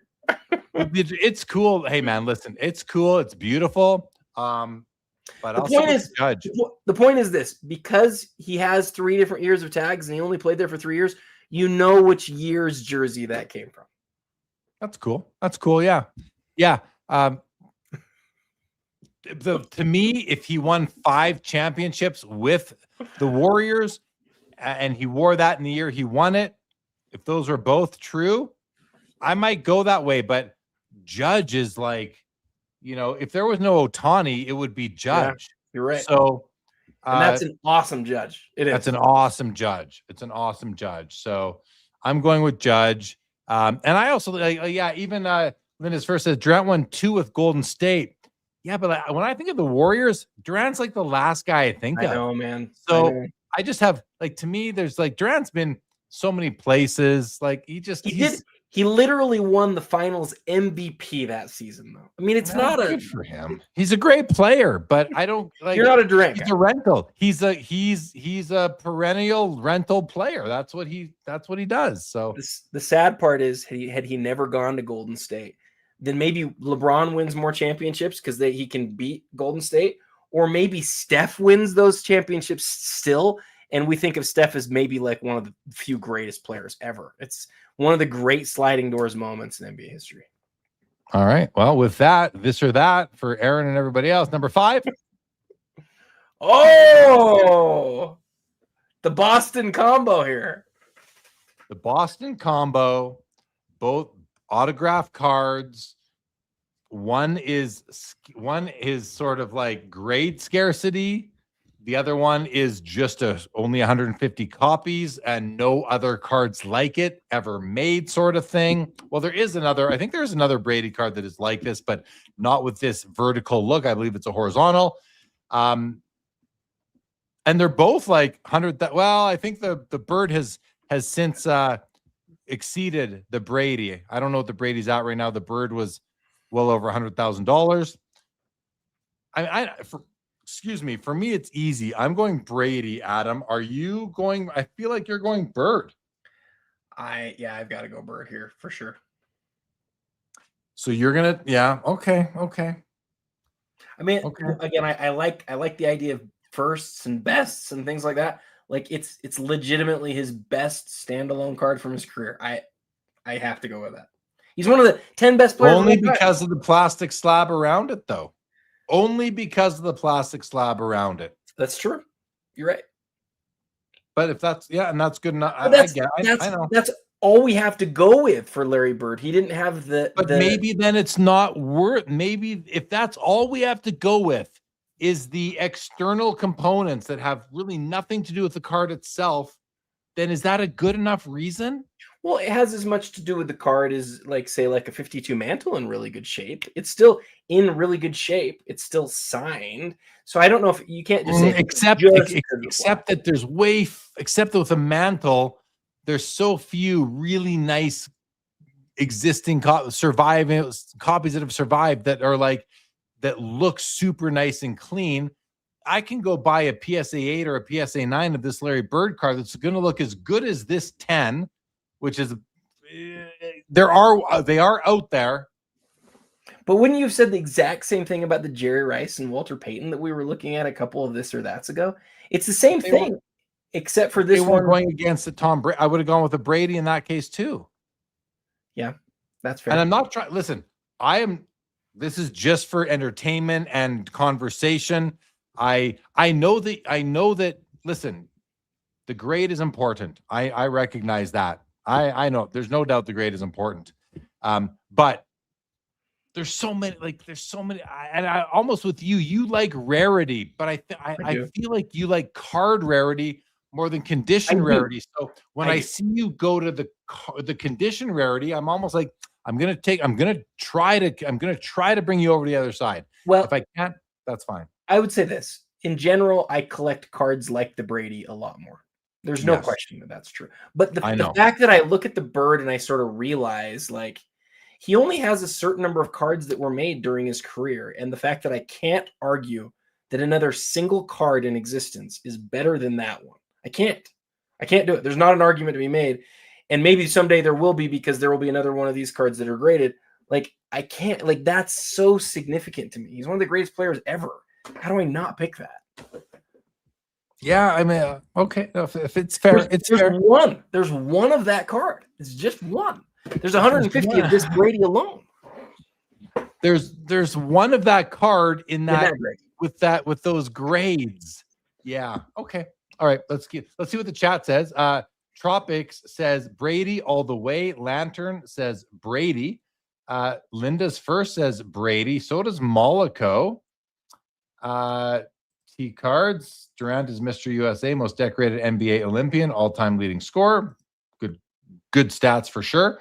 Tropic says the Brady has a patch of his football and the auto, and it's numbered. In my opinion, it's a perfect card and very iconic. I agree, Tropics. It's one of my favorite cards in the hobby. Ron Fig says, what a tough choice. I hope you, I haven't seen, where's your choice, Ron? Let's see it. Joseph says Brady over Bird, impeach him. Bird over Brady is, impeach him for being president. Okay. BWS says, I'd never buy that plastic, but I'd sell it.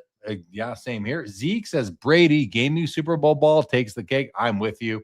Mr. Minty is going with the Bird. It's amazing. So he's on your, and Mr. Minty, works in the grading economy. So I'm not surprised that he would go for the grade. Tropic says it's a grail for me too, Aaron. That Brady is a grail for me as well. It's a fantastic card. All right, guys. Thanks for playing this or that number 5 on the night. Hey, I appreciate you challenging me on that, by the way, because you're right. The Brady is the card that I would more likely be after for my collection. Maybe I've story told myself into the Bird. I don't know. I just wanted you to be sure, because I know how you collect, and I love. I mean, we didn't even talk about with the Brady. Like, it's literally from a football he played with in the Super Bowl, and it's been well preserved. It's got everything going for it. That one of Bird, like I can't get that out of my head, Jeremy. I can't. Well, Jake's Toe says Bird all the way. Ron Fig says Bird as a Lakers fan who watched Bird beat us up, especially because of the grade.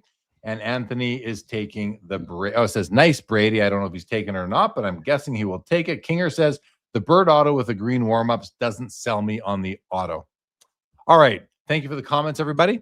Let's go on to this row here, Adam, where I think I'm going back-to-back Judges. I really like this Aaron Judge card. I think this piece of baseball is beautiful. Nice. It's special event baseball leather. I don't know what that means, so I don't like the special event nature of it, but I just think this is a gorgeous card. You've got the stitching. You've got the MLB logo, on-card auto. Topps Dynasty is a wonderful product, like year in, year out. So I think I'm going with that, but the couple of Kobe autos here, 1 out of 8, but I don't love the looks of the card. I don't love the looks of either of these cards. Give me the Judge. But Adam, this one's at $36,000, so I'm obviously a bit of an idiot taking the Judge at $9K over this at 36, but I'm making my choices without looking at the prices. Where are you at? What's so special about this NBA warm-ups Kobe Bryant? I didn't know that this Kobe right here existed. I thought that was a buyback when I first looked at it, but I guess it's not, and it's numbered to 8. This is the first year where we got autograph patches numbered to 8. There was an autograph jersey numbered to 8 the year before this. So this first year of autograph patches, so there's probably 5 or 6 different cards that are numbered to 8 that are autographed, and then pieces of somethings of Kobe. Can you just look at the back real quick? I think we're going to see in the authentication language, it's going to say that it's autographed, but I just want to verify that that's the case. Yep, there it is. Yep. Like, that's a really big card, and I didn't know that it existed. Encore is a little bit of it gets lost a little bit because it's so similar to Upper Deck, and they just did a few slightly different things. But yeah, knowing that now, I was going to go with the Judge too because I really like that. But this Kobe is a big deal card. Yeah, I might make a habit tonight of changing my mind. And you know what? I want to see what it says about this piece of baseball leather. Aesthetically, that Judge is freaking phenomenal. It is awesome. The relic on this card was used at the 2020 ALDS Game 2. So this is a game-used ball. Playoffs. Like, cool. That's pretty serious. So I'm going to stick with the Judge in this case. Nothing wrong with it. Yeah. I just don't like. I know it's a weird one because I should go with the Kobe because it's important and it's early but I just don't like the looks of it. And I want to look at a card and like love the looks of it. I will say this too, and this is probably important to recognize. I said that there's a few other Kobe autograph jerseys and patches numbered to 8 that are of the same ilk. But the difference is this: when we were collecting back in the 2000s, and you got a jersey card, one of the very first things that you looked at was to make sure that it was not a warm-up card. Warm-ups were viewed dramatically less than jersey cards, and the fact that this card is like advertising front and center, this is a warm-up card, even though it is out of 8, and I get why it's priced the way that it is. I would really like to own this card in my collection for all these reasons, but the fact that it highlights that it's warm-ups this is not a jersey auto. It is a warm-up auto, and that's not viewed the same. I'd like to echo what Kinger says. Well done to the team at Topps on that. Absolutely. Yeah. All right. A dual Logoman in the middle. Stefan Castle and Donovan Klingon. 1-1 at 46.50. We have the gold Kaboom, Jason Tatum out of 10 here from 2022 Crown Royale, PSA 10 at 14K, and a flawless Tom Brady auto. This looks like this is at a Super Bowl celebration sort of thing, maybe. I don't know. Yeah, champions. Yeah, this is from the Super Bowl after party. 13K on that. That's a pretty cool image of Tom right there.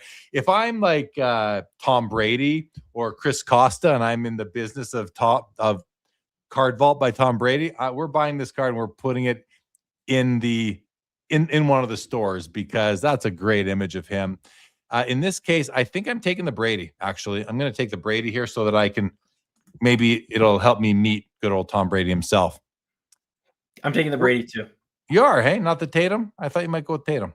No, all right, the Brady. Oh, this is a nice. I don't know if it's nice, but it's an interesting Pujols here. What is this? What is this, Adam? Mix. Look at this. Is a Logoman. It's not the nicest execution on a Logoman card, like a big auto, fading a little bit. Authentic game worn MLB logo pack. This is a really cool card. Like, it's not the prettiest, but it is cool. I think it's really cool. But I love the Larry Bird limited logos. And look at the auto. The auto is really nice. Like, I'd rather have this than the 81 Topps card, personally. And then you have a whole set here of Caesar's Palace Lake Tahoe, something or other. Adam, this is tough for me between the Pujols and the Bird. I think I'm going with the Albert here. No, I'm not. I'm going with Bird. I'm going with the Bird. First year exquisite. I have much more nostalgia for Larry Bird than I do Albert Pujols. Give me the Larry Bird. Final answer. No phoning a friend. I think, I don't think I'm wrong about this. I'm pretty sure I'm right. I think the Pujols is a sticker. And it might be. And so for that reason, but I like the Pujols a lot. Even though it's a sticker, I'm going to the Pujols. I think it is definitely a sticker. Yeah, I can see there's even like dust accumulating under the edges in places. The reason that I knew is there's a similar set in basketball that I've seen. Okay. And it's a weird sticker because it's a big sticker, but it's a sticker. Yeah, that and the fact that it's a sticker and that it's fading a little bit. I still think it's cool, but it's not as cool as I thought it was, 3 minutes ago. It's a 101 though. Yeah, but I mean, again, 101s are cool if you like the looks of them for me. Like it's player first for me, then it's aesthetics of the card, and then then a whole bunch of other things come into play. Okay. Davius asked us if we could look at the back of the Pujols, and immediately he's like, never mind, I'll just look at myself. Thank you, Davius. This row, Ooh. Snakeskin, Drake May, 1 of 2. Booklet, Yao Ming, and a Yugoslavian, Michael Jordan, PSA 6. That must be a very rare card. Pop 4, 2 higher. But this is just like a weird looking card. Like, is this like is it hand cut? No, I don't think it's hand cut. It's not. No, that's an oddball. That's an oddball, a very obscure card. In this row, I'm going to take the Drake May and I'm going to go Snakeskin. You went with Snakeskin, which is funny because the Jordan card to me is just ugly, and the Yao Ming. Anytime you're faking a Logoman and putting a bunch of manufactured diamonds around it, I'm like, you lost me at Booklet anyway. So you basically removed the right side of that card. You got a wonderful Yao Ming autograph. You ruined it by all that other business there to me. So give me the Drake May, and I'm not going to love like it. Yeah, it's whatever. I would then trade it for a different Drake May card. I wanted to skip this row altogether, to be honest. Yeah, give me the MJ. It's oddball, but I like oddball. Give me the MJ. Okay, so I was looking at this Tom Brady here because I do love this. Is like I think the first Brady patch card, I believe, from Pacific Atomic, and it's right, and it's an awesome card. That's an in-person auto, which I don't usually like, but in this case, the auto's red. It's over the white jersey, most of it. Like, it's not bad. It's pretty cool. I kind of like it. Lulu auto's okay. The Ronaldo auto's okay too. I might go Ronaldo here. I don't know. When the Brady came out, there was a conversation whether you'd rather have a patch of somebody or an autograph. And so that Brady was a really cool card when it came out. I kind of like that one's signed. I'm going to go with the Brady. I think that one's pretty well done. I'm going to go with the Brady too, Adam. I agree. Well done by the collector who had it made. Linda's First says Jordan card has a photo of him during his rookie season in the Air Jordan 1s. Well, that is pretty cool. Right there. That's a really cool detail. That is a really cool detail. Really. And that, gosh, did Linda's First just sway me to a card that I don't really like? But it's not that it's the Jordan 1s, it's the rookie year image.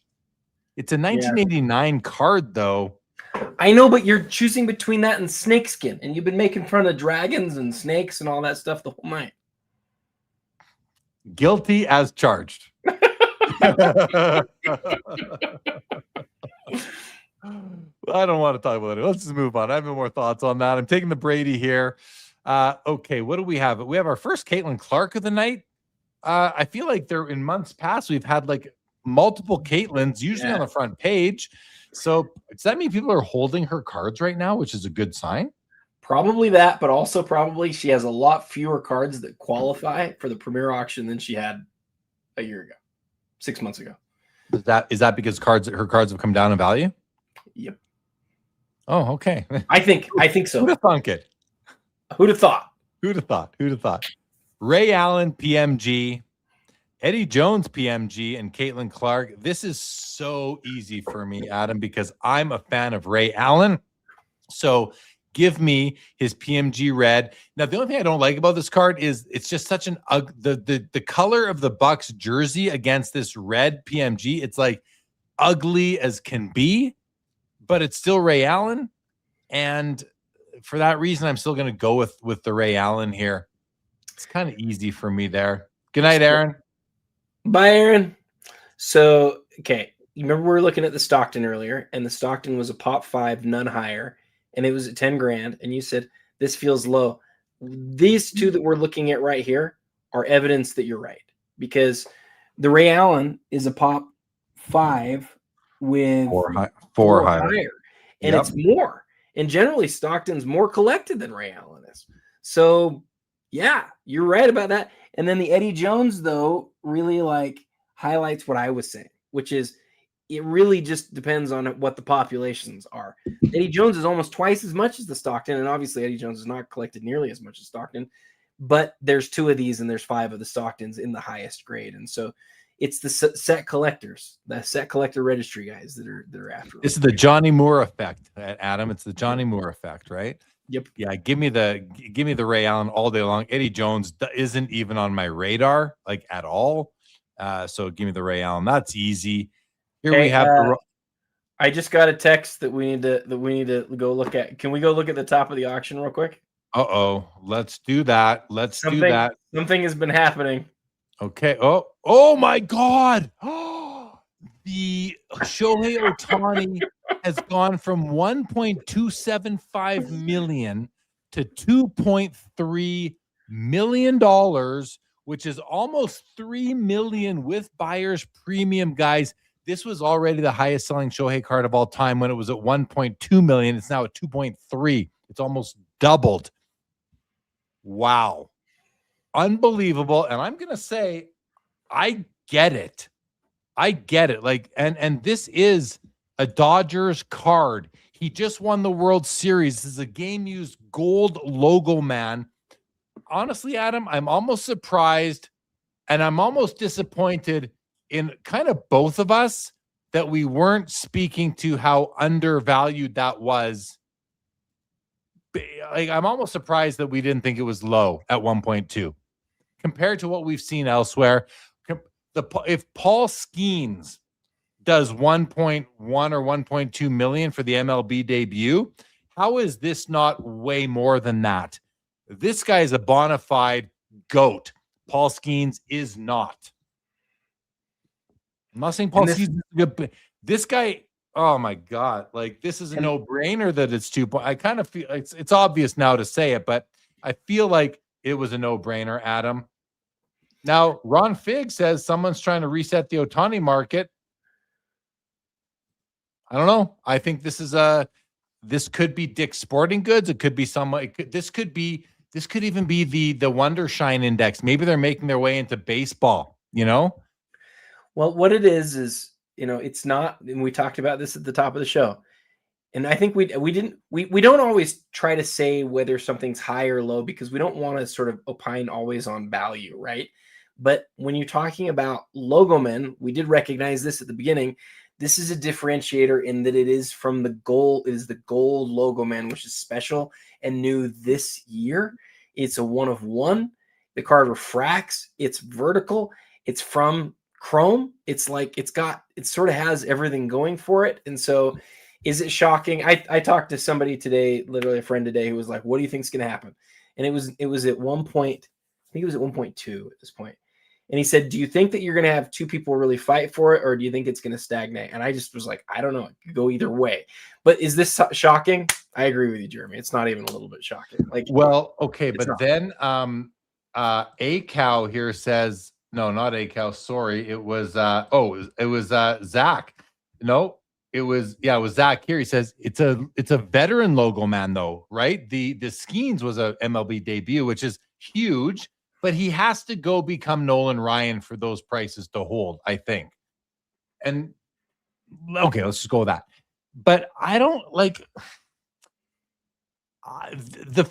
this is his World Series winning year, Logoman. Like to MVP, World Series winning. That's all better to me than an MLB debut patch. This is better.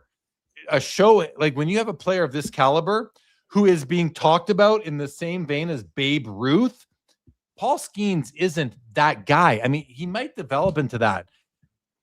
I just think that I would way rather own this card than that Paul Skeens. Like, yeah, $1 million worth more, even more. I'm not even interested in the Skeens. I'd way rather have this Ohtani card. I I'm almost disappointed that it took seeing the price for me to just realize to myself that this card is as big as it is. So I'm not surprised about this. Like I was shocked, but now in thinking about it, I'm not surprised. Look at Dinged Corner's comment there.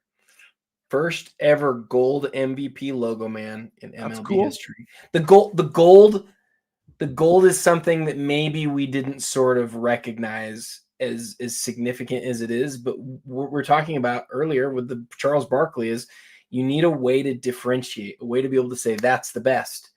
And the other highest selling Ohtani ever is from his pants of his 50-50 game. And it's a really cool card. It's an awesome, awesome card. That card and this card are certainly the two best Ohtani cards that we've seen in terms of like Logoman or autograph / game use. I still think that I think if you were to see this go against either of the Bowman Chrome Supers, I think those might still be higher. I don't know. I think they'd still be higher. Both of them would.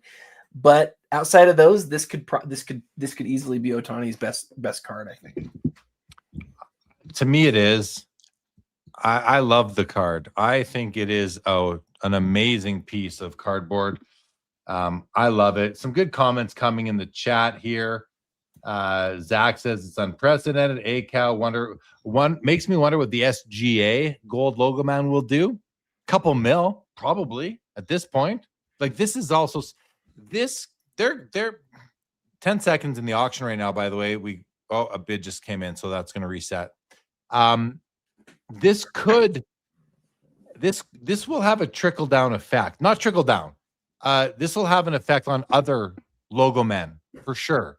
I think maybe the MJ Kobe dual Logoman had an effect on this card, which is for sure fair to say. Like there's nothing wrong with that.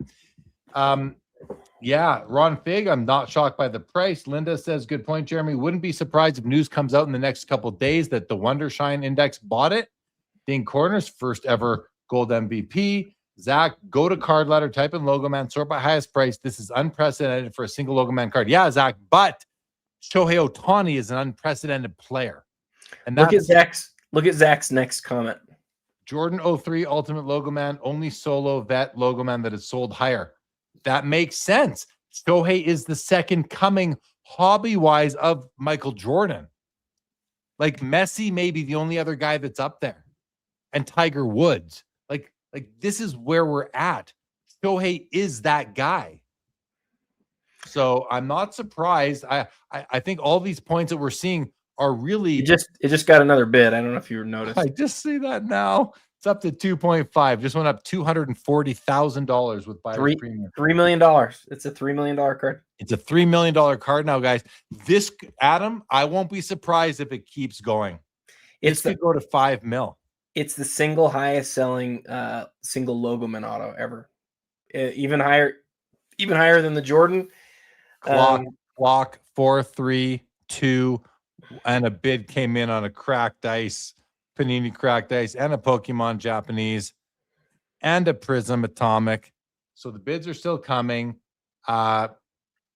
This is big news, guys. This is big, and I think this is also it's not like the watershed moment was the dual Logoman that sold to the Wondershine Index, but this follows that, and that was MJ and Kobe. Kobe's not signing anymore. Shohei will. Are we going to see more bids on this? Because the clock just got low and bids came on other cards, not this one. Seems like we might be done, but the great thing about when somebody else bids on another auction, and this is the beauty of the setup here, there's somebody who's sitting there thinking about it right now. The underbidder on here is thinking, do we go another? Because it's not another 100, it's another 200 probably at this point. It's 240. 3, 2, 1, and the auction is over. That is it. Nope. It's not over. It's not over. Another bid came in, so we're gonna go. A couple bids have come in. People are coming at the last second, and so where Zach pointed out, this doesn't include. His stats didn't include rookies because you have things like the Luka rookie. We might see We might see other cards sell for more than this, maybe if they were to hit auction. But the key is that this card actually hit auction, and this is the power of an auction. Like you don't know what's going to happen. $3 million. Are we done? I love this card. Like to me, this is worthy of the money, relatively speaking. You know, I love what Topps has done here as far as just to read it, to celebrate the achievements of the game's best, the gold MLB batter logo patch is to be worn by players who won a league MVP, Cy Young, or Rookie of the Year award the previous season. Like, that is just beyond cool. It might be like, we've had cooler innovations in sports cards before to get us to this point, but that's one of the coolest things Fanatics has brought. Like, it's way cooler than the Tom Brady baseball card. To me, that's a gimmick. This is not a gimmick to me. This is real cool stuff. So yeah, I'm with you, Ron Fig. If I had $100 mil liquid, I'd pay $10 million for it. For sure I would. I mean, I would spend that 100 mil so fast as long as I had another. If I had I'd keep 5 in the bank and blow through 100. Mostly at cards. If you sort by highest, Ohtani is in spot number 1, spot number 2, and spot number 3 tonight. Kinger says World Series game worn and won the World Series makes it unbeatable. So was this worn during the World Series? Yes, I think it was. I don't think so. I think this is new this year, right? Auction's over. Auction has ended. The auction is now over, everybody. And so really quick, just to scroll through a few cards we didn't get to, and there's plenty, guys. I loved this Gehrig. Is this a Ruth you'd want, Adam, from his playing days? No, because it's a strip card. Yeah, I'm not a fan. Just going to kind of run through somebody. A beautiful Jerry West, a nice Maravich, Dirk 101, Bonds Essential, another Wilt PSA 7. That's the one Aaron wanted us to talk about. Oh, that was the one. Oh, yeah. Sorry, Aaron. A lot of cards to get to, man. We should have made more of an effort for Aaron, though. I wish we would have done that. It's okay, you know, and I think because he said he recently bought one, so he just wanted to compare it to his. Oh, I see. Okay. Yeah. That makes me feel a little bit better. Pretty cool Drake May Nike patch there. Page 6. Oh, the Bedard did 20,000 for the green PMG rookie. That's pretty cool. Devin Booker Logoman 7,200. Joe Smith, Mr. Nobody, sells for more because it's a pop one, confirming what we said earlier. Yeah, absolutely, man. Just going to go quick here. I like this Steph Curry here, 21-3. I red-hearted that card. Nice Russell, SGC 6, 9,900. That's a steal, I think. Oh, nice Jordan, 25-8. This was a cool card we didn't get to. I hearted that. I thought this was a nice LeBron Jumpman logo patch. The dual auto Mantle Griffey 18-6. Some more logo men here. Elsa pulls in $20,700. There's your non-sport for whoever was asking earlier. Elsa does 20.7. Adam, look at this. 126 on the Kobe, 210 on the MJ.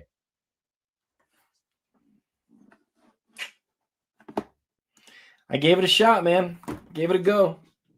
So were you the final underbidder on the Kobe? Yeah. Were you really excited to buy that card and everything you'd have to sell to get it? Yeah. I mean, I stretched. I really stretched, but when you were stretching and you made that last bid, there was a card in your mind. You're like, now I have to give up this card too. Was there a certain card you were like, okay, you're gone too? There's different things that I sort of was thinking about putting together. It wasn't one card though. It was a lot of stuff. There's like great cards. There's like I would have been forced with some difficult decisions, but like that's. I mean, it doesn't get that much better than that. That's a great card.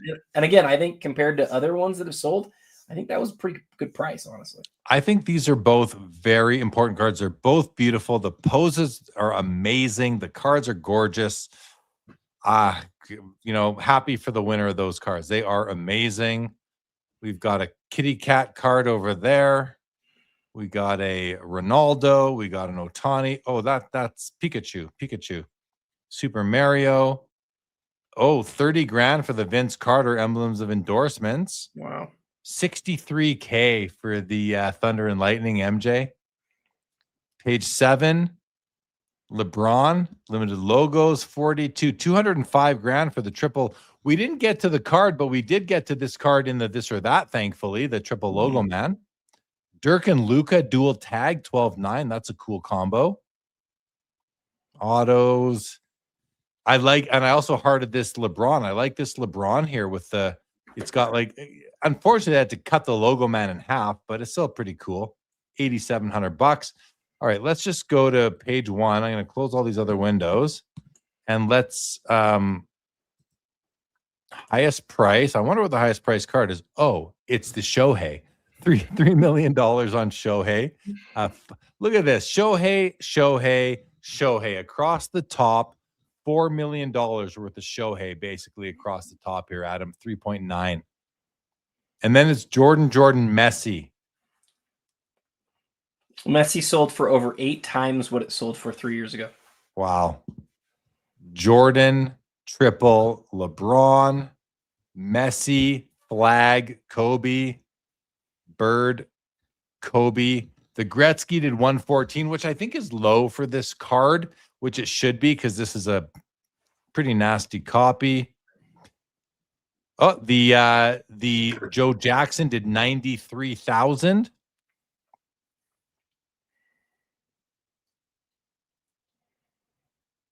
Which might be a good deal on that card. Walter Payton, 81K. 75, 72 for LeBron and Steph, Prism and Kaboom, respectively. I love this vertical Luca rookie RP. I think it's beautiful. 75K. Yeah, what a night, man. Holy moly, guys. That was pretty crazy. Let's see what the chat says, Adam, and then we'll sort of wrap it up a little bit. Want to see. Okay, here we are. Linda's first. Is that a window showing the opposite side of jersey where the logo man is stitched on the roof? I think it is. It shows the sticker on the back of the patch, I believe. It does. If I had Brewster's millions. All of us, Tim, all of us. Mr. Minty, bid on my 024 tops 50/50 orange refractor Shohei Ohtani. Bid. I don't know what you mean by that. You bid on your own card? Is that what you're saying? No, you're not saying that. Are you I think he's saying come bid on my card because Shohei is hot. Okay. A Cow says that the Shohei Logoman was worn in April. Yes, Zach confirms. Not during the World Series. Thank you, guys. TR Cards, the rookie 2018 Dynasty Ohtani RPA 101 Logoman owner is cracking a beer right now for sure. Yep. Zach says he would have to. He's saying you, Adam, would have to move the Garnett Super to me with another bid. That would not go anywhere. Oh, that's Mr. Minty Shohei. That's what he's saying. Very cool. Arian, I won the last item, the Jordan Jersey Exquisite Auto. You can go to sleep now, fellas. Oh, that's Ari. Hey, Ari. Ari says, and thanks for the content as always. You bet. Hey, Ari joined me on my emergency episode on Monday on Sports Cards Live. Cooper 80K over his highest sale. Yeah. Mr. Minty, is that a game used redemption at 300K? I think it was. No, it was scratched, but it hasn't been used yet. He's asking if it was a used redemption. It hasn't been used. I thought he meant used. Sorry. Okay. I put the word game in there myself. Zach out of Topps flagship, what will his True Chrome Auto do? A Cow saw the Steph Chrome refractor out of 500 PSA 9 and the Chrome out of 99 PSA do roughly the same thing. One's a PSA 10, one's a PSA 9. What would you rather have? Yeah, I'm taking the one out of 500. Yeah, if you were going based on pops, you would go with the regular Chrome, but I'm with you. I would also go with the refractor. Yeah, I'm going with the rarer card, and I think it's a nicer card anyway. Hey, Mr. Minty and Ari are talking. Hey, guys, me and Adam will sit back. Mr. Minty and Ari, you guys have a conversation. Let us know when you're done. Just kidding. I love when the chat talks to each other. Linda's first. You are welcome. Thank you for joining. Another great night on SCL. Yeah, it's Thursday night. I will be back on Saturday for an episode. Chris Sewell, the baseball card collector, investor, dealer, will be joining the panel along with Chris McGill should be back. Josh Adams, Joe Perot will be joining as well. Guys, go check out the hobbyspectrum.com. Add your name to the wait list. We're onboarding people there slowly but surely as we are still in beta, but it's a lot of fun. Thehobbyspectrum.com. It's a project I worked on for about 7 months. It has come to fruition. Please go there. Check it out. I think you'll enjoy it. It's free. It's fun. Everyone can do it. But get your name on the wait list, and we'll get you an early access code as soon as possible. Adam, thank you, buddy. This was really fun tonight. I must say, we are at almost 5 hours. Believe it or not, we're at 4 hours 45 minutes right now, live streaming here. This was a ton of fun. I want to thank the bidders of the Shohei, because I feel like we witnessed history tonight, Adam. Like live right there with 160 people watching us. And it was probably more back then. We still have 160 between all the platforms, 99 on YouTube right now. We were shut off of Instagram and LinkedIn about an hour ago. But everybody, hey, thank you guys as always. This was a blast. Yeah, and I like that we can now have 48 item pages. I actually do like it. Good night, Zach Swisher. Thank you for being here as always. January, always a big month. Let's see what the new year will bring. Yeah, happy new year to everybody. Happy holidays to everybody. If you only tune into this show once a month here on Sports Cards Live, thank you for joining. I got great content coming regularly, though, so feel free to subscribe if you're not yet. Check that out. Go buy Adam's book, 25 and 25. I have my own book coming out next month called Pops and Comps. It will be available on Amazon. Check that out as well, but I'll talk about it next month on this show as well. In the meantime, go buy Adam's 25 and 25. It's beautifully designed. Unlike some of the cards we saw tonight, but much like many that we did see tonight. Thank you, Junk Wax Museum. Kinger, good night to you. Ron Fig, always good to see you all in the chat. Ron, thank you so much. Adam, hang tight right there. Guys, thanks again for joining us. We had a blast tonight. For Adam Gray, the Real 27 guy, for Fanatics Collect, for myself, Jeremy Lee, here on December the 19th. Well, it is now the 19th where I am, 2025. This episode of the Fanatics Collect Premier Auction Ending Watch Party is now open. Thanks for tuning in and being a part of the Sports Cards Live community. Don't forget to like, subscribe, and most of all, keep collecting. More great content to come. Sports Cards is a lifestyle.